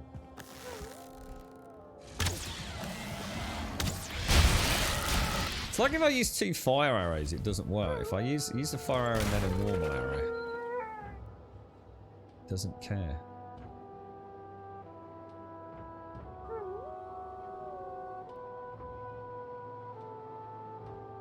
Not gonna let me do that, is it?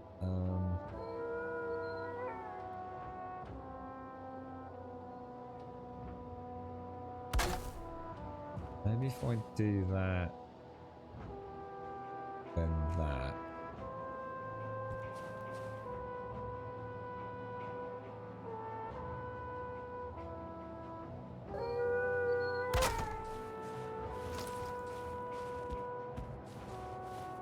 quite like that.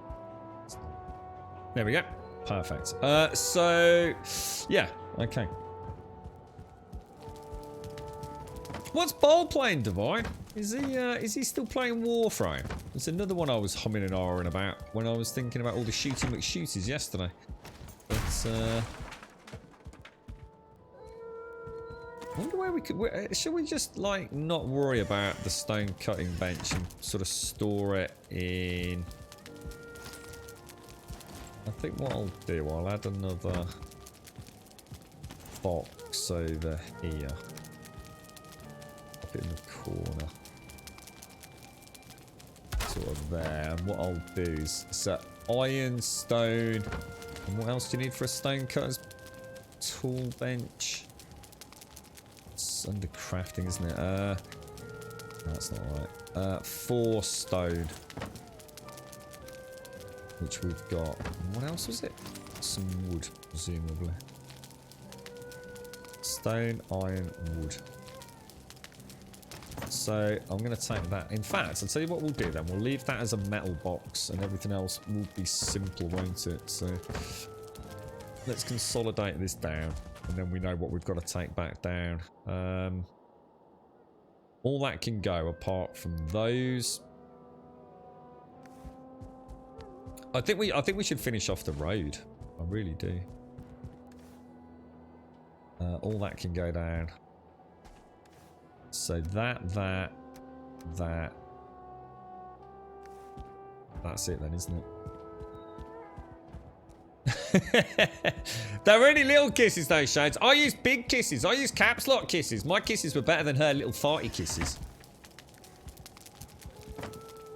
Ding, ding, ding, ding.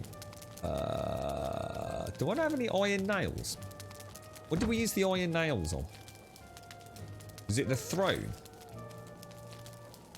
Yeah, it was. And I'll tell you what I am going to do. I'm going to leave that there for the forge, isn't it? You only actually need 4 for a forge, though. So let's leave it like... Oh, what the hell? Yeah, let's do that. Wow. Yeah, that's it. I think that's it. I think we've nailed it, guys. So we have a nice 20-minute rested buff at the top of the mountain. Can't go wrong with that, can you? We've got fuel. We've got the wolves. I think it's time to take the wolves back then. Do you reckon we've got time to do that today? Should we do a dry run down, get some food, head back, pick the wolves up? We can take these carts back down now, can't we? So...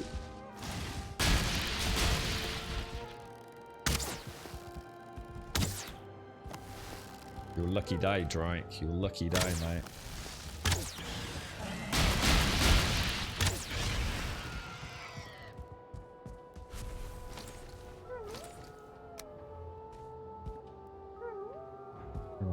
That's got damaged.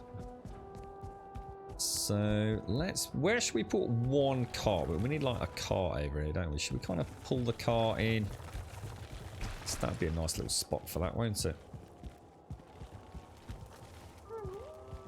Pop it just sort of there, I think. I'll leave some... We'll just leave like, I don't know, a little bit of wood on it. Did not mean to do that. Just so it's got the box in it. Does asking her if she's got to work alive, does that count as being nice, does it?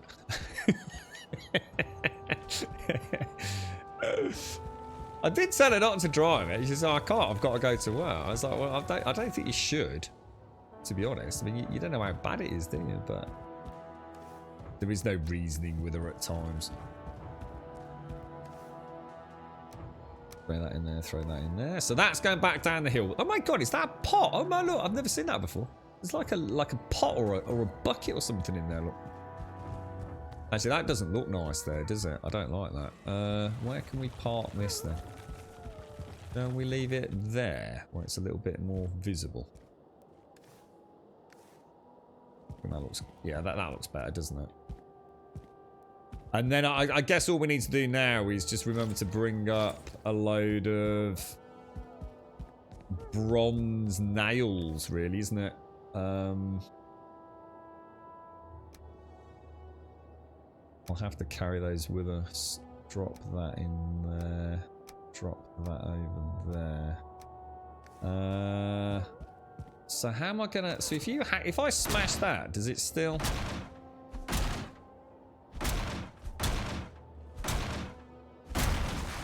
I still get the nails and everything back. That looks like a yes. What's that?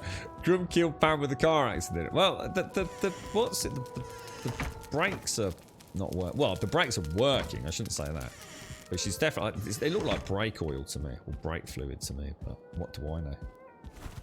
You've been down the past few days. Been opening and closing a lot of games. Just not in the mood, I guess. Did lots of building in Valheim. Alright, just not feeling it at the minute, Juppy. I'm sorry to hear that, mate. Do you think it's just gaming that you're not interested in? Or are you actually just not feeling it at all? And the fact that gaming is a break hasn't been able to snap you out of it, if you like. Seems weird that I brought 150 fine wood and I have no more fine wood. There is no way we used 150 fine wood. Surely to God. Wow. Maybe I didn't bring it all. Maybe I didn't actually grab it.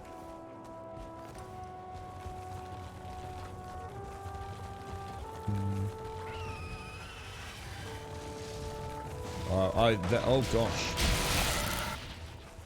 Yeah, we want the cart to be... is that what you mean, Shades? We want the cart to be smashable.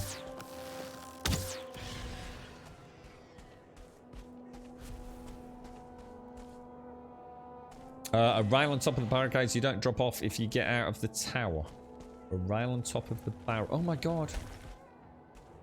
What's that? A rail on top of the barricade?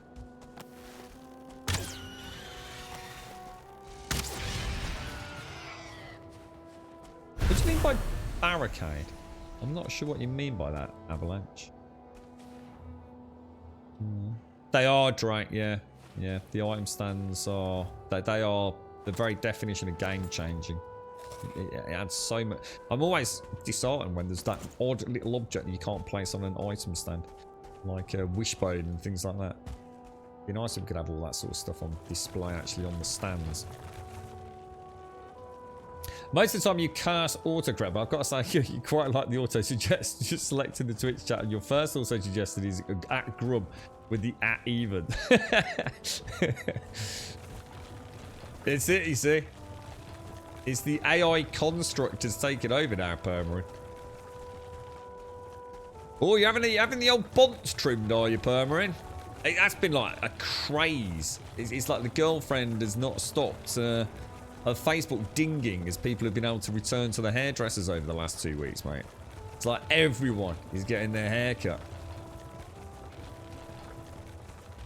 Yeah. It's a nice feeling though, right, Permarin, sometimes. I know you wouldn't want to do it all the time, but sometimes being at that point of exhaustion, of sleepiness, it can actually be... It's almost like, I don't know. It can be very pleasant. It can actually be really nice. You know, when you know you just can't carry on. You know, in a world where it's hard enough as it is to turn the brain off, I think sometimes being so exhausted that you know you're going to slip away into a beautiful slumber. What have you been trying then, Juppy? I mean, what games have you been? I was talking earlier, mate, about I quite fancy playing a shooty game, but I didn't want to play a looter shooter. And the only ones that I'd like to play like more of the Ghost Recon games again. Not on stream. I'm just thinking, you know, even for like 20 minutes or half an hour here and there. I seem to remember I quite liked Breakpoint. And I know when it released, it wasn't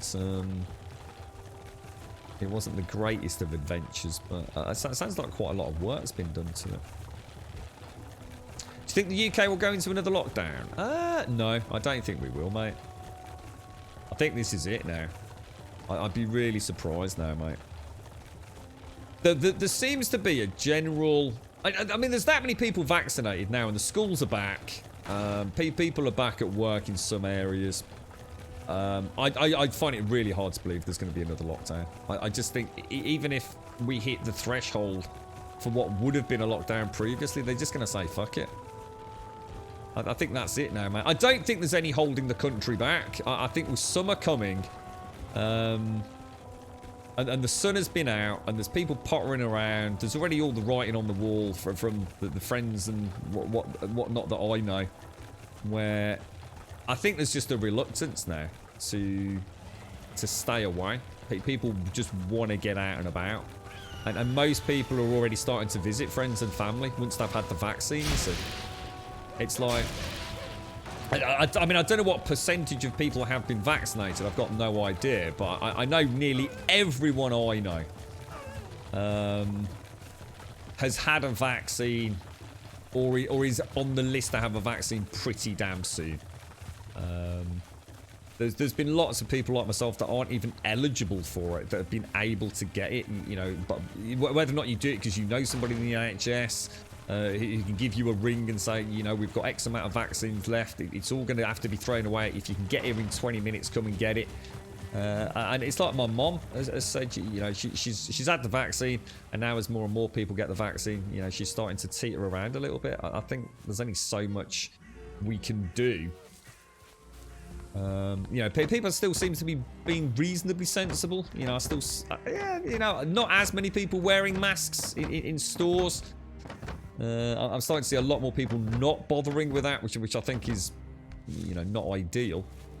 But it's representative, or at least indicative, I think, of that general kind of, look, the worst is over. Anything that happens from now on, everyone's done their fucking damnedest. Let's crack on with it. And hope to God there's no more heartache, really. But I can't see them locking us down again, mate, to answer the question. I just can't see it happening, bro. I think, like I said, for the majority of people that are out and about right now, they're either one vaccine in out of two, or literally on the cusp of getting their first. And to them, that's good enough. You know, they've done what they were asked to do. Wait inside, don't go out. Social distancing, isolate where you can. Wait for the vaccine. Now the vaccine's out, they've had it jabbed. It's like, get on with it now. There's a lot of people that still need to be super cautious, obviously, you know, but far from the majority.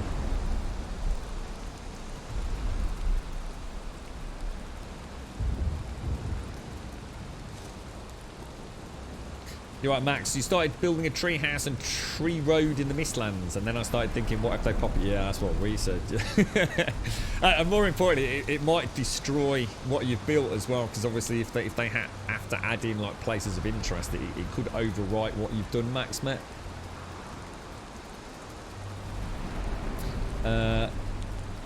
Yeah, that's what we want, shows. We actually want them to hit the cart.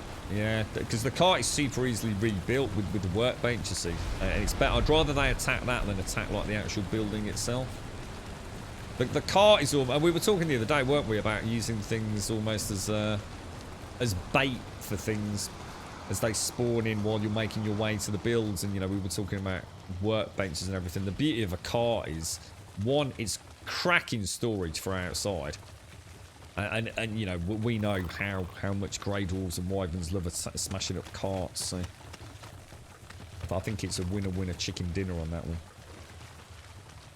Yeah, I've heard about India's in a lot. Are they in a lot of trouble? This was a passing comment that I literally heard someone mentioning in the hospital yesterday, and I didn't have any reception in that area. So, and more importantly, it was an area you're not supposed to use your phone anyway. But yeah, I heard a couple of people talking about India. There's people just like dying outside the hospitals in the car parks and all sorts, isn't there? I mean, from what I gathered, it sounded pretty bloody brutal, mate, I tell you. I hope there's a solution for them. They actually ran out of... Is that what's happening? Yeah, I caught the back end of it. So I know it wasn't just a case of like, oh, you know, they've seen a little spike. It sounded from, like I said, the back end of that convo, that it was pretty serious. Like, you know, very serious. This goes, we're looking at what's happening in Italy, Spain, Poland, especially India. So is Italy and Spain still having huge issues then? Well, in that case, maybe I'd have to readjust my comment then. Maybe there's something else going on that I don't know about. Obviously, I live in my own little wibbly-wobbly world sometimes. It's I know it sounds awful, but with everything going on with my dad, trying to contemplate things on a global scale right now it's just too hard, man. You know, I'm not burying my head in the sand. I just don't get a chance to catch up on all this sort of stuff. So I kind of only know what I know around friends, family, and local area, really. Every 25 minutes, someone's getting COVID over there. Jesus Christ! So is this? I mean, is this absolutely just sweeping through the country right now? Then is it a new strain? I mean, why suddenly? What's happened over there? Is it one of these like new highly super contagious variants, or has there been, you know, what's caused this? Yeah, that's it, Monty. I mean, this is it. You see, and I guess that's the feeling I'm getting over here with some friends and family and people that work in the NHS. Is it's probably never going to go away, is it? You know, and at what point do we, I suppose, have to say we've done everything we can? We have done what we can. You know, it's going to be different from country to country. At what point do we just keep saying stay in, stay in, stay in? And, you know, mental health alone, you know, we've seen a lot of people really struggling. You know, people like my mom, for example, you know, just to use a personal example, you know, she's really struggled, man. You know, she lost dad not so that long ago. And now she's never been so alone in her fucking life, mate. And she said, fuck it. You know, she doesn't want to get anyone else, you know, getting COVID, but she's just felt like saying, fuck it, I need to get the fuck out, man. You know, if there's no end to this, then this isn't life, man. You know, I'm stuck in this house with no one to talk to. You know, even the neighbours over the fence is limited discussion. And you know, you can sort of see it, can't you?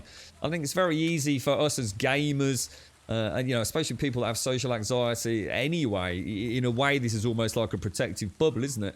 Well, we have things we can do. We've got games, we've got Twitch, we've got the internet.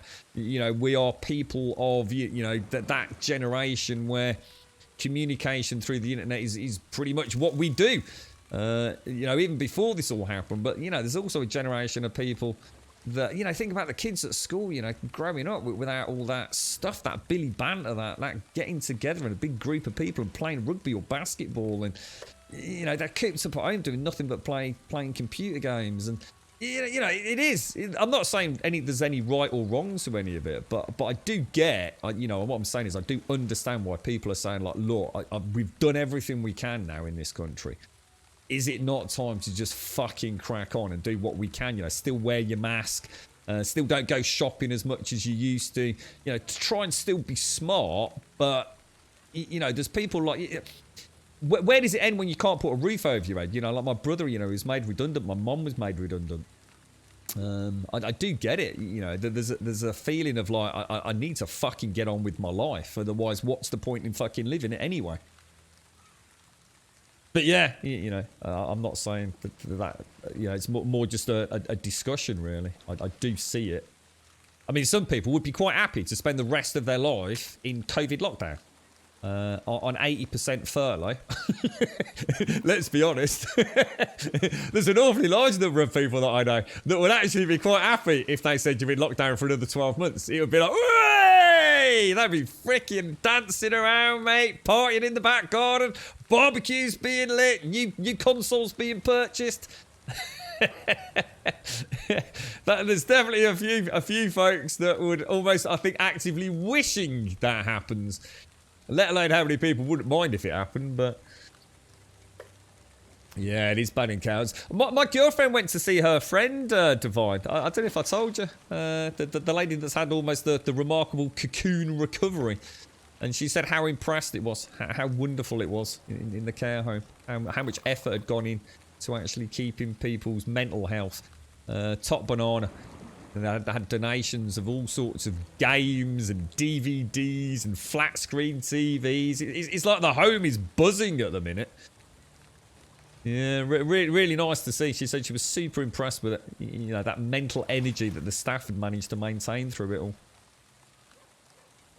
That's terrifying, isn't it? Every 5 minutes, Miss Nova. Jesus.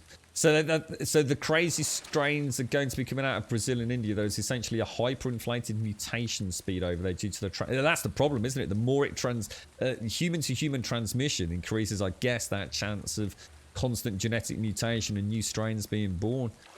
Yeah, I can get that. Even with very, limited knowledge, but... Yeah, it has, Lou, mate. Yeah, and it's really easy, if you're physically well, of mind and body, and mentally and physically well, it's quite easy to sort of forget how many people this is affecting, adversely.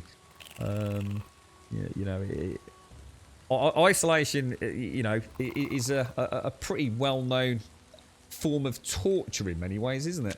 And yeah, all right, it's not being locked in a dark room, but you do, there's definitely been moments when I've had a chat with my mum and I thought she's gone daft, mate. She's had way too much time spent on her own. But it is, what else can you do?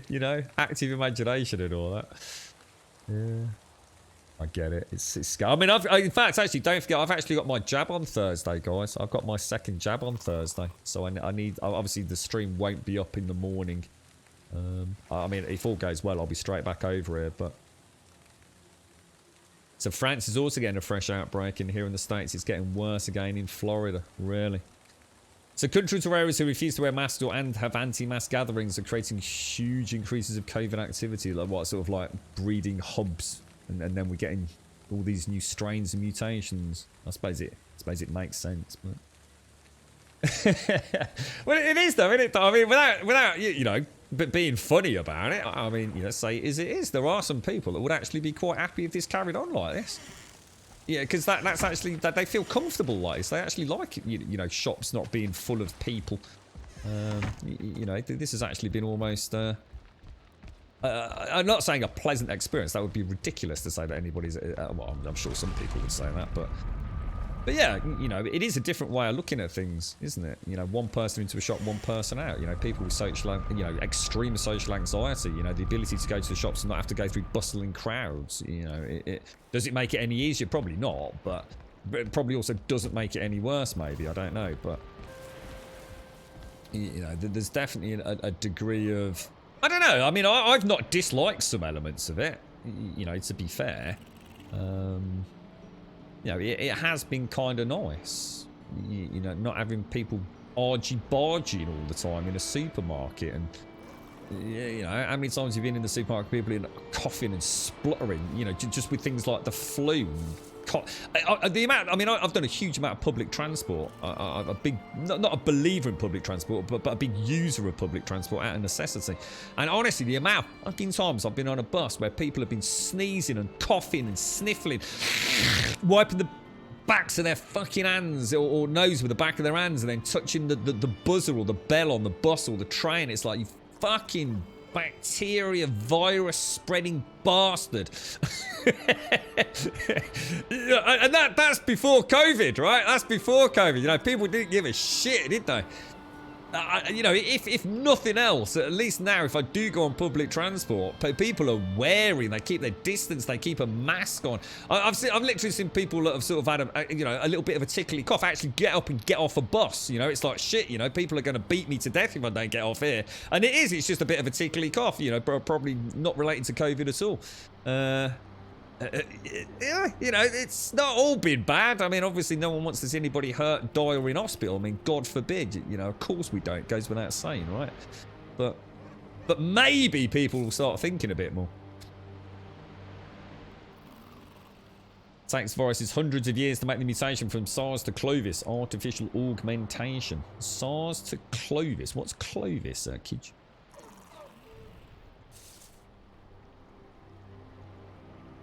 Yeah, definitely miss. I mean, I've worked in some of the vaccination centres recently, and it's what the girlfriend was saying about the mental sort of robustness of the people working in the care homes.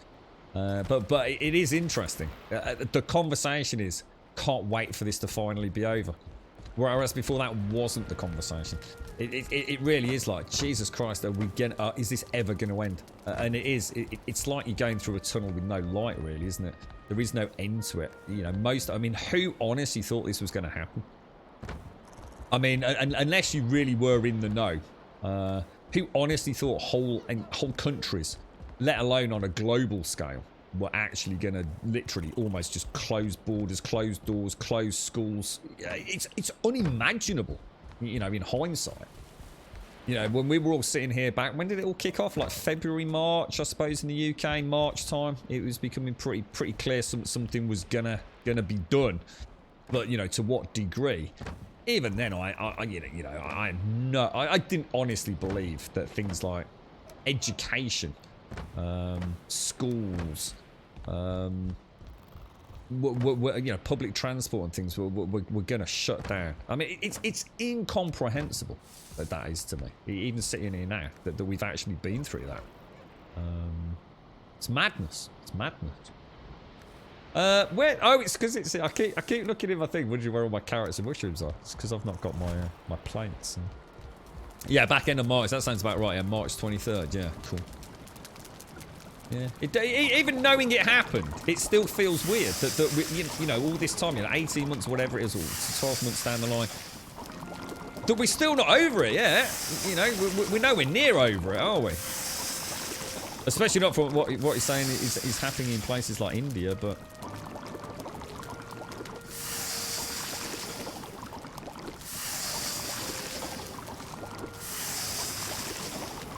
Yeah, I haven't seen a lot of that, to be honest, Fate. Yeah, I suppose... I mean, the thing is, it's the knock-on effect to a lot of people as well, isn't it? You know, it is... Again, I suppose unless you're in those shoes, it's very difficult to actually look at this objectively. You know, if you're in a job, or even if, you know, God forbid you've been made redundant, and, you know, a lot of countries have some sort of benefit system maybe in place... The point is, imagine you do own a pub, or you own a restaurant, you know, that's, you know, your livelihood, and you're just literally seeing it, it's just no longer viable. You know, those people there, you know, what do they do? What can they do? You know, they've been told to close the doors. A girlfriend went out to a place recently where it was a big outdoor thing. Fantastically done, like really well done. I mean, talk about social distancing in a restaurant environment. I mean, you know, she works for the NHS, and even she was like absolutely amazed at how well the restaurant managed it in like the outdoor sort of tents and marquees. But yeah, she was saying like that they spoke to the owner, and you know, they were saying the amount of people that are booked but then don't turn up. But of course, you can't predict that. So the problem is, what? Oh, it's this, isn't it? You know, that they had to bring in the staff for a fully booked restaurant. But no one turned up. You know, people are just being sort of like, you know, maybe won't risk it tonight. So, you know, not only are they already out of pocket, but now they're having to pay staff to be employed, trying to do the right thing, bringing them in, but they're literally not even making enough money to cover opening the door, let alone anything else. You know, those industries are being absolutely battered, aren't they? And I don't think I want to sort of be around. I mean, oh God, pubs. I just don't see pubs in the UK really recovering from this. I just can't see it happening. Too many people I know that their entire life has been spent living in a pub have adapted now. See, they never had to before. It was something that was unimaginable to the people I'm talking about here, and they wouldn't mind me saying this. I mean, to some degree myself. A pub was what it was all about at the end of the week. You can't, unless you're from the UK, I just don't think and unless this is a part, I'm not saying the UK is unique in this, but I'm saying unless you live in a country where it's the same as it is in the UK, where that pub life, that pub get together, that sort of social end of week, quiet pint with a friend all the way through to partying and clubbing it all night long. It's literally what we live for. It's basically alcohol and going to a pub, or at least a lot of people do anyway. And you know, I've certainly been, I mean, I've been brought up originally in Birmingham, but I've been all around the UK, and it's always the same. It's like, fuck yeah, Friday night, and you're out and you're having a beer, and it's just a chance to go and meet and chat and listen to some music and live bands. And I just don't know if it's ever going to happen. I just don't know if we're ever going to bounce back to that. you know, it's... I thought, honestly, thought of going into a pub where you have to order and have your drinks brought to you. Fucking hell, that is nightmare fuel. Thought of going out on a Friday night, was waking up in the morning, having a look at your jumper or whatever, you know, your shirt cuffs from leaning up on the sticky bar. What horrible monstrosities did you pick up from there, man? Yeah. You just don't like people, Permery. You're happy that I don't have a face cam. There you go. No face cam ever. Get you happy, Permery. Yeah. There are truly few people I can stand being with. I try to be friendly, but I have all these thoughts, and unless I see someone I like care for, about my first thought is how can they die fast? I'm not sure whether I should say you should see someone actually, Permery. I hope that is not actually quite how you perceive the world, is that you see somebody and your first conscious thought is, how can they die faster? I mean, maybe after a couple of beers, after someone's knocked your pint over, you might be thinking like that, but... Oh, dearie me, mate. I love it. Back in Feb last year, I was playing a lot of Division 2. Then all this happened. Scary. Yeah. Pub stalls. Yeah, I just see. Sorry, I didn't quite finish my point. My point is that all the people that I know that have been brought up like that, they've been brought up like that because that is what they know. That is what they love. That's socialising. You know, all the people that love. I mean, football, rugby. You know, all the sports, cricket that we love in the UK. A lot of that, a lot of the socialising around that is around the pubs, the local pubs in the local city centres, or even your local. You know, now with Sky Sports and everything that we've had over the last, X amount of years, and people have never ever had to find another way to do things. They just haven't, because it's, what are we doing? We're going to the pub. We you know, that's what we're doing. And people have had to find new ways. You know, we've seen people, buying big, expansive barbecues, or even getting together in bloody fields with a barbecue and mega social distancing to have a quiet cider near the river and things like that. It's people have had to think outside the box and find other ways to socialise. And, if the weather's nice, will people go back into these dark, dingy British pubs? I just don't know. I mean, who knows? Who honestly knows? Some areas will, some areas won't. I know some people that can't wait to get back down the pub, but I also know people that have found out how much money they spent down the pub. When you're spending £4.50 on a pint of lager, and you can get through 15 pints of lager on a Friday night, that's a lot of money, mate. Especially once you've thrown in, maybe a meal or a packet of cigarettes if they're a smoker. And all of a sudden, the booze is almost being given away in supermarkets. People are starting to think, actually, there's other things I can spend my money on. And £4.50 a pint when I can get a can of Carling for 60p. You know what I mean? It's... you can sort of see why people are a little bit, well, I could go to the pub, but, we could go around your house and have a barbecue, right? Play a bit of PlayStation, watch the footy on the big screen TV. Sometimes, you didn't know any better. You didn't have to think outside of the box. Now people have been forced to. Can they go back? I don't know. I'm not saying, I'm sure 50-50 for some people.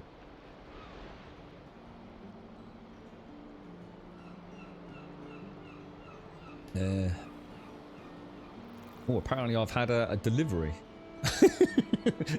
Not that I know of. I don't know why they keep popping up. There was an American doctor that stood up in front of a Senate hearing, basically pleading with them to allow full treatment as they test they were running was showing above 90% efficiency, and over 80% of the people treated with, what's that, ivermectin after they contracted the disease made full recoveries. Have they not listened then, or? So you're saying the pharmacists won't dispense, and you can't get the prescriptions from the docs anyway. Jesus. Yeah. You had socialising with the hobby, but you've enjoyed your days away from King Baal. Yeah. Because of lockdown, I've managed to save enough money to buy a new PC because I'm not spending money on booze. Yeah, there you go. You see. Yeah. Are you going to go racing off back down to the pub now? You got your spanking new PC as well, you see. See, people have been doing their gardens out, buying their barbecues. you know, adding little extensions and conservatories on their houses. You know, their homes are becoming even more homely again, you know. Yeah.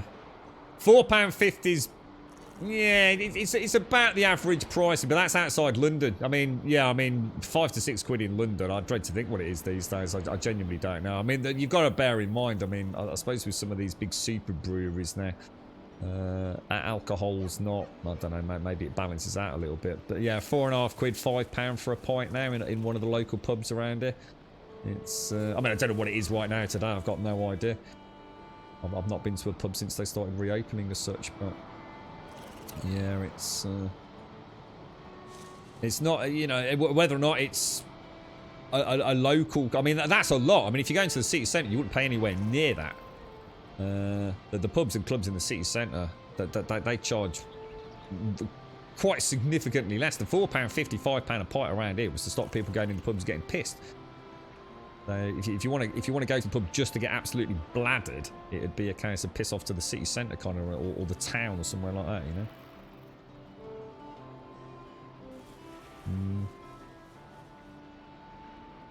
Who's that, Shakes? What was that about? You've saved £4 on not having to commute into London for a year. Probably loads more on not having a cheeky pint after work. Yeah, it all adds up, doesn't it? Yeah. 4K 20 each monitor, PlayStation 5 headphones, 350 quid steering. Oh, what steering wheel? Did you get a Castle?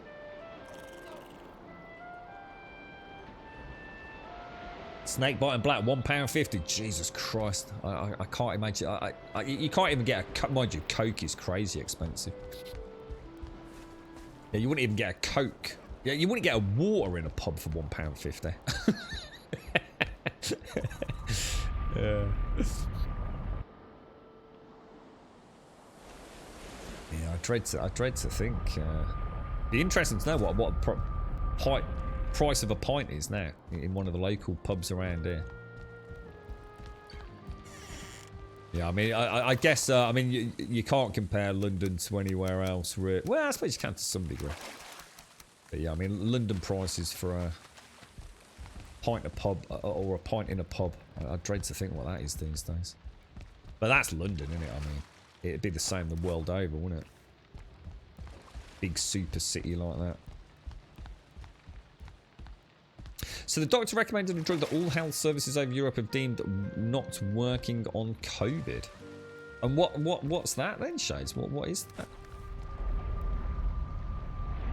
And then when you say the doctor, which doctor are we talking about? Are we talking about like a... You're not talking about like a local doctor. We're talking about somebody that actually can impact on sort of administration and purchase of these so-called vaccines on a national scale, are we? Or sorry, I might have missed a bit of the conversation. Oh, the one pleading for... Ah, right, the Congress guy. Ah, right, go on. Well, so we're standing up there saying we need to get this in, and all the scientists are saying, well, why are we doing that? Because it doesn't work. God damn it. I tell you what. Is there ever a point where... Oh, I suppose there's that many people in the world. I was going to ask a silly question. There's always someone who's going to be willing to try and make money out of it, aren't there? Throw everyone else to the rats. Nothing new about that element of human nature, is there? If someone's got stocks in something that doesn't work and it's going to result in millions of people dying, but they end up with billions in the bank account, doesn't surprise me in the slightest, to be honest. And that's not an American thing, is it, either? I think it's easy for people to point the finger of accusation over there. I'm sure it's the same in just about every country that we live in. There's always someone willing to make a few quid out of it, isn't there? At everybody else's expense. It's quite sad, really, but I get it. You know, I'm not going to sit here and pretend I don't understand it. You know, some people get to the top of the ladder or the top of the food chain financially. Whether or not that's what you deem to be successful doesn't matter, because that's what they deem, and they'll get there by any means necessary, won't they? Scary thought. Very scary thought. I'm gonna have to read up on.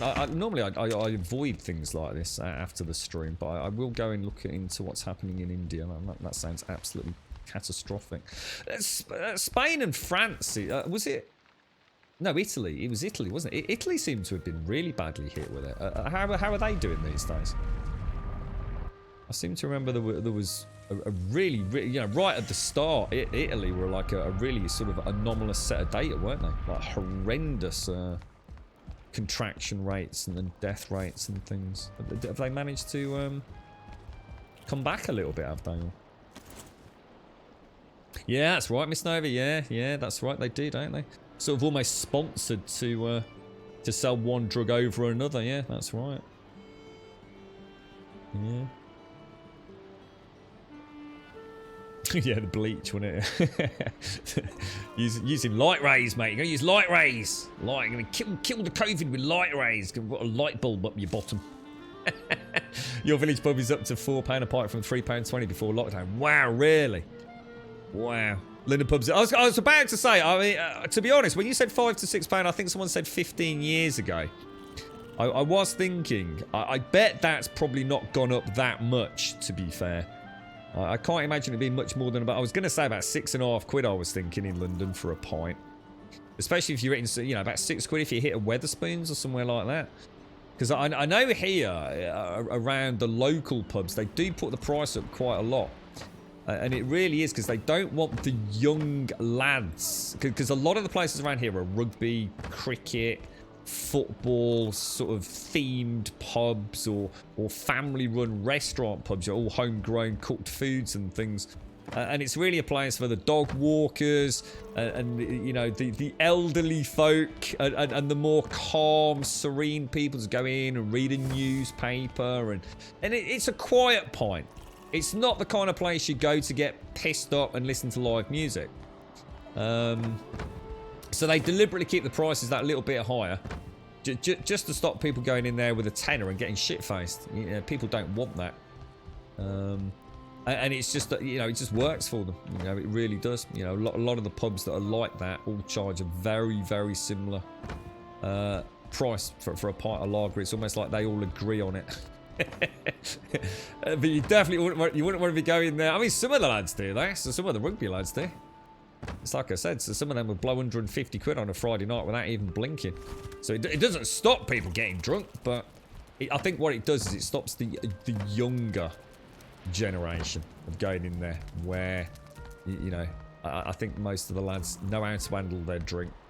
They don't get too silly with it. They're not going to start the "you looking at my pint, mate" mentality. Whereas, you know, I think 17, 18, 19-year-olds that are out and about pubbing it, it's almost like they're looking for trouble in it. And they are not going to spend £4.50 on a pint when they can get it for £2.50 or even £2 downtown, you know? So it does work. Your rugby club's £3 a pint. Yeah, the rugby clubs are always actually really good in the UK, aren't they? Yeah, ours is pretty good for that. Yeah. Yeah. So it's like I said, most of them are sort of restaurants, though. You know, you really do go in. And the thing is that there's a couple that got these really nice stone sort of fireplaces and things. So, and it's like segregated from the other part of the pub. So you've got like the pub grub kind of stuff, and it's not that microwave shit. It's all homegrown. A local farm produce, all the sorts, because they're all in competition with one another. So you're not going to go there and suddenly get like a microwavable lasagna. The problem with that is it means it's not a cheap Wetherspoons, and I kind of like my cheap Wetherspoons, and we ain't got one of them around here. You get a curry and a pint or a burger and a pint in a Wetherspoons. It's like bish bash bosh all for a £5, mate. You can't go wrong with that. Yeah.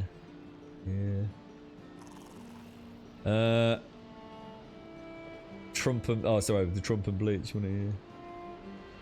You can get the big bottle of no label Sainsbury's. Sorry for. I'll tell you what, Aldi's the place to go for bloody alcohol, mate. Honestly, the spirits in Aldi are terrifying. The price of them.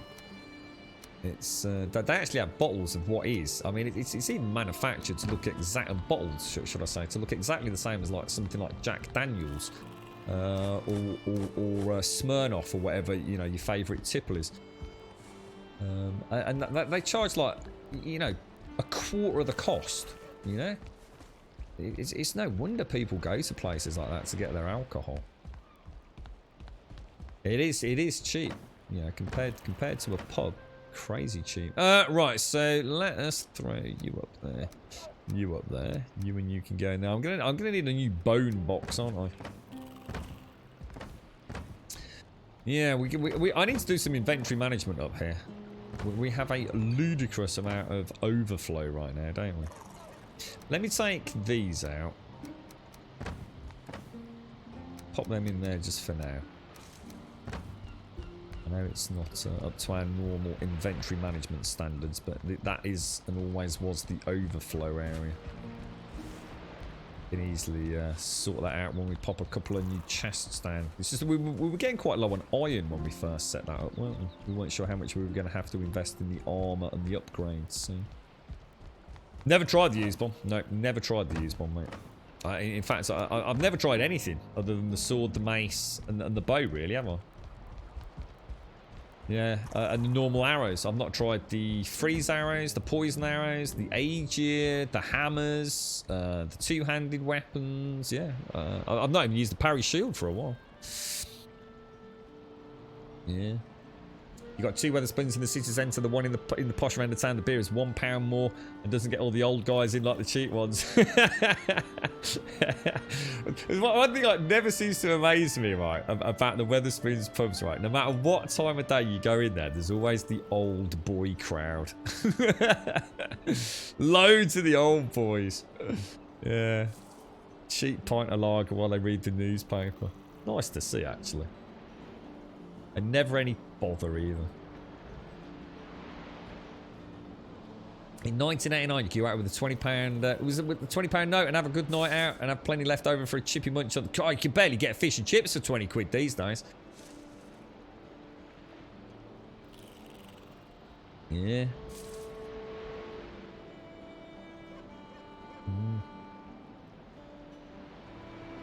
No, I like to keep. You never know, Greerim. Sorry, I'm just drinking my coffee. You just never know, do you? About what patch might bring in, or if I switched out using a mod, what might suddenly, prove to be quite handy or useful. So.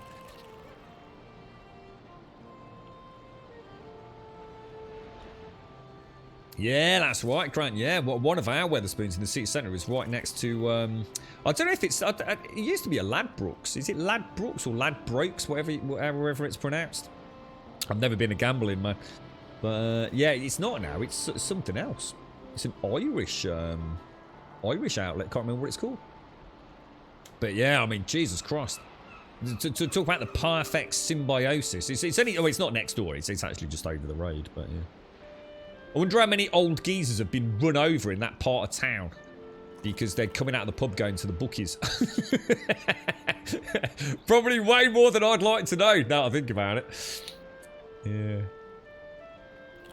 You're in the car wash. God, you posh git. Can afford a car wash. Yeah. If I see some person I don't like for no reason at all, I immediately just wish they'd drop dead or fall down the stairs in a horrible gore with blood and brain getting smushed all over the floor. That's terrifying. But you'd never harm anyone because 1, I hate being in pain. 2, I'm not brave. I think this is a good thing. If I see someone harming animals, I promise I turn fanatic, militarist, and wreck them because no one else. Jesus Christ, Permanent. Remind me never to upset you, mate. So stop falling down the stairs. Is that Permanent and his little voodoo doll, mate?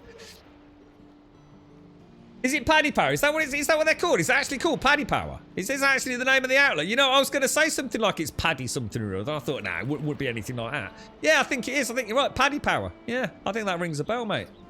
Yeah. Do Ladbrokes still exist? I've got no idea. It's not the sort of thing I'd ever pay any attention to. Even if the lads in the pub were talking about putting bets on. I ain't got a clue how they do it these days. No idea. Don't even know where they'd go around here. So I should imagine it's all done electronically, innit? On your mobile phone, right? So just set up a gambling account, don't you?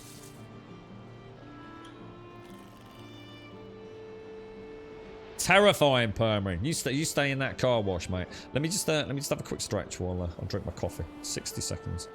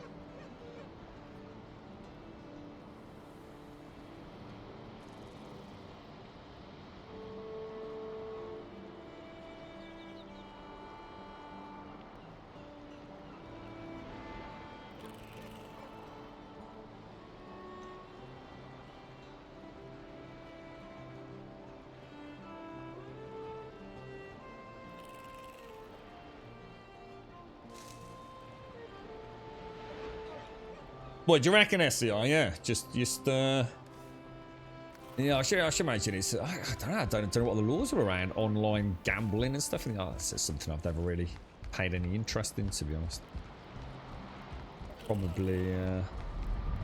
Probably a good thing, knowing some of the trouble I've known some folks get into with the old gambling. Never ceases to amaze me the amount of money that some people are willing to put on a football match. I mean, I can get it like if it's once in a blue moon and it's a bit of fun, but yeah, some guys are like crazy into it, aren't they? I suppose if you like doing it, but yeah, it's just something I've never seen the appeal of. Right, so we were going to go and get the wolves then, weren't we? We've made the food. Should we try and bring our first wolf home then? Is there anything we need to do other than bring the wolves back? I mean, obviously we need bows and arrows and things, which we've got. Let's go and get a wolf. Should we try and bring 2? And then I've got 2 in reserve if it all goes to shit, right? But I need to remember that I will probably kill my own wolf, won't I? See, if we get ambushed by anything, and I shoot a flaming arrow and it hits one of my wolves, that wolf's not going to be looking particularly healthy, is it?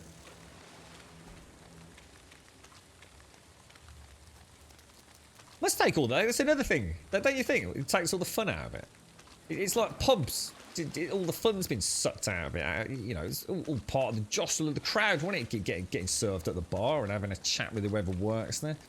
And now it's all, you know, everything's done at the table in all this weird civilized manner.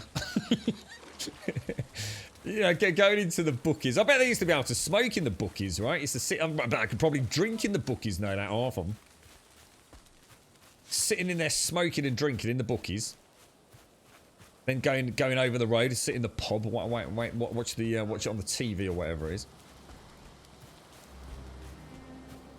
And now it's all just done through an app on a phone. How terminally boring. You know a guy who went on a 2-day drinking coke binge, woke up with 190 grand in his betting account from playing roulette whilst fucked. Can't remember doing it, but paid his parents' mortgage off and got himself on the property ladder.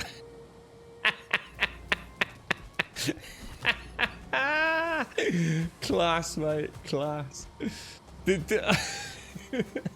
temptation to just keep getting shit-faced, right? Well, last time I got shit-faced, I won 190 grand. Probably not good for your mental health, that. Jesus. I bet, oh man, can you imagine that? Can you imagine waking up in the morning with a hangover? First thing you do, you check your WhatsApp. You've not, you know, threatened to murder anyone. That's always a good sign. Did you send any nudes to anyone? No, didn't send any nudes. Okay, it's looking good. It's looking good. We might have got away with last night, mate. I don't remember a fucking thing of my head's pounding, mate. But just check my old Paddy Power bloody bank account. Make sure I haven't skint myself. Jesus Christ, Mrs. is going to kill me. She'll find out I spent the last 20 quid for baked beans on bloody the I don't know much about gambling lingo, but you know, the 315 down Cheltenham or whatever it would have been. And you look at it, you've got 190 grand. Can you imagine? Can you imagine what that must feel like? 190 grand. You'd be ringing it. Oh, can't you'd be ringing them up, wouldn't you? Is it real? Is it real? Is it really mine? Can I actually take it all out? Can put it in my bank account? What the bloody hell, mate? 190 grand.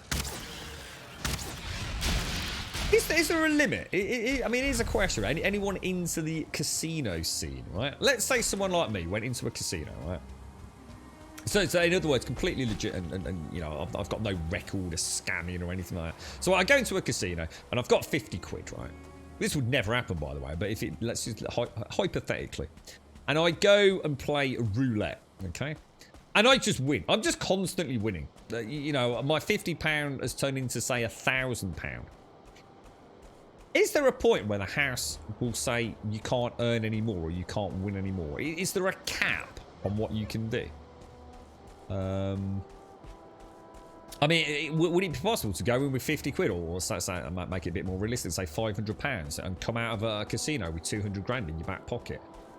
Assuming, obviously I know it's extremely unlikely, but assuming you've just been really lucky. You know, today is just the day. Or do they have like systems in place where you can't do that? Or do they actually like it when that happens? Because it's like, wow, that's going to pull some more punters in. And it might be 190 grand win to him. But the amount of people that are going to come down here playing roulette over the next 6 weeks is mind-blowing, you know? The lucky roulette table. Or is there a limit? You know, a legal limit, a house limit? You know, I know nothing about gambling. Like, literally nothing about it.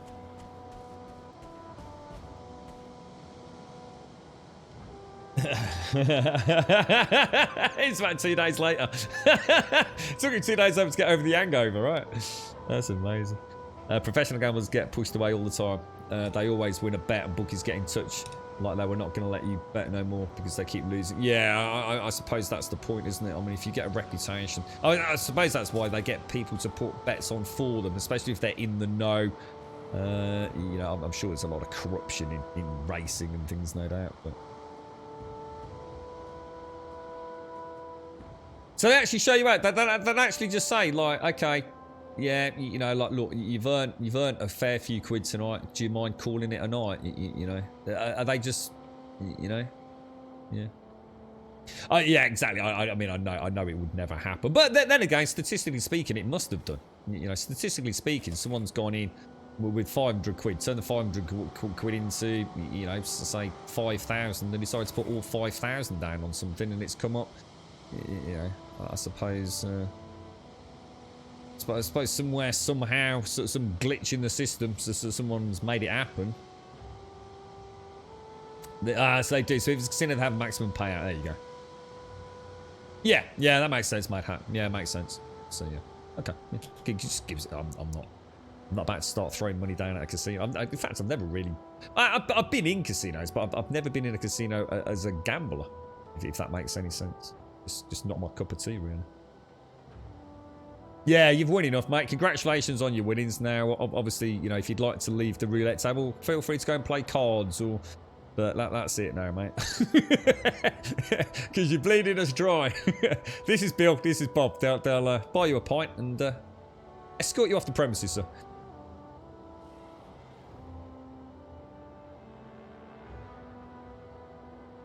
Oh, you got your strawberry plants, Alison. Nice one, mate. Hey, looking good. So are these going in the greenhouse to start, are they, Alison? You remember trying to do that bet on snow for Christmas thing on the Ladbrokes website? Is it Ladbrokes, is it? Yeah. The hoops I had to jump through were amazing. Age check, bank account check, credit card check, card transaction. What can you not do it with cash? Would you not just go in like with 20 quid? Wow, I didn't know that, mate. Jesus. Again, sucks all the fun out of it, really, doesn't it? Oh, hang on. Oh, sorry. You mean as in that was online? Sorry, yeah, you said web. Sorry, Doc. Sorry, mate. Sorry, bro. Yeah, that does make sense, though, doesn't it? Proof of age and all that sort of stuff, I suppose, I suppose they have to as part of the gambling laws around online gambling. I shouldn't imagine that's uncommon, is it? Yeah, I was going to say, I bet they don't muck about in a... just having a license to run a casino in itself probably puts you in a position of probably knowing a few things about the real world and kneecaps. Oh, dear. Well, what's that? Here's a document by John Hopkins Center for the Health Security, the SPARS Pandemic, 2025 to 2028. Change year to 2020 to 2023. Oh, let me get a link of that, Cedar. How you doing, Cedar? How's things your end? How are you coping with things? Let me just kill this dog. I'll grab a copy of that. Is it almost like the perfect prediction of what's going on, is it? Let me have a quick look. SPARS Pandemic.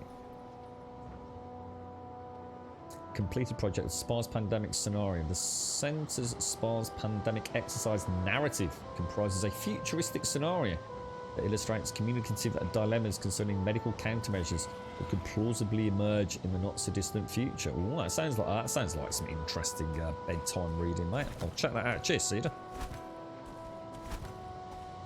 You just died 6 times in Valheim. Keep falling off the tree road.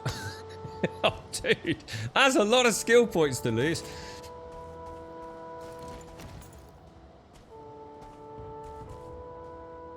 6 quid from B&Q. Bloody hell, I'll tell you what. But B&Q seemed to be pretty good for gardening things, you know. I always thought B&Q was ridiculously overpriced. And I remember we were up there not that long ago, as I said, and incredibly cheap stuff as well. You know, cheaper than the pound shop. Picked up a bucket for £1, mate. Whole bucket for £1. Normally like £4.50 or something for something like that. Yeah, and oh my god. Yeah, all the deals that they'd got on. I mean, I'd love to be able to afford it one day, but I'd probably end up killing myself. All the power tools and stuff, got some cracking deals on all of that. I suppose it's one of the areas that has actually seen quite a lot of growth, B&Q. With people spending so much time at home. There we go, Shades, look. It's attacking the cart, look. Yeah, you know, people kitting out their tool collections while they do a bit of home improvement and all the rest of it. You know, nothing else to do.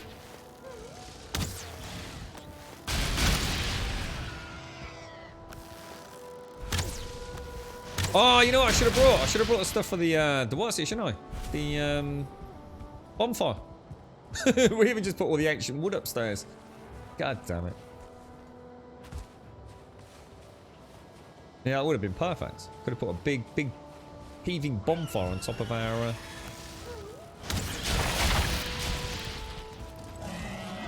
got some interest over here, haven't we? Oh, that was a bad shooting there, Grum. What the hell, bro? Gotta admit, I am looking forward to firing a gun again or something. I mean, Outriders was fun. I mean, there's no denying that. But I mean, like, a less, how can I put it? A less futuristic kind of pew-pew, perhaps.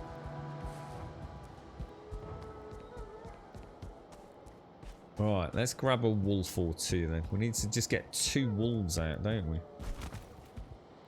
You don't know where to put it. Hang on, you bought yourself an RTX 3090. You don't know where to put it. I'll tell you what. You send me your RTX 3090. I'll send you my GTX 1080 Ti. And I'll come and install it as well. Can't say fairer than that, right? Is that out? Is that class as out? Are you out or not? No, you're not, are you? I want one of you to come out. I'm not sure.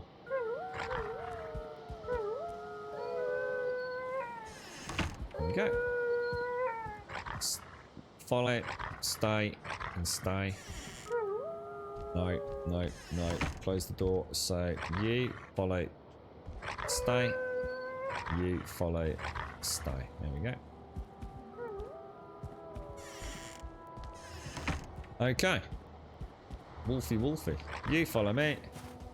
You follow me. Right, we're going hunting, boys. Whew. Fingers crossed, fingers crossed. It's daylight, right? Daylight. Daylight is good. I feel like such a badass right now. I feel like such a badass.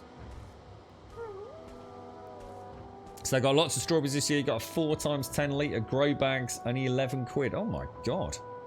I don't know what that is normally, but I mean, let's put it this way. It sounds good, right?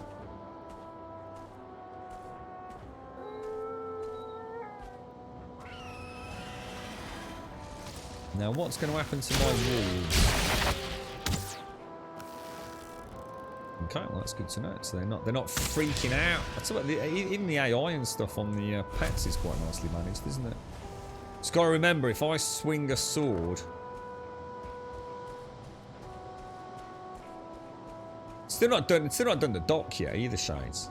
You know, that wonderful tavern we spent like half a day building a bleeding table for. I completely redesigning it for the tavern, and I still haven't done. You haven't even brought the fermenter over yet. You're right, Des. We should play the Division 2 again. Yeah. It's the one that I kept. I fancy playing a bit of Breakpoint. Just a bit more of a one shot, one kill kind of game, to be honest, Des.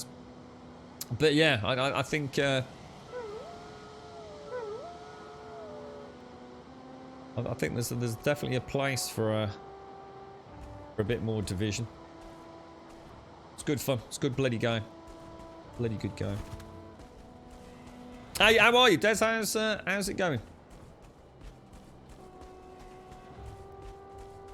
Oh, is it the cleaners? Was it the cleaner faction, Doc? That was always so much good fun hitting those bloody tanks, though. So good, so good. It's such a good-looking game as well, though.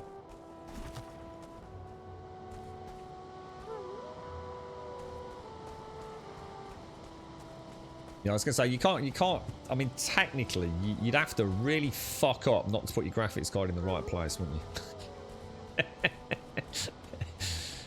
Let's put it this way: if you put your graphic card in the wrong place, the chances are you've already fucked it.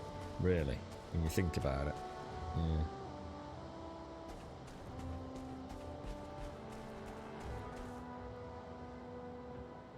They will attack Pumper, yeah, they'll attack. They won't, obviously, I don't think they'll attack wolves, and I don't think, obviously, they'll attack wyverns because they can't. I don't know what would happen against a golem, but they'll definitely attack things outside of the snow biome.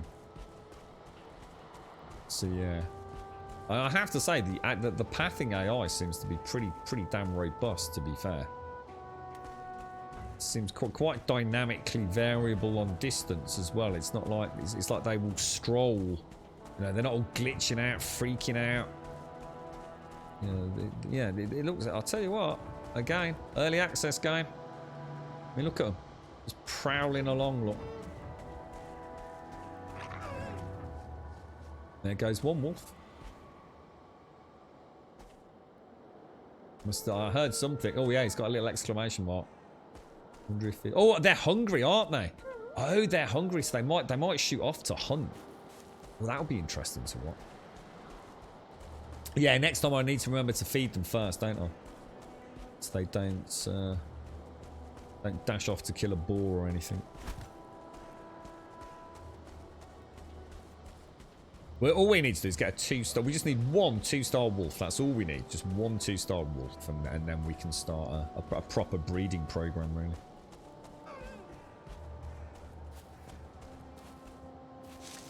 Really, Max, mate. Is there no way to fix that? I mean, is that not something you can solve, you know, in the future by maybe making, using gates like double thickness and things? I wonder where he is going. Look. Has he gone that way because... I wonder if he saw something.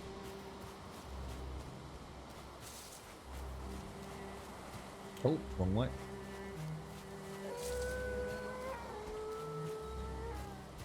I mean, I suppose the question is what I suppose I could say it, and I'm not knocking. I'm just saying, why are you having to walk wolves all the way through a castle? I suppose would be. I mean, I have no intentions of walking these things through any building. I'm not sure if that's something that, you know, if you've got a lot of doors. Can you not, like, I mean, would it not be a good idea to build a pen outside, perhaps? You know, to keep the wolves? And then when you want to take them out, you don't have to lead them through the castle? I'm not saying it's as simple as that, because I don't know what the build is, but... I'm going to need some wood when we get down to the dock, aren't I? So I think we're alright. See what happens. 1 meter gap. Yes, that's what I mean. Why not put double doors in? Why not put these in? So, one on the left and one on the right. And if you do it in like a... to try and create that into a tunnel system as well. So something I'll do from now on then. I'll take your advice on board with that. So if you make sure the doors are kind of... So instead of just having a wall with a door in it, make them like double thick. So it's almost like they're going through a tunnel already before the doors. So if I do decide to have an area internally for them... Quite excited to see them actually branch off and attack some grey dwarves in a minute, maybe. Yeah, exactly, Max, mate. Yeah, exactly. Easy with hindsight, right? Yeah. I'll bear that in mind, dude. Thank you. I must admit, I did notice myself. Oh, there he goes. Look, where's he gone? Oh shit, he's attacking leeches. Oh, he's dead. Oh, he's long. Oh, he's dead. Well, no, he's not. Oh, he's not. Oh, he is. Alright, so there's the first lesson learned. Leeches will decimate wolves. So we'll need to remember that when we come back down here. So that's 1 down. That's why I didn't want to risk 2 stars, you see.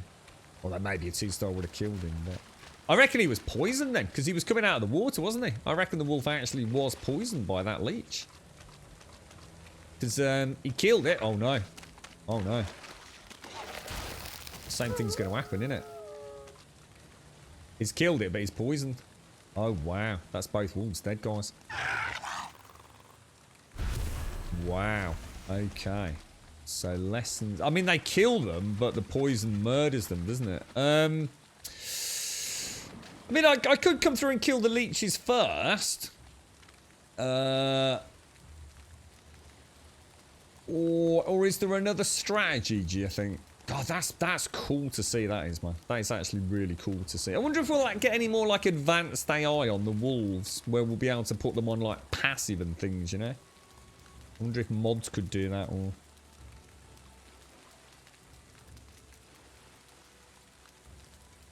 You've actually had a responsible pet owners keeper. Does that work, guys? Is that a way to do it? So you can keep... The problem with the harpoon is it's pretty long, isn't it, dude? I seem to remember the harpoon distance was pretty... It's a long rope.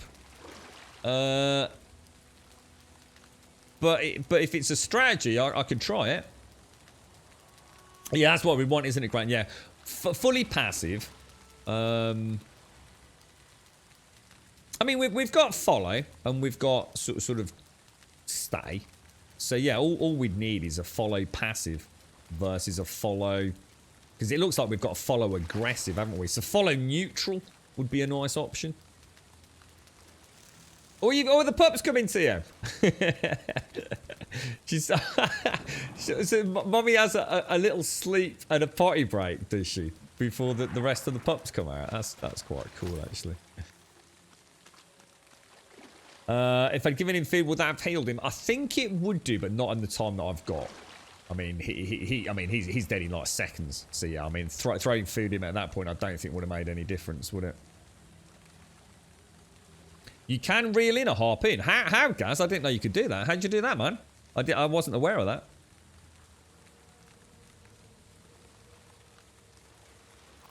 Yeah, poison, Miss Nova. Yeah, that poisons. I mean, I've got to admit, even myself against that stuff. I'm just trying to think of a safe way to get them through the swamp then.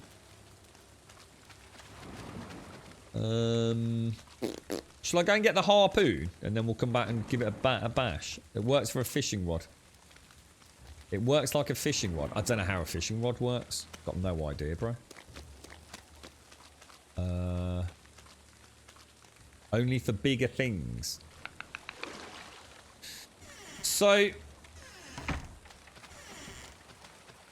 I'm not sure where my harpoon is. I think my harpoon's back at base, isn't it?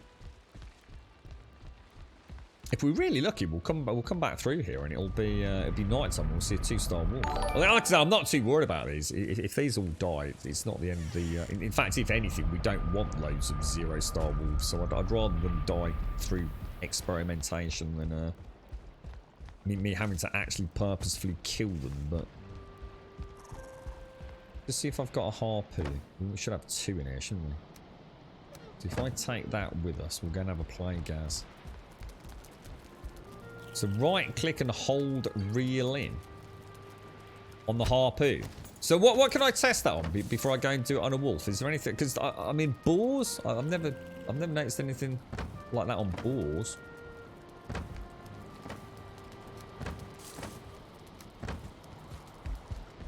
It's a bit. It is a bit brutal, isn't it? I mean, I'd like to see a mod come along that kind of replaces this, maybe with a lasso or something equivalent that doesn't actually do any damage. It does seem a bit. Seems a bit brutal, doesn't it? Lobbing a harpoon at your family wolf friend. So how many pups have been born now then, Tia? What's the pup count? Harpoon will actually make it worse. Yeah, I'd like. Yeah, I don't want to just race them down. I'd like to come up with a plan. Food.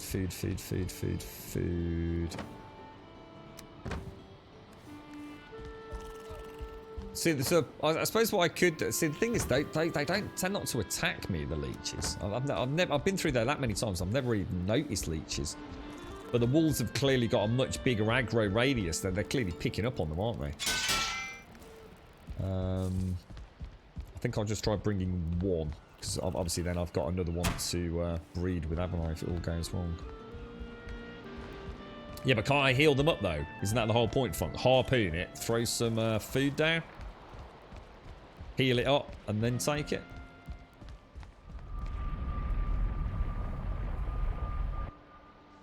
So you've got 4 up to now, 2 male, 2 female, and 2 more that are expected from the X-ray, and 1 or 2 that could be hidden more. Wow, Tim. Are these already got buyers, have they, or do you, will you be keeping them? Trying to think of a strategy now, guys. I'm not sure what to do. I mean, if we could get one, if we could get them here, you know, if we could get them inside there, that'd be great.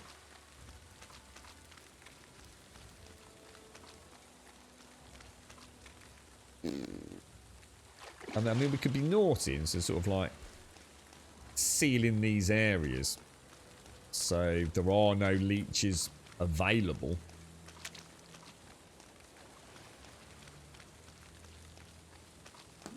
I think we were very unlucky there, to be honest. I think those wolves just... This is a dangerous area here, isn't it? Look.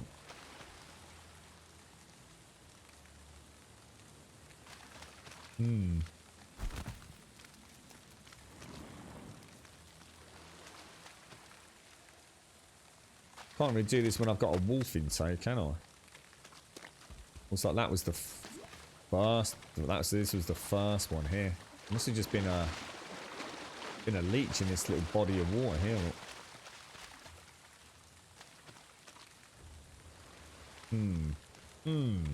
I don't know what to do, guys. Anyone got any suggestions then?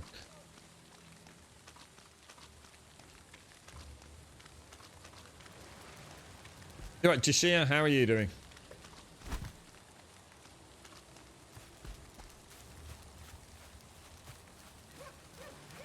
Yeah, I'm not doing that fun. Yeah, I'm not just brute forcing through. I'd rather come up with a strategy, even if it means I actually have to build something. You know, I'm not just brute forcing running them through.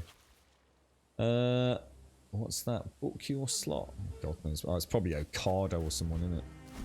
No, they've been spamming people with messages.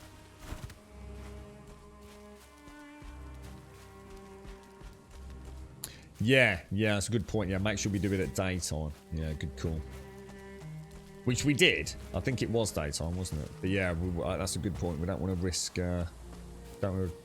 Risk a night time. I'm just trying to think if there's anything else we can do. See, the problem is even as soon as they run off, they're dead. Instant. As soon as you see one go off into the swamp, that's it. It's going to die because the leech will definitely kill it, won't it? And I don't have the time to archer or archery the whatever it is out, do I? I bet that was the deer that wolf spied. Well, that's what I was thinking. What we could do for the more dangerous sections, we could either backfill the water. I'd rather not, though. I'd really rather not do that. Backfill the water with the land terrain tool. So outside of, if you like, sphere of aggro on the wolf. So there's one option. Or we could proper... Oh my god. Or we could properly fence off the area with the railings during the more dangerous areas. But, yeah, you know, that's the 2 options we've got.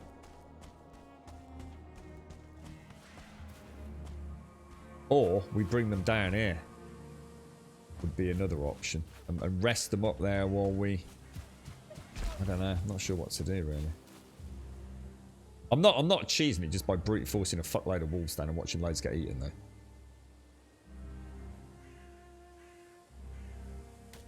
No, remove the water. So backfill it. Backfill the swamp.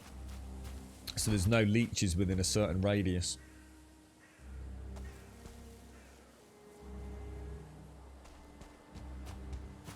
Just trying to think. I just can't think of a strategy.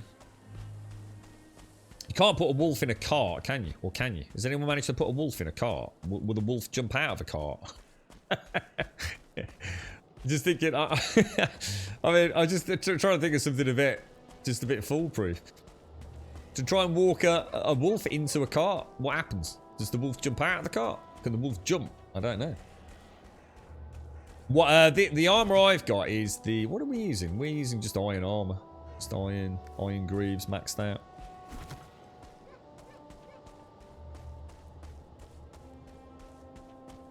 Whoa, so you're saying the radius on these wolves is actually, it's not even just a few meters, it's just like, oh wow, okay, that's a problem then. Oh wow, I didn't know that. I actually assumed it was quite a shallow radius. Interesting. See, it's like it's a pack of 5. What happens if all 5 were going? If you take 5 though, I mean, what I'd be thinking was if they all race in to kill the leech, or does only one break off to kill the leech? Because what you're running the risk of is them all going in there and getting poisoned. Aren't you? You could lose all 5 in one blow, couldn't you?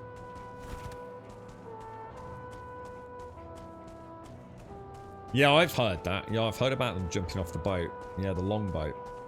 Yeah. So I should imagine the same would happen with a car, right? But has anyone tried it? Has anyone in chat tried it?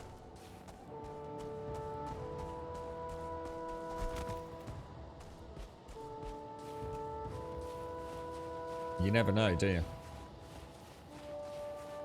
Can't imagine it would be the easiest thing to get a wolf into a cart.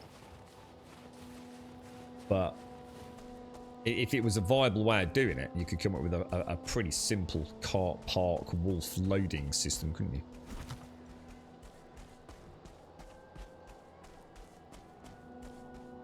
You watch me come through here with a wolf and a 2-star wolf will eat it. And then the 2-star wolf will eat me. Night time as well.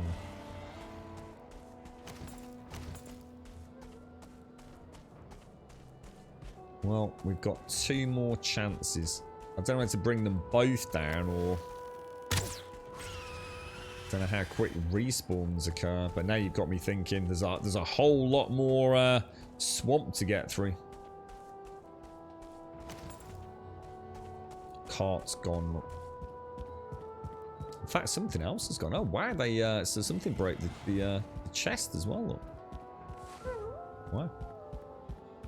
So building, building cart. If I pop a cart, say there, around there.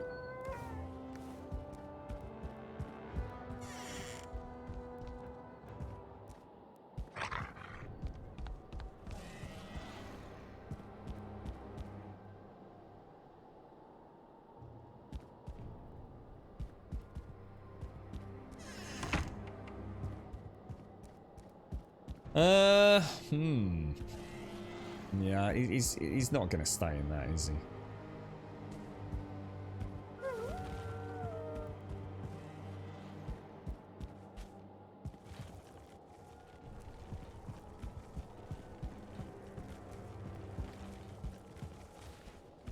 If there was a way to glitch him in or anything. I mean, we could try same way you'd probably get him in a boat with a little ledge and...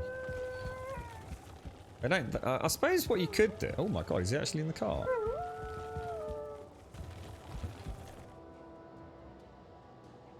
Should we just try getting a wolf in a car, just purely out of interest? Because I suppose what you could do, you could lead him up some stairs, couldn't you? And then destroy the plank underneath him.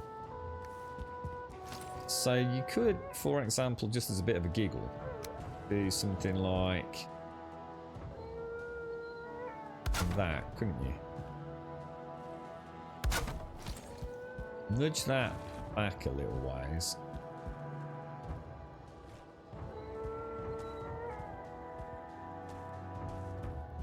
Where's the wolf bar?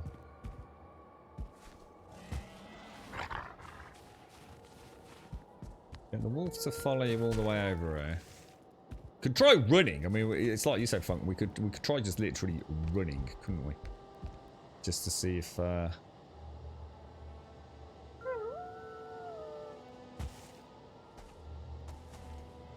Yeah, so I'm going to need to add a plank or 2 in so I can get him there, isn't it, really?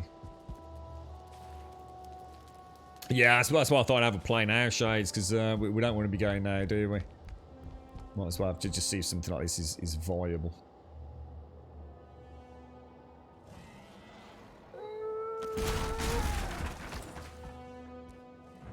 Yeah, you can just clamber out. Look. That's a shame. That's a shame. But at least we know now, don't we?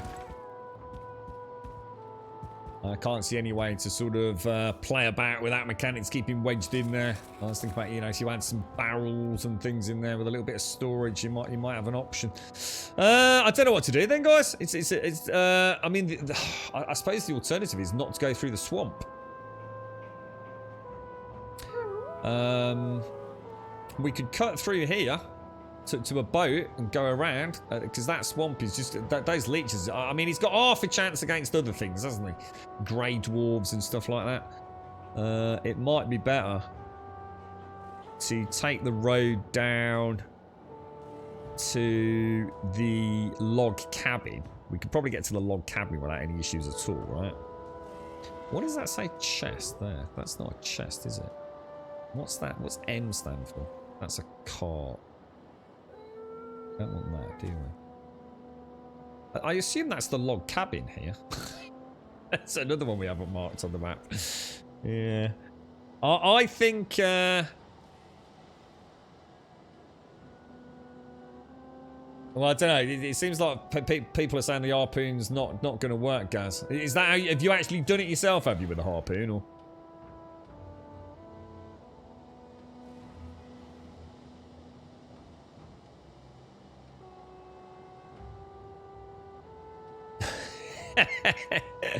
It's all right. I can get him in the cart, Skogs, but he's not stayed in there, is he? It'd be nice. What about that? What about some carts with like a cell on the back for a canine retrieval? I'm sort of tempted, guys, but I'm gonna be honest. I don't like the idea of harpooning my my wolves, really, bro.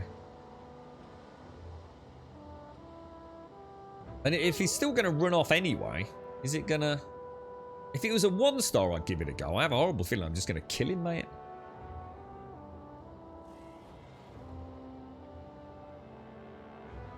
Cryopod them. Yeah. It's not a bad idea, actually. Harpoon works for 2-star wolves. If you do something wrong, you'll not have the chance for a second shot there. Yeah. So is there no way to feed him then? Is there no way to harpoon and just like lead him through some food to get his health back? No. That's what Funk was saying, Max. There's no way I'm playing that way, mate. I'm not brute forcing loads of wolves down mountains. We need a proper system to get them down. And I think the best route is to take a less risky path through here down to the shoreline. I've actually got a carve over there, look. What I'm worried about from what you've said, though, is if you're saying the aggro range is that great and I follow this path around here, right? And the aggro radius is large. Is the wolf going to leap off the boat to go murder a troll that's sitting on, you know, sitting on the shore? I mean, that sounds nightmare fuel.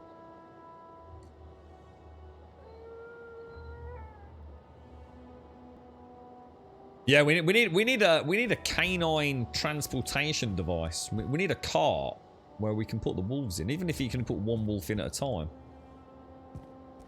Shall I give him a bit of food? Oh, I didn't replace the box, did I? I can't see shit either. So now we need a build. We'll make it a small log cabin, right? We need a small log cabin. Yeah. Do not hit that wolf, dude. Some food there, mate. Have a nibble of that neck tail there, fella.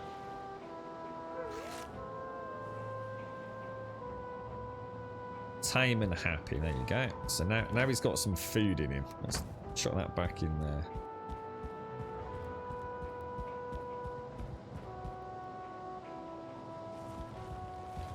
Whoop, whoop, whoop, whoop, whoop, whoop, whoop. Should we risk the beginnings of a descent at night?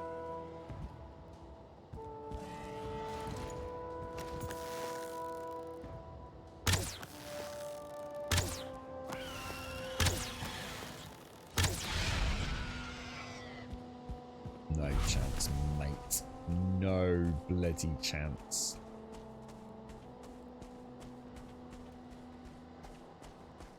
Where, I mean, straight through and around. Gotta be careful, that's the plains there, isn't it? We definitely don't want to be hitting the plains.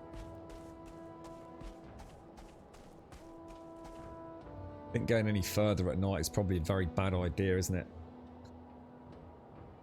What's that? You need your, have you got a dog van thing, have you, Tia? I don't think so, Squirrel. I think if you don't feed them, they just remain unhappy, which I don't think affects them. But who knows? I mean, who knows what is going on behind the scenes? For all we know, this has actually got, you know, an actual damage output or something. And the more it kills, you know, the better it gets. I mean, I just don't know. And, you know, not feeding it, maybe he doesn't gain experience points. But I don't think that's the case of how it works. But yeah, if they're not fed, they won't breed, I think is the main mechanic, isn't it?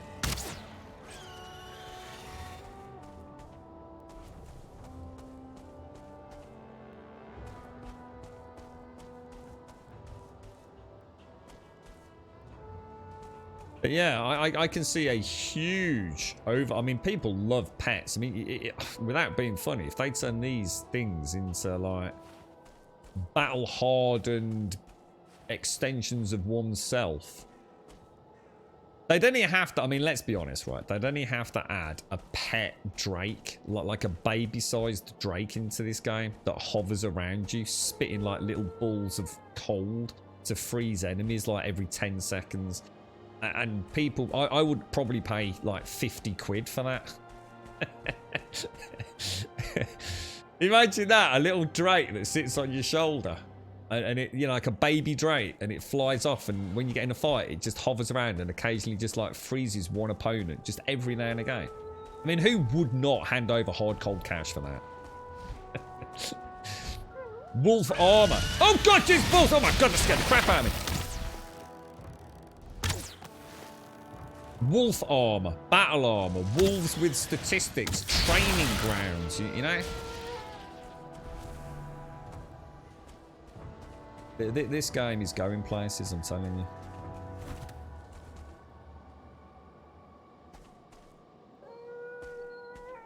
Yeah, I know you can tame them. Yeah. So you can do anything in the game, can't you, UXO? Trolls. Grey dwarves as your barkeeps and things, yeah.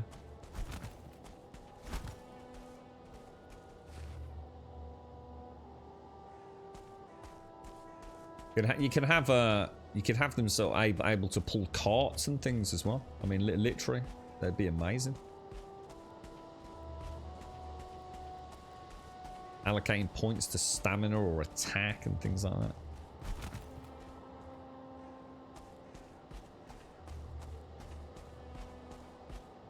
Yeah, that's a good point about the golem actually, Shane. Yeah, I forgot about those things. I think the wolf will be, as long as you don't get attacked by a big pack of wolves. I think this route isn't too bad. Just got to be careful of this corner here. What's that? Was that a bird?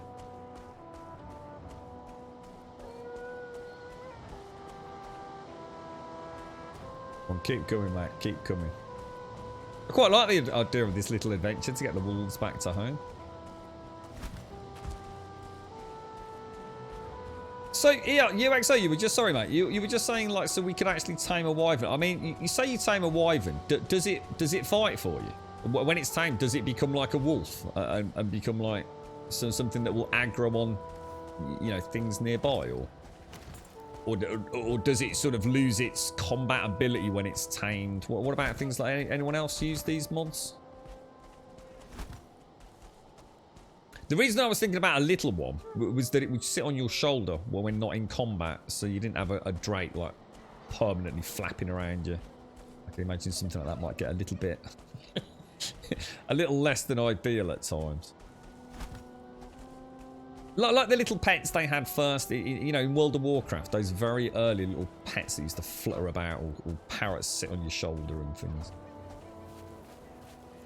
Well, we just tried to bring two. We brought a pack of 2, Joshua, but we've now learned that the swamp is extremely dangerous.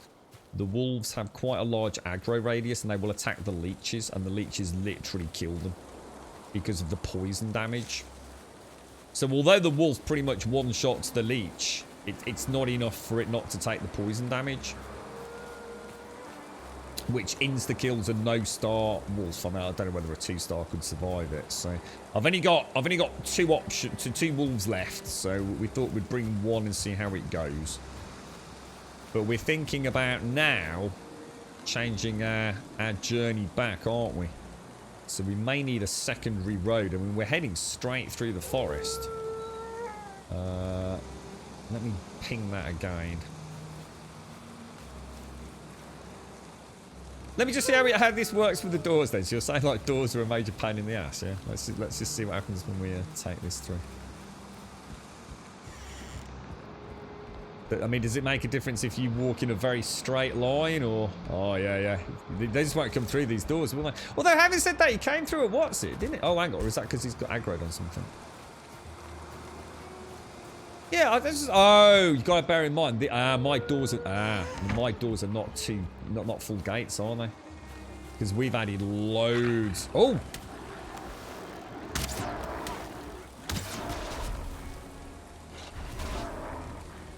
Oh, he just kicked ass by it. Oh my god, that's amazing. Holy wow, he just kicked ass, man. Yeah, I don't think my doors... Oh, hang on, is he aggroed on something still? He's not stuck, is he?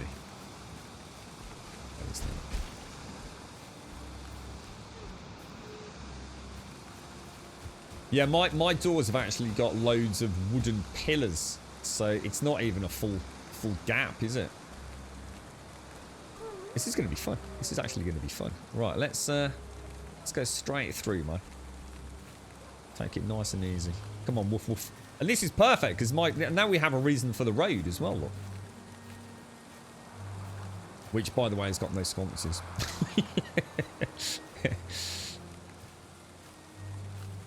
Yeah, Game of Thrones and Daenerys. Yeah, that's it. Yeah, you got it, mate. I mean, how cool would that be? Little cute. I mean, who would not right now buy that as DLC? I'd be all over that, bro. Little pet Drake. Like I said, you know, just a fun thing. We didn't even have to be like particularly combat ready. Now that is the swamp down there. We want to stay well away from the swamp, don't we?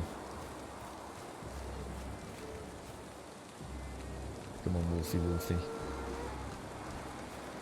So far, so good. Seems like we could cut a path through here reasonably well at the foot of the mountain if we had to. Seems fairly flat thus far. What was that noise? What was that noise? What's that noise? What's that noise? What's that noise? What's that noise? Sounds like a drake.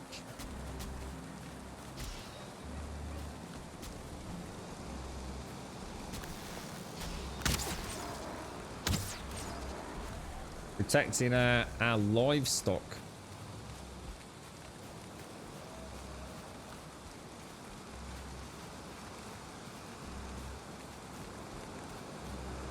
Oh, I think he's bloody good at following me. I'll give him that.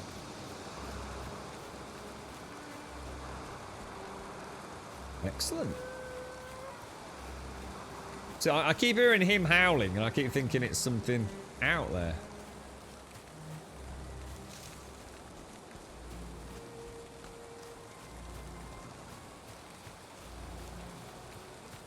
Make it through the thistle. Oh, hang on. Could be... Oh, archers. Archers. Could be skeletal archers over here.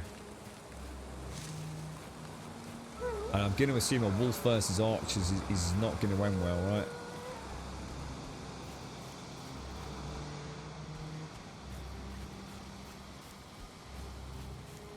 Probably better to bring him around, I think.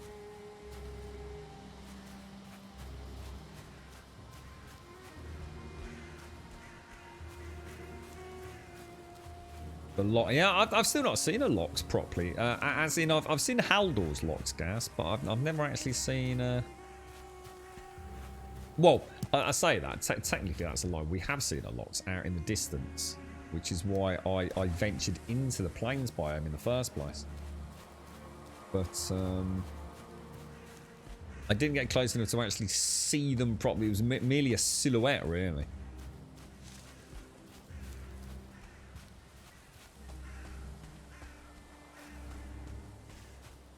Where's the carve? The carve's up there, but if we go along the coast, at least looks like it looks like it's just the swamp that's the main problem, isn't it? Although I suppose trolls and scatters, there could be a spawn up there.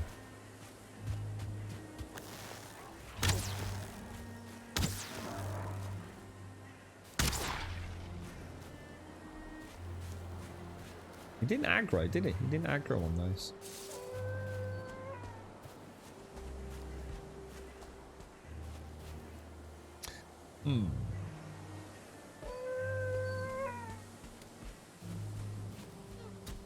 How many dogs can follow? I think someone in chat said someone's had like 20. Oh shit, there's a bloody troll up there, lads. Oh, and I've only, oh god, and I've only got a few arrows left as well.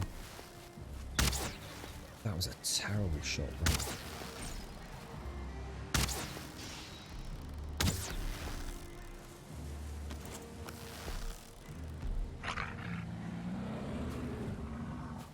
Don't worry, little fella. Don't worry, mate. You're all right. I've got your back, man. I've got your back. We lost a couple of your brothers and sisters earlier, mate. But I'm trying very hard to get you home safe.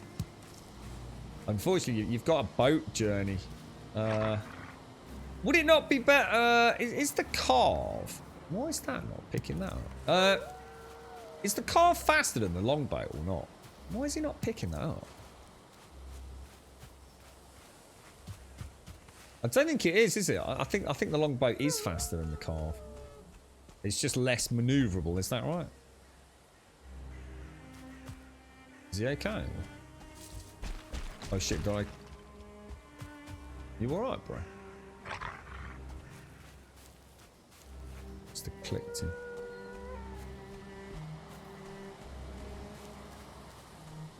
Yeah, I mean, I could leave him here and bring the longboat around. Ooh, will he attack? Yeah, if I kill that, will he go and eat the meat?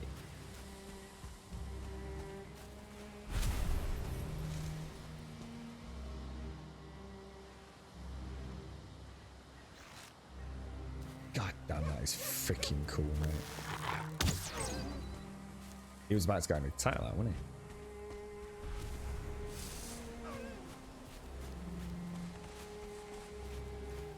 Alright, my little friend. We are on the shores of salvation right now. So we'll build a small wolf holding pen. Over here, okay?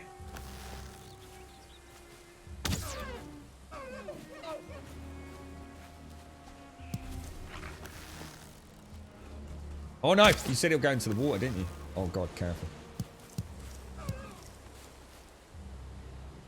Ah, so it went out of aggro radius, and this would be a really nice place to do a road along here with all these thistle, you know. That's assuming that carve is even still there. I assume it is. This is where we had a little spot of bother with a troll, if I remember.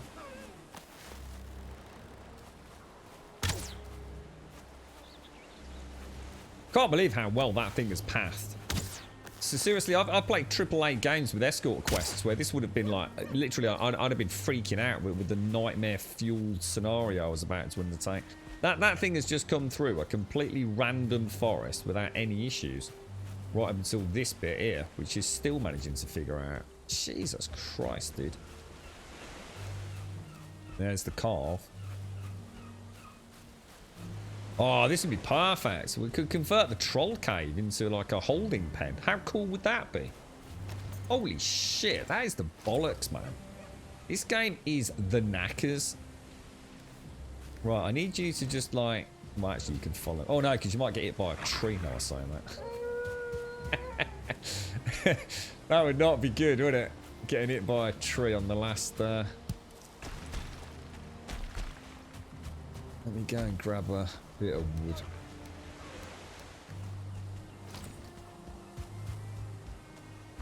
I can see a turnip up there.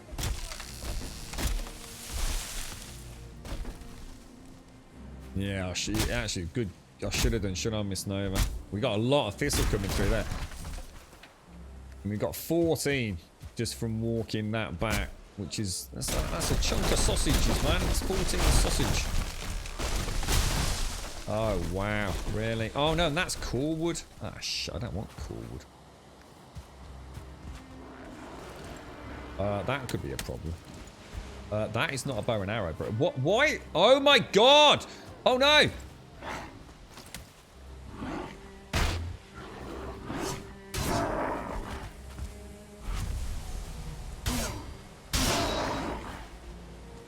Oh, stamina, Grummy, stamina, mate.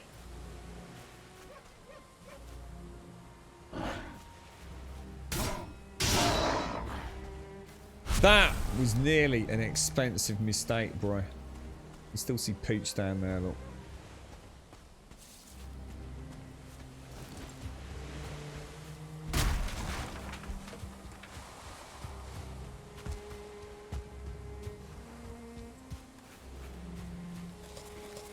Quite tense. Quite tense. No. Quite like the idea of leaving the bones in there. Making it like the wolves are eating the bones. So, I don't know. I don't know. Grey Dwarves can't actually get over things like that, can they? So, what about if we do like a little pen, like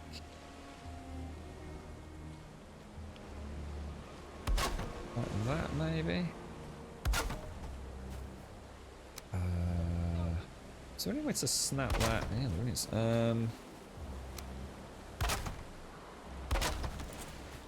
million miles out. Where are you? Where's Wolfie Pants gone? Come here, stop playing with the pigeons.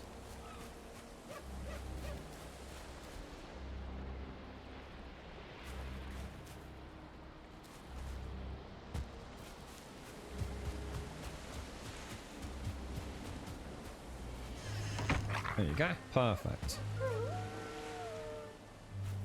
That is freaking cool. That is freaking cool, mate.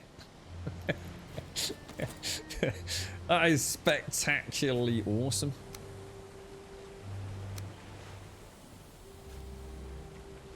I don't know, to sort of like put a little something on it, or we're just going to be a knob, aren't we?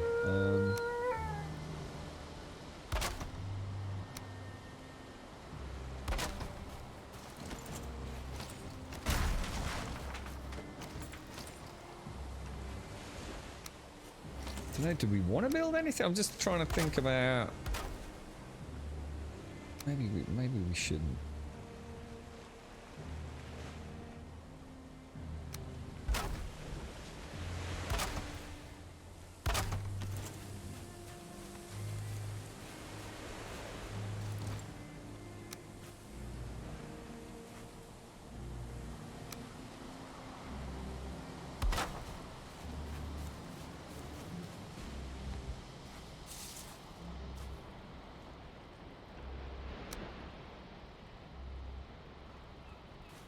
Interesting.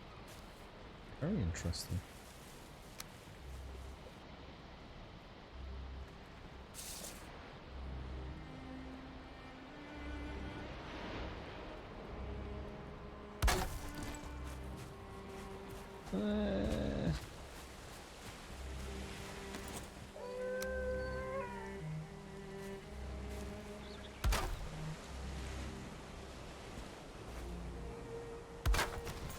Done a little play. Just done a little play.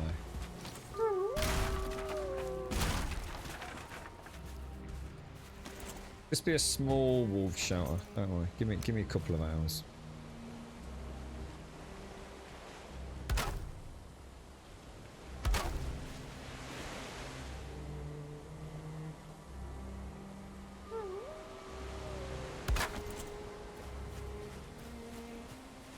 Yeah, I like it. And then do we put a very small... Where's he gone? Yes. That's so cool having that like a cave with all the skulls outside it. To keep our wolf brethren ready for their... I'm out of wood, man. We better mark that, haven't we? Oh god, I just got rid of the troll. So mark that as... the wolf cabin. Yeah. How you doing, mate? You alright, fella? A little, chuck you a little bit of meat in there, mate. A little bit of meat. Keep you well fed, geezer. Perfect. Now, yeah, grey dwarves could come along, but unlikely to bother him. Bring a little bit of wood. We'll put a little bit of a front on that. You're right, but your daughter was just turned 18. It's really shy, but she's met a guy online. Should I allow her to meet him, but only in a public place near us and not her going to him? I think yeah, I guess so, but I suppose the question is you're saying she's shy, but she's presumably said that she wants to do it, which is why she's seeking your permission. So two things. One, she clearly wants to, especially if she's shy. She's already overcome that personal boundary or mental obstacle about overcoming the shyness. Two, she's asked your permission, which tells me everything I need to know that, you know, she's thinking straight. You know, she's not going behind your back. This isn't an untoward, you know, midnight affair of skullduggery and deceit. You know, so I'd say that relationship is robust enough for her to have confidence in you helping her make a decision. And yeah, I think, you know, she's 18. She's got the whole world in front of her. And yeah, it's fucking heartbreaking. And yeah, my first instinct is to go and grab a garden shovel and beat him to death. but yeah, you know, I mean, you know, public place. Absolutely, mate. A public place. Go and meet. First time they'll have had actual, you know, if you like, real world contact. Set very, very definite parameters for you know, how she's getting home and when she's coming home, so you know that you know, it doesn't suddenly become a euphoric experience. You know, we've all been there, haven't we? You go out for a quiet pint and you come back staggering at 4 o'clock in the morning because you had such a cracking time. But yeah, I mean, you got no choice, have you, mate? You got no choice. The only alternative is to fucking say no, right? And I think we all know what happens when you say no to 18-year-olds. It's just literally, you might as well have just put a rocket up their arse, right? So yeah, I think that sounds to me like you've got a good gal on your hands there, mate. Asking the right questions. Yeah, exactly, Fate Bender, yeah. Yeah, if you block it, they'll do it anyway, yeah, and in doing so, maybe put themselves at more risk as well, you see. So, yeah.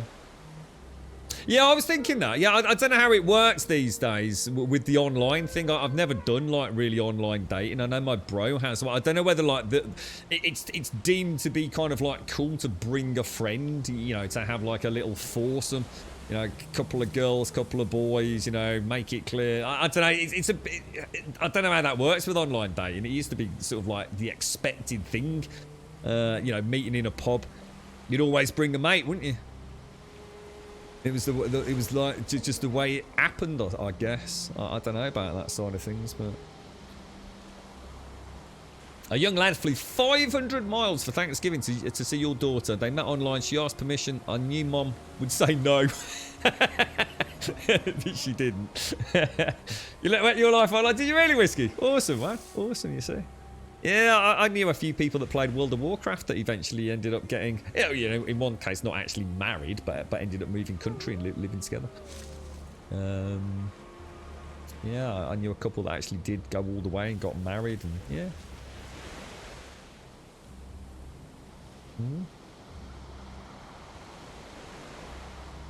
So, what are we doing here then? I think we're reasonably confident that wolf probably isn't going to die too horribly, unless the troll comes out of the cave, which we know it doesn't. So, we have a carve.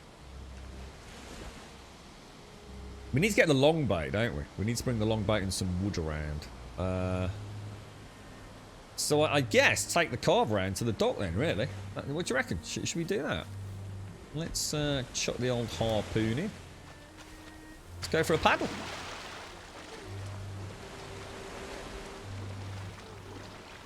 You always tell your daughter who's 19 to ask them to take a pic of their license plates on their vehicles with them in it, and a picture of their license or ID. If they run, it's probably best. Oh, right. Oh, okay. Okay. I've not heard of that before. Got you. Got you.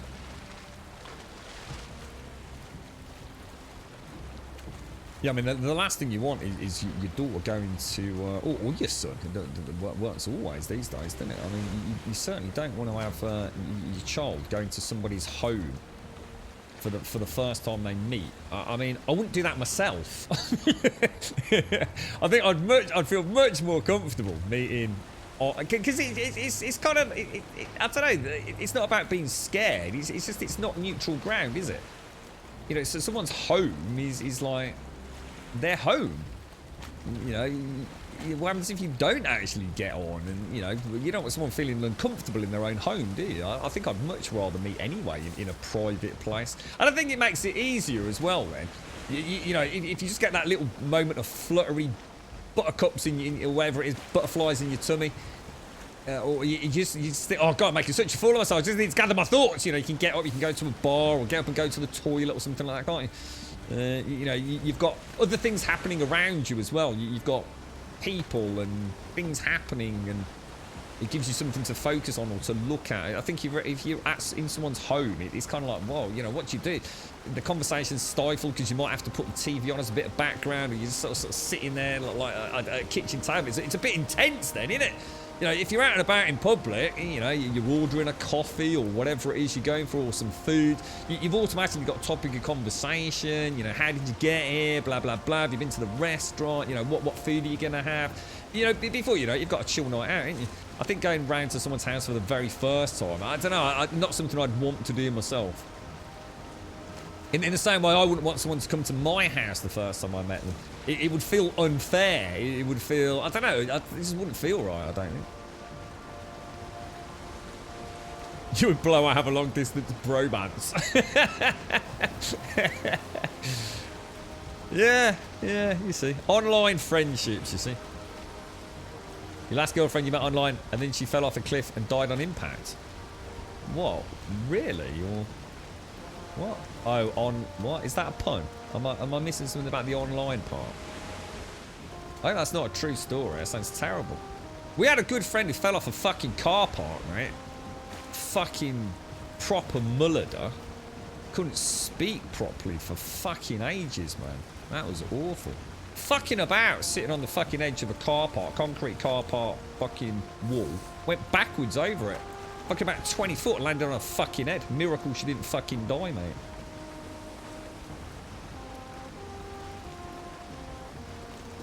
My biggest fear would be if he is who she thinks he is, or someone else. Yeah, and again, more reason to have it in public, innit? With a way to contact, you know, everyone's. Oh, I'm just going to text my friends, you know, a little word, a little safe word. You know, if you text it to mom, dad, or a friend who's got, you know, on standby with a vehicle or something. You know, knob. You can have it as knob. It's pretty easy, quick to type, innit, right? A couple of people on standby. If they get a text saying knob, it means, you know, he's a right fucking weirdo. Get me the abort! Get me the fuck out of here, man! Watch Happy Gilmore. Oh, I don't think I've seen that. No, I've not seen that. Isn't that sounds like an Adam Twatface film?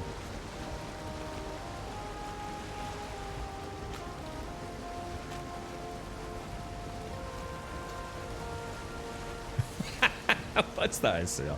He was talking to his missus the other night when we were in voice. I was like, you've had all day to talk to her, mate. Talk to me. And at the same time, she was saying to him,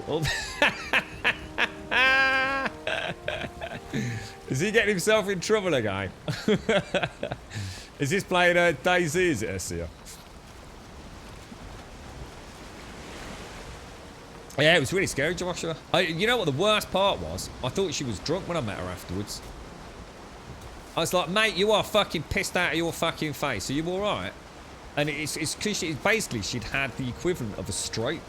So her words were horrendously slurred. And that's one of the first things I said to her after, you know, I didn't really know, you know, they were a good friend, but they were sort of, you know, you have the good friends, but you only ever see them down the pub. You know, you don't do anything else together. You just know them really well down the pub. And she was like a really good friend of mine. Really good friend. And she'd been going out with the guy that actually ran the pub at the time. And, yeah. I met up with her. You know, I've not seen her for a while. But you know, just hadn't thought. Word hadn't got around. Hadn't been to that pub for, you know, a couple of 3 weeks for whatever reasons. You know, we used to sort of have local haunts. And, you know, a couple of weeks here, a couple of weeks there. You used to sort of spend a fair bit of time at the weekend in different cities even, or just travelling around, seeing friends. And yeah, I hadn't seen her for a while. The first time I saw her, I thought she was pissed out of face, slurring her speech all over the place. So I was sort of like taking the piss a little bit. That was not the case. she fucking got arse over tit off a fucking car park, mate. Fucking completely fried herself.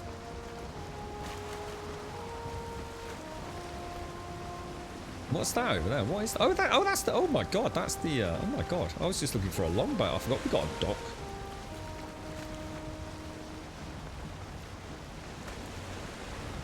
Yeah, I mean, there's another thing. Yeah, I mean, mobile phone tracking and things as well. Yeah, you know, just in case, you know, if you start getting all super scary about it and getting kidnapped and thrown in the back of a van. I suppose if someone's doing that, the first thing they're going to do is take your mobile phone off you and lob it out the window, innit? But yeah, you can track phones and everything these days, can't you? Happy Gilmore's a good one, is it? Is it Adam Sandler or not? Happy Gilmore.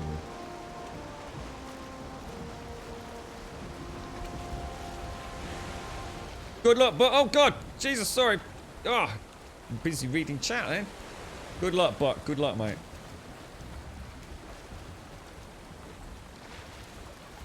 Adam Sandler, Happy Gilmore. All right, I might consider it. I struggle to watch Adam Sandler. I think he's a bit of a twat, personally, but I might give it a go if I'm really fucking desperate. I'd have to be fucking desperate to watch Adam Sandler these days, to be fair. I know he has done some good films, so if you're genuinely recommending it as one of his better ones, I wouldn't mind giving it a bash, but...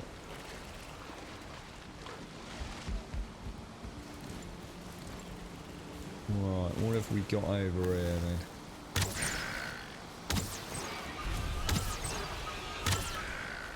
Really missed the neck.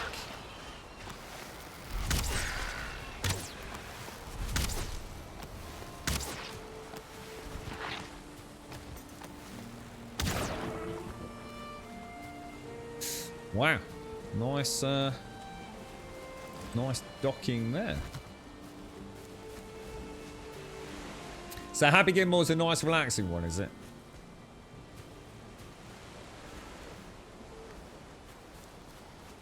Yeah, I don't know, you ain't selling me on it.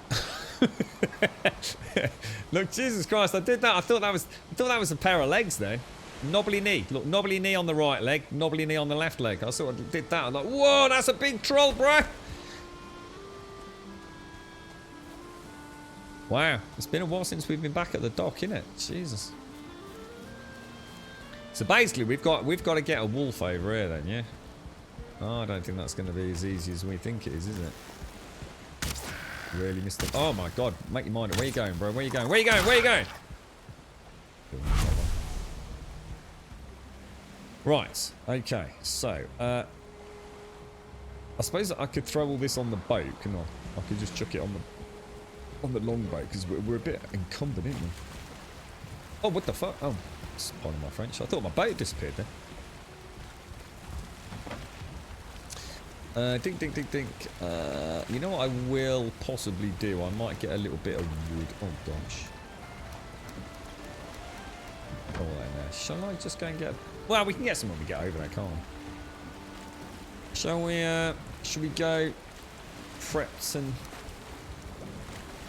I have a feeling that's going to get destroyed out there, isn't it? With these necks and everything wandering around. Oh, is it? Oh, hang on. I think I've seen a bit of Happy Gear. Is this the one where he's hitting the... Is there like a couple in a house on the other side of the street or something? And he's lobbing his golf ball at him. Or something like that. Like he's a crack shot with his golf club. Yeah, I don't want to watch that, thanks. You watched The Ridiculous Six last weekend? No, not happening. Definitely not. Yeah, I'm not watching that shit.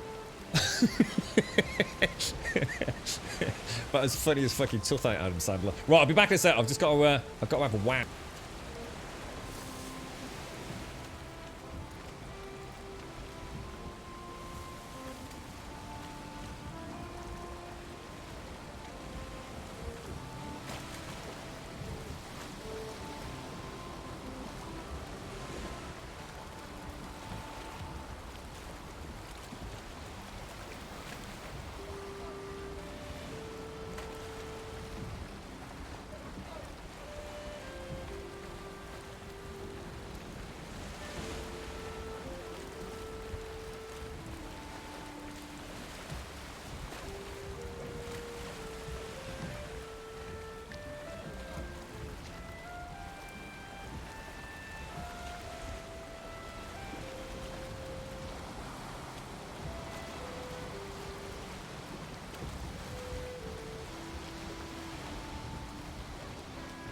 I decided not to. I saw the time.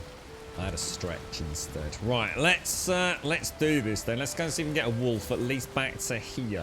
Fingers crossed, me arties. Fingers crossed. We still need to finish the docks, don't we? We can turn the storage place into a wolf holding pen, you know.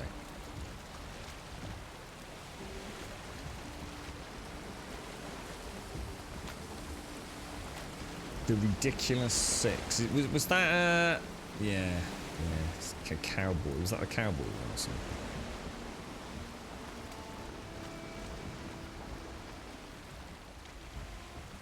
Creaky, creaky. Oh no, we can't do that, can we? Got about the wind. Isn't there a professional golfer at the moment with a caddy? Look, caddy looks like the skinny blonde caddy. Oh, I don't know, mate. He's a bit of a twat, well that's because he's a bit of a fucking twat, isn't he? Let's be honest. He just makes films with his mates and just makes lots of money out of them. Honestly, like, I don't know. Rather do me fucking hair than watch Adam Sandler, to be honest. I think the Manky Toe's got more fucking talent than that, man. I think I've seen a couple of films that I enjoyed, and then I watched the one where he got loads of awards for it, and I realised just how completely broken the entire system is. That one where he plays the dude with... One, he's got the dumbest goat I've ever fucking seen on a grown man. A goatee. And all he does is shout at his mobile phone. So something to do with fucking rhubarb diamonds or something. Yeah, I literally... One of the only times I've ever turned a film off. I can't honestly think of any other film I've turned off the top of my head. I know I have turned off other films. But even a terrible film to me can be worth watching. I'll always stick with them. And yeah, you know, it's a bad film. But whatever that goddamn one was, where it was something to do with diamonds, and he's got a goatee, and he just shouts and shouts. That's all he does. He just shout all the way through it, and I literally just couldn't handle it anymore. It was everything that is wrong with the fucking industry right now. It is fucking awful. And yet oh my god, look at that truck. That looks so cool. Until he disappeared. Yeah, it was awful. It was absolutely, completely unwatchable. Literally the most unwatchable thing. And it got nominated for so many awards as well. Have I seen The Father? No, I'm not sure about whether I can watch that, Max, mate. No, I think right now it's just not a good time. I think obviously I've got an idea of what the film is about, subject matter. I think it's, I mean, look, it's Anthony Hopkins playing that role. I think it must be, it's got to be, I'm sure it'll be one of those films that I'll add to classics like Shawshank and, you know, all those other classics we often speak about. There's Troll City, look, we've got a troll over there. Troll over here. Look, bloody everywhere, man. That almost looks like a little building then, doesn't it? If there was a wolf on the boat, would he jump over and try and kill the troll? I hope not. In my opinion, Happy Gilmore is his best film and it's tolerable. Yeah, that's the way I see Adam Sandler. He's tolerable. When he's on form, he's tolerable. But he has, I'm sure I saw one where I thought that's actually an alright film. I can't remember what it was. I actually can't remember. He always seems to play a fucking idiot though, doesn't he? I think it's because he plays himself, right?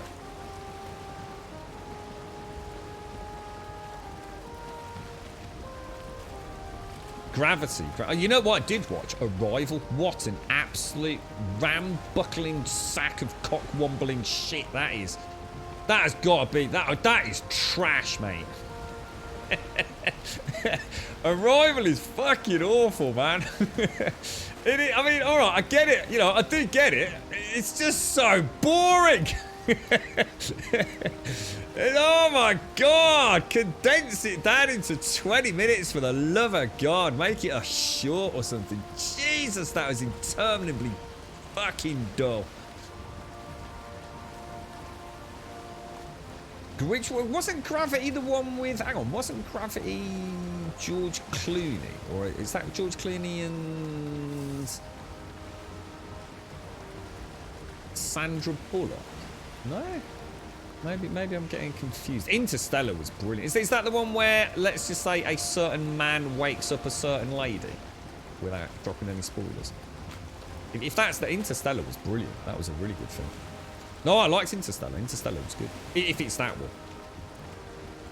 I thought that raised a lot of questions for me about sort of being alone. Anger management. Anger management. Now isn't that... Who's his co-star in Anger Management? Jack Nicholson. Yeah, exactly. Yeah, who gives a fuck? Yeah, it's got Jack Nicholson in it. Jack Nicholson's so good, right? Jack, is that Adam Sandler and Jack Nicholson? I'm trying to think what that is now. That goes to show how brilliant Jack Nicholson is. He can actually make Adam Sandler not look like a complete turd as an actor. Oh, Matthew McConaughey, one with the black... Oh, Interstellar. Oh, I'm not... Oh, God, yeah. Sack of shit. Yeah, you're right. And I like Matthew McConaughey. Yeah, I've got a vague recollection of that. And another... What was the one that I've not seen as well? The one with Brad Pitt? What's that called? Brad Pitt in space? Add something or another. Even the title's lame as fudge.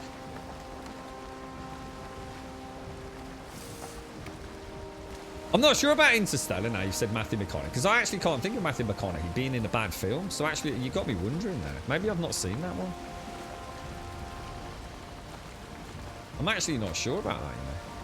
I know, yeah, I'm getting confused. All these Interstellar and Ad Astra, yeah, whatever. They're all. Arrival was so bad. Honestly, it was so boring.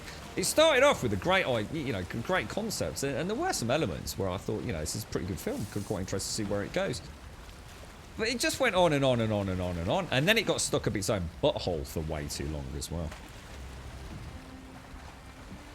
I'm trying to think about Interstellar. So Interstellar is... So Interstellar is Matthew McConaughey, something to do with a black hole. It's not ringing a bell now you've said that yet. Might have a look at that over the weekend if it's on Netflix or somewhere. If it was a big one, or if it's Matthew McConaughey. In fact, I'm surprised I don't own it if it's Matthew McConaughey. The Martian, that was Matt Damon, wasn't it? I enjoyed that one. But he grew his own potatoes with his own shit. And anyone that can do that is fucking awesome, mate. Cracking film. That's why I'm growing potatoes this year. I'm saving up my poop in plastic bags just so I can live like Matt Damon. It's amazing. Gargantua, his daughter's bookcase, ringing bells. No, it's not. No, it's not ringing any bells. Well, what do you like, Des? I mean, at the minute you've only said an Adam Sandler film, one Adam Sandler film. Yeah, not everyone can like the same things, mate. But Adam Sandler's a bit of a twat, let's be honest. What's your favourite films, Des? Name some good films that you've enjoyed.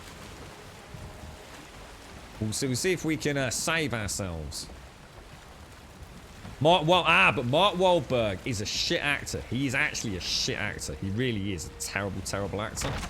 But somehow, he is quite a funny guy. See, Mark Wahlberg's the sort of bloke that should never have got a career in acting. But through looks and a pretty good figure, he's become like the Jack the Lad down the pub kind of guy. See? Just going to turn this around. Now, he's done a couple of films, and I think they're called Daddy's Home. And I can't remember the name of the guy in the first one, but he's really good. There's a real good chemistry between them. And then I think in the second one, it's got Mel Gibson. They are funny films. Why man. am I still here, Nobber?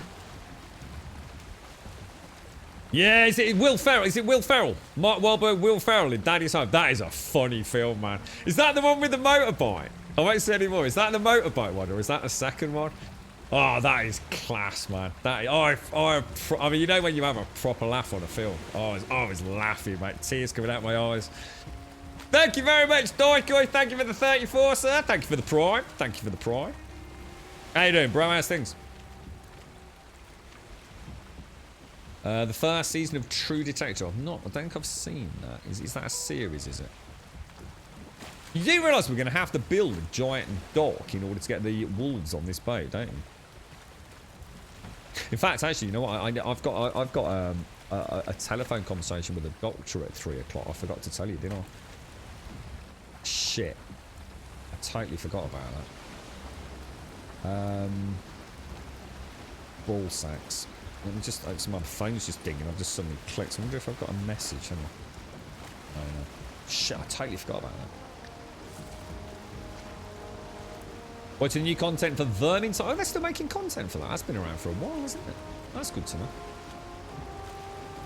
What we'll do is we'll keep that as the pen. But obviously there's a lot of rocks there. Oh my god, if I just... Oh, that's not good. I didn't see that right there. Clockwork Orange. Isn't that old? Clockwork Orange is years old, isn't it? Event Horizon. Event Horizon's that one with the oh yeah, I know that one. That's got the Whirly McGee cool thing in the spaceship, right? That was a good one. I like that. Is that Morgan? No, not Morgan Freeman. Morpheus. God, what's his name? Fishburne. Lawrence. Is it Lawrence Fishburne? Or I'm also thinking. Is he in Event Horizon? Green Mile Classic. Red Dawn. I don't think I've seen Red Dawn. What's that, bro? Red Dawn. Yeah, how are we going to get a freaking wolf onto that boat?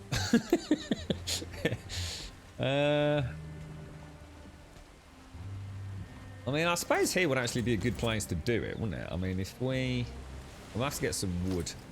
We could probably build a little jetty out, because the boat... Oh, no, because that rock's going to be in the way, isn't it? Where are we going to pull the... Well, no, yeah. So, I mean, I could... It looks like there's a little bit of... Is there a bit of stone over there? I wonder if we can get...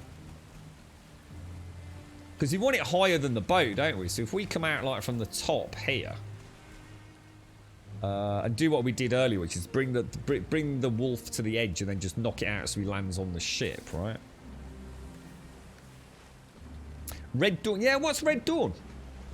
Red Dawn. Charlie Sheen, Patrick Swayze, C. Thomas Howell, Russians or Cuban. Is it military takeover? Oh, I might give that a go then if you recommend it. I don't think I've seen that one, dude. That's it, Lawrence Fishburne. That's the guy. Yeah, that was quite good. Event Horizon. That's another really old. I mean, they're all really old, aren't they? Apocalypse Now. That's the war one, isn't it?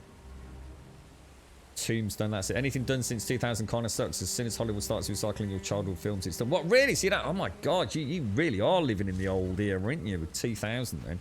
Fucking hell, man. I mean, Green Mile. Brilliant. I mean, absolutely fantastic film. Event Horizon, really enjoyed that. Apocalypse Now, I don't remember it. I know I've seen it. I can't remember if I liked it, as in if it holds up today. Tombstone is an old... That's a really good Western, right? Tombstone. That's a good one. Yeah, I like all of those. I'm not sure about Clockwork Orange. Not sure I've ever actually seen that. That's bazillion years old, isn't it? And Red Dawn I've not seen. Tropic Thunder. That's the one with... Oh, that's the one with dude. Dude. What's his freaking name? Played Iron Man. Is that Robert Downey Jr.? Is that Tropic Thunder? I can remember nothing. Is that something to do with the Vietnamese War or something? Can't remember that. What's the name of the Tom Hanks Mafia film? Road Expedition. Yeah, that was a good one. I liked all those like gangster films though, to be honest. What was the one with Kevin Spacey? I think, in fact, I'll tell you who had that was in that. Was Kevin Costner. They were good films. Four Lions. Isn't that the football film? Yeah, I remember that one, Grim. I can't remember anything other than that. That's about all I remember. It's something to do with the Vietnamese War. But were they not actors playing actor? I can't remember. I can't remember it at all. Yeah, The Usual Suspects. That was a good one. Robert Downey Jr. is Sherlock. Yeah. He's. I like Robert Downey Jr. Yeah, he's done a lot of good films. Red Planet with Val Kilmer. God, I've not seen... The last time I saw Val Kilmer, he looked nothing like how I remember him. That was it. You know, I was back to... I thought I'll ask this question. I couldn't remember how to put it, but yeah, Kaiser Soze. Yeah, that's it. Yeah. Brilliant film. Yeah. I liked all the gangster films around sort of Prohibition. I don't think I've ever seen a bad one, really. Normally something I can, enjoy out of it. But have I watched Due Date? No, I don't think so, Warnock. Oh, Benadryl Cumberbottom. Yeah, I know what you mean. Old Cumbersnatch. Yeah, I know what you mean. Did something change with animal feeding, the position of the animal to the feed, or the need to constantly pet the animal? My pig farm has stopped working and totally stumped us to why. I don't think so, E-Face. Yeah, I don't think so. I mean, I don't have like a farm other than my boar farm, so I probably haven't got a perfect point of reference, but we're gonna have to come up with a dock. I don't know whether to just build it out here or do it over there. We're gonna have to chop a lot of wood down, ain't we? A heck of a lot of wood down. It kind of makes sense to build it out, or even from here. Look, it would make more sense, wouldn't it? Well, no, because we wouldn't be able to get it as far out, would we? I suppose it all depends on whether or not I can get core wood poles snapped underneath here. But anyway, guys, it's 3 o'clock, and I hate to do it. I'm actually going to log out over here, but hopefully that won't bite us in the ass. But yeah, it's all right.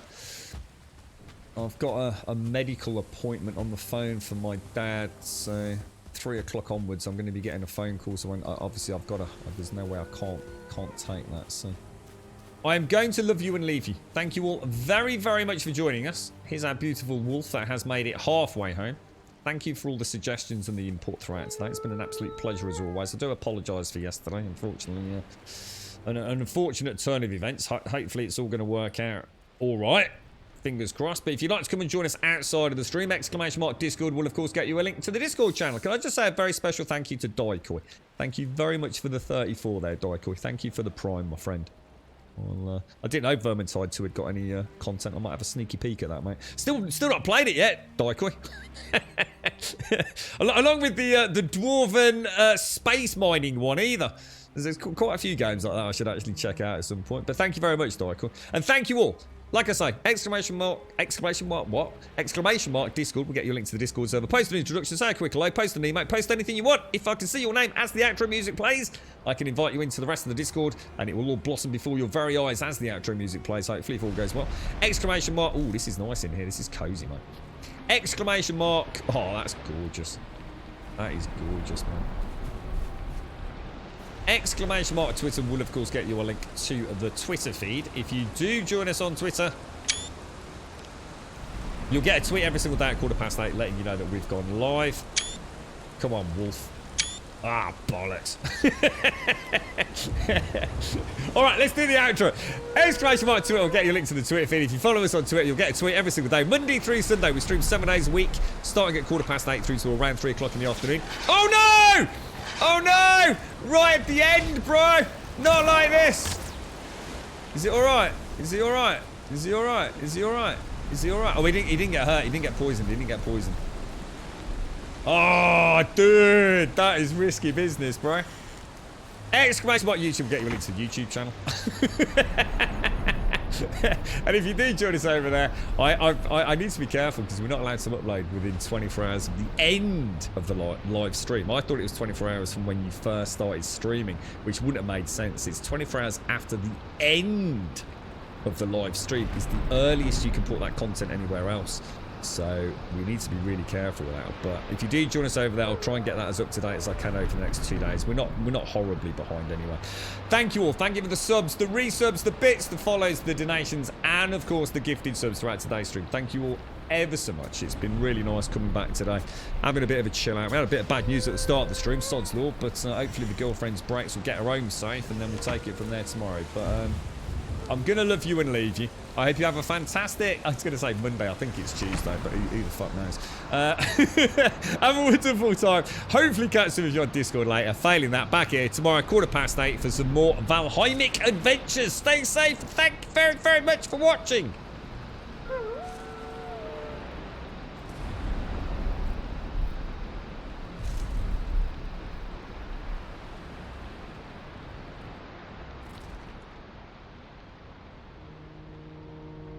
Mother!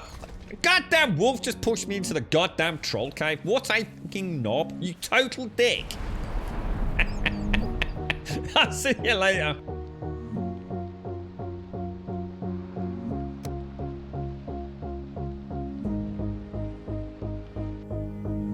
For now you can stay right here, we will play until somehow you can find a slightly different frame of mind.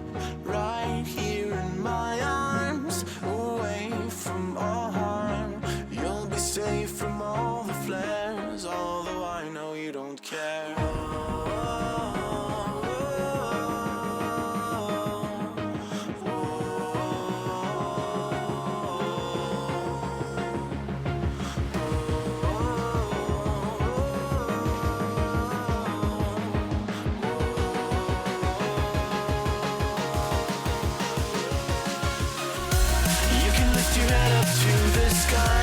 Take a deeper breath and give it time. You can walk the path among the lines with your shattered frame of mind.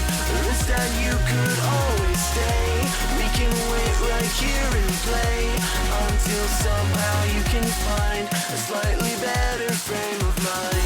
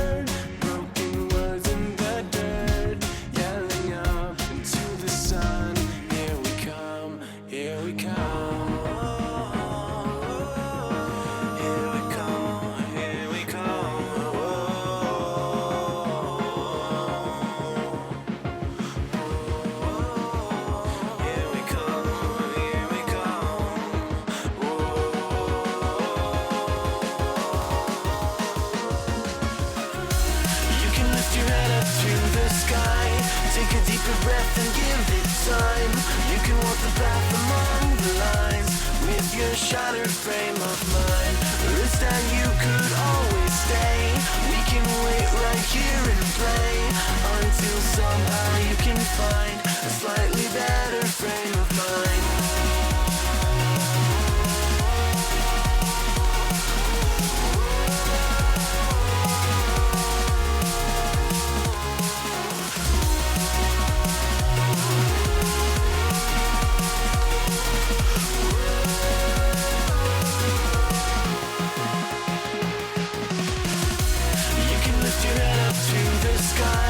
Take a deeper breath and give it time.